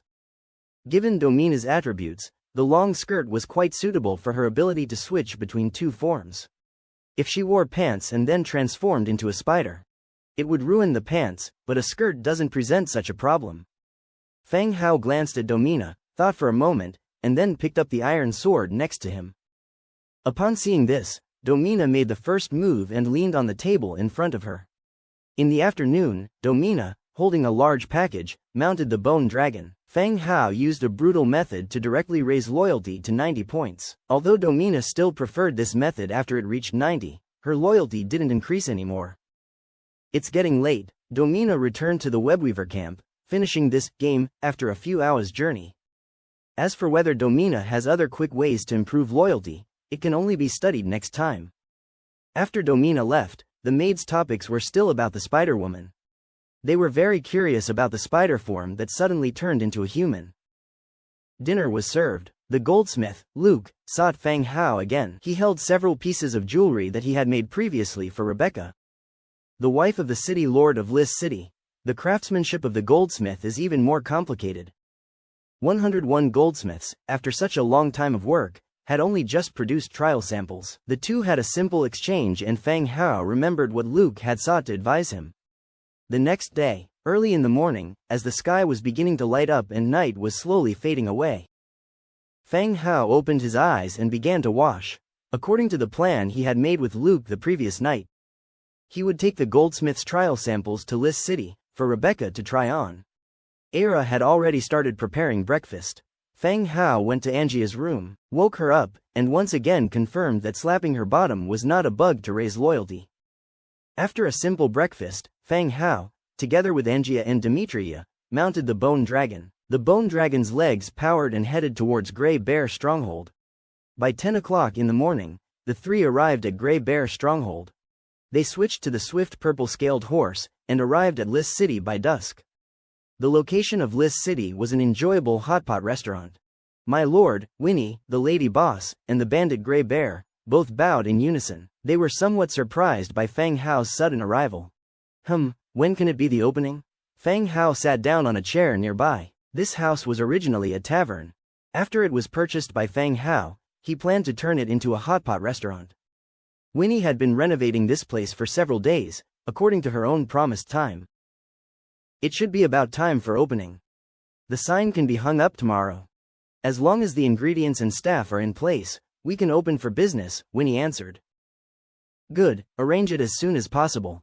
I will inform others to collaborate with you, Fang Hao nodded. Understood, my lord. Winnie also revealed a smile. This shop was much bigger than her tavern, and Lis City was even larger, with a greater population. It was enough for her to showcase her skills. After dinner, Fang Hao washed up again and put on a set of prepared formal attire. He went directly to the lord's house. This time, Rebecca didn't attend any dances. He followed a maid and stopped in front of a room. The maid knocked lightly on the door. Madam, Mr. Fang Hao is here. Let him come in. The door opened, and Fang Hao walked in. This was a study room, a desk in the middle of the room, and 4 bookshelves against the wall, filled with a variety of books. There were also several exquisite paintings on display. Rebecca, wearing a casual long dress in light blue, was writing something at the desk. When Fang Hao came in, she merely briefly glanced up. Do you always like to visit other people's homes at night? Rebecca spoke with a slight hint of resentment, and there was a hint of fatigue in her face. Fang Hao didn't care about her blame. Ah, there's nothing I can do. The client won't provide board and lodging. I am leaving first thing tomorrow and can only save 1 day's food and lodging costs. A slight smile appeared on Rebecca's face at Fang Hao's teasing. She rolled her eyes at him. He made it sound as if she had mistreated him, and was saddling her with the matter. Okay, you're not just here to complain about the food and lodging fees today, are you? Rebecca asked about Fang Hao's intentions. Fang Hao didn't want to waste too much time. He opened his backpack directly and took out all the jewelry inside. During the journey, these items were stored in a storage space. Here, in order not to cause trouble, they were put into the backpack. The accessories for the dress are ready. I came here today to let you try them on. Once we confirm they're good, I'll then proceed with the final production. So soon? Rebecca said with some surprise. Jewelry is different from clothing. Jewelry making, metal melting and engraving, are all very time-consuming tasks. One piece of jewelry worn by nobles is invaluable, not just for craftsmanship and materials. It also includes the time consumed by the process. I have many craftsmen working for me, so the piecework production is a bit quicker. Fang Hao explained indifferently. There are 101 gold carvers in his territory. Not only are they numerous, but their craftsmanship is also extremely close to each other. There would not be a big difference in their skills. Well, let's see how it turns out then. Rebecca stood up, a look of anticipation in her eyes. She had high hopes for Fang Hao's design. Throughout these years, his works provided the only innovation and breakthrough. She ordered a maid to bring a full-length mirror. Rebecca emerged from behind her desk and stood in front of the mirror. Seeing that the maid had no intentions of helping her, Fang Hao stood up, picked up the jewelry on the side, and stood behind her. As soon as he approached her, he could smell the faint fragrance from Rebecca. Her light blue leisure dress could not hide her graceful figure. The collar of her dress was a deep V, revealing her enticing cleavage. Fang Hao put the blue necklace inlaid with blue gemstones around her neck. The white neck and the blue necklace made from sapphires complemented each other very well. With Rebecca standing in front of the mirror, she was subtly swaying from side to side. Looking at herself in the mirror, she nodded subconsciously, even though it was just a fitting, and many steps were still incomplete. However, the overall effect of the set of accessories was already on display. Exuding a feeling of lavish elegance, a pleasant feeling welled up in her heart, and a smile appeared on her face. From the corner of her eyes, she saw Fang Hao, staring at her. She struck up a conversation. Did you hear? There's been quite a commotion in Prul City recently. Lis City and Prul City are neighboring cities, so they pay close attention to each other's news. Yes, indeed, Fang Hao responded casually. Cyril has participated in many Federation battles and made outstanding contributions to humanity. So it's unexpected that he died at the hands of the Blood Clan, said Rebecca with a hint of sigh. Tavik was elected as city lord. He had reported the situation of Prul City to the Federation. He attributed the death of Cyril to an attack by the Blood Clan and provided some evidence. It seems that Rebecca had also received the news, otherwise, she would not have mentioned Cyril. Rebecca continued to put on her bracelets and earrings, her smile becoming more radiant. How beautiful, she couldn't help but exclaim in her mind. Will humans go to war with the Blood Clan? Feng Hao continued to ask. If humans started a war directly with Crescent Heights over this matter, it would indeed be troublesome. Then humans would directly attack Crescent Heights. Wouldn't that mean his stationed army would have to fight? It's difficult, even though there is a formal agreement between humans and the Blood Clan. Some Blood Clan can't control themselves and frequent attacks on humans still happen. Rebecca gave Feng Hao a glance. The murderer has already been executed by Tavik. The Federation should issue a warning to the Blood Clan. The likelihood of war is small. Feng Hao nodded but didn't say anything. It would be better if there was no war. When the warning arrived at Crescent Heights, he would have his people accept it and it would pass. That would save him a lot of trouble afterward. Now that all the accessories were fitted, they made Rebecca look even more regal and dignified. I really like them. These accessories are very creative and beautiful. Rebecca happily nodded. She wished she could wear the custom-made dress alongside the set of jewelry right now. I'm glad you like them, so when I get back, I'll arrange for the final pieces to be made, said Feng Hao. Okay, start making them. Rebecca removed the jewelry with a bit of reluctance. Feng Hao took the jewelry from her and packed them all away. After the jewelry fitting session was over, Feng Hao was just about to leave. Thump, thump, thump. Just as he was about to say goodbye to Rebecca, hurried knocking sounds were heard from outside the door. The door opened. A guard dressed as a warrior walked in and gave Feng Hao a wary look. Madam, the guard team is back and they have brought back several corpses. They're asking if you would like to take a look. Upon hearing the guard's words, Rebecca's expression turned serious instantly. Let's go, let's take a look. Then, she completely forgot about Feng Hao as she briskly followed the guard out of the room. Feng Hao stood awkwardly in place. He couldn't stay here, so he had no choice but to follow them out. Walking down the long corridor together. In his mind, he thought that after leaving the Lord's mansion, he would say goodbye to Rebecca and then head back to where he was staying. However, after hearing what the guard reported back, Feng Hao developed an interest in the case. Despite the guard speaking in a low voice, he still heard about the abduction of a special group of people. As he left the Lord's mansion and was planning on continuing to follow them, he was stopped by the guards. Without saying much, Feng Hao simply nodded and went straight out of the Lord's mansion courtyard. He glanced in the direction Rebecca left and went straight back to the inn where he was staying. After leaving the Lord's mansion, Feng Hao went back to the inn with Angia. He gave Angia a simple explanation before lying down on the bed. The skull ash sparrow beside him, after the soul fire lit in its pupils, flapped its wings and flew out the window under the cover of darkness. Using the night as cover, it flew back to the sky above the Lord's mansion. The Lord's mansion had a tight defense. In addition to the guards on duty, there were also many hidden sentries. Using the direction Rebecca left, Feng Hao began to search. Soon, he found a brightly lit, large building. Entering through a narrow vertical window at the top, he spotted Rebecca. She was standing below, surrounded by guards. When Feng Hao's gaze found 5 corpses laid out on the ground, his heart pounded fiercely. The gray-brown body bag had been opened, exposing the bodies that had been dead for quite some time. All over the bodies were densely packed wounds that had turned into bloody scabs, revealing they suffered intense torture or abuse before death. The corpses were both male and female, of different ages. But they had one thing in common: black hair. Looking at the bodies below, a sudden sense of danger welled up in Feng Hao's heart. He had no idea where Rebecca had gotten these bodies, but the physical features of the bodies told him that they were all transmigrators like himself. Damn it, Feng Hao cursed inwardly. Someone was capturing transmigrators and subjecting them to some form of execution and torture. Down below, Rebecca was having a conversation with the captain of the guard. From the stern looks on their faces, it was clear they were discussing something serious. The hall was not lit by nightstones, but by candles. Under the dim candlelight, Feng Hao flew from the top and hid behind a flag hanging against the wall. At the same time, he overheard the conversation between the two. Did you not capture anyone? Rebecca's voice was tinged with anger. No, it seems our actions were discovered. There was nothing left when we arrived. The soldier's voice was subdued, but his suppressed anger was still detectable. Damn it, Rebecca cursed. She took a deep breath and asked, "Are these the only bodies?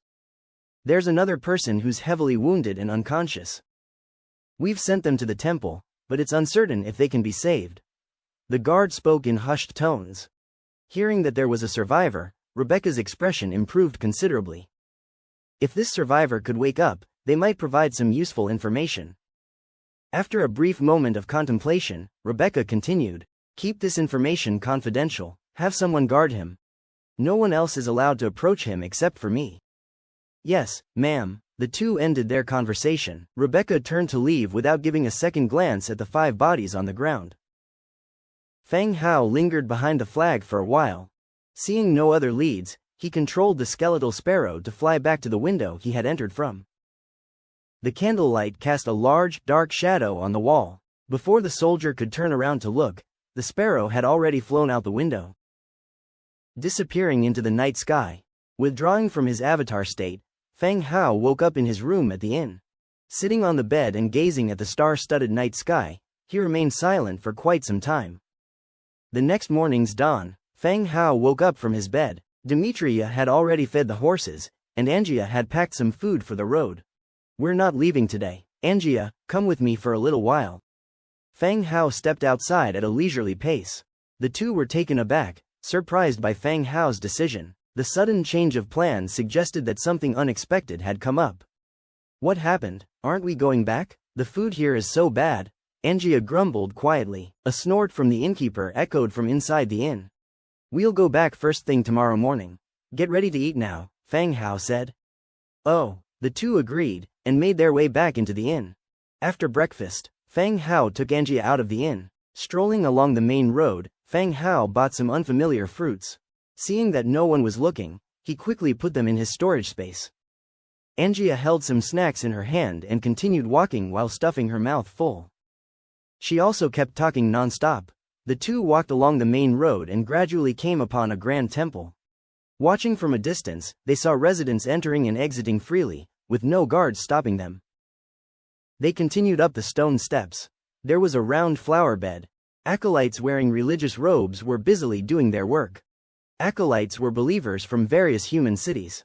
They came to the temple to act as messengers of God, receiving donations and faith from believers. But whether the gods would hear the voices of the people was debatable. Perhaps if your prayers weren't answered, your faith wasn't devout enough. The temple housed 2 statues of gods, the god of light and the goddess of harvest. It seemed that most living creatures of different species had a significant number of believers in the goddess of harvest. "Sir, how may I assist you?" A young woman wearing an acolyte's robe approached. Feng Hao examined her attributes. Just an ordinary person, with the attributes of a Tier 1 farmer. The acolytes are non-clergy personnel who assist with various tasks within the temple. Most of these acolytes are women who possess knowledge related to midwifery and healing skills. "I'm a new cloth trader from Lis City." Feng Hao slowly walked forward with the woman acolyte curiously following behind him. "About me, well, I have a peculiar," he began. "Oh, are you here for treatment?" said the woman acolyte, realizing his point. "My peculiar thing is that I have money, and I plan to donate to the temple to affirm my faith."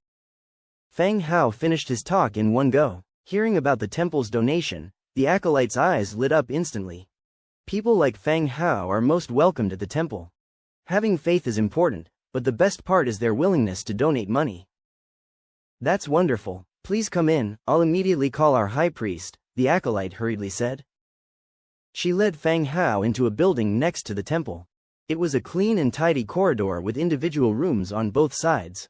In one of them, there were 4 guards standing by the door. "Is there some important person here?" Feng Hao asked. The acolyte glanced at the guards and whispered, "The person brought in last night appears to be from a significant family. I heard that their injury is quite severe." "Did they not die?" "Huh? If they died, wouldn't they have been carried away already? Why would they still be here?" "That makes sense," Feng Hao agreed. The acolyte guided them to a separate room, asked them to wait a while, and went out to find the priest she mentioned. Feng Hao didn't bring the skeleton gray sparrow with him. No matter how brave he was, he didn't dare to bring the skeleton gray sparrow into the temple. Feng Hao casually strolled down the corridor, apparently appreciating the temple. his eyes occasionally glancing towards the guarded room.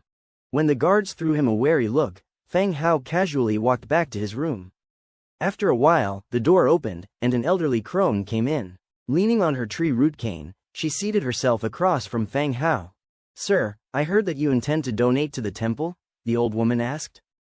Temple Priest, Tier 10. Fang Hao's eyes slightly narrowed. Surprisingly, she was Tier 10. "Do you have the final say here?" Fang Hao curiously asked. "I've been in charge here for a long time, so naturally, my word carries weight," the old woman nodded.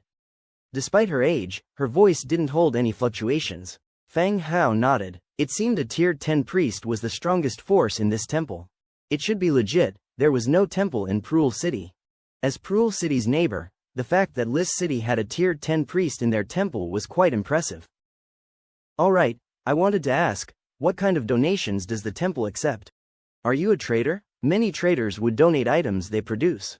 "Of course, we also accept gold coins," the old woman continued. The temple did not discriminate against donations. Whatever you've got, they'll take it. Donating your products was fine. Giving them cash so they could purchase what they needed was also acceptable. "I'm a cloth merchant. Does the temple need clothing?" Fang Hao asked. "Yes, it's been a long time since the temple received a clothing donation." The elderly priest immediately answered. "One more thing, if I added some advertisements on the donated clothing, that wouldn't be a problem, would it?" Fang Hao suddenly had a new idea and asked for confirmation. "What is an advertisement?" the old priest asked, slightly furrowing her eyebrows. Fang Hao pointed to his chest. "Well, here, there'd be the name of our cloth store printed, showing that these clothes are made by us." "That would be fine," the old priest nodded. "Oh, then could you count how many people are there in the temple and give me the clothing styles? After I get back, I'll arrange for the clothes to be made," Fang Hao said. This time, the idea of donating clothing came to Fang Hao on the spot. By then, both officials from the city lord's mansion and the temple would wear clothes from his cloth shop. Probably, his cloth shop's name would be known across the city overnight. It just depended on when the cloth shop would be officially started. "Okay, wait a moment, please. There are not many people in the temple, so it won't take long to count," the old priest said with a hint of a smile visible on her weathered face. "Can I take a tour around the temple?" "Of course, you can." The two of them went out together. Just as they stepped into the corridor, suddenly, a terrified wail came from ahead. "I don't know, I've told you all already, let me out, let me out." Following that, a person dashed out, shoving aside the guards. He charged out of the room towards them.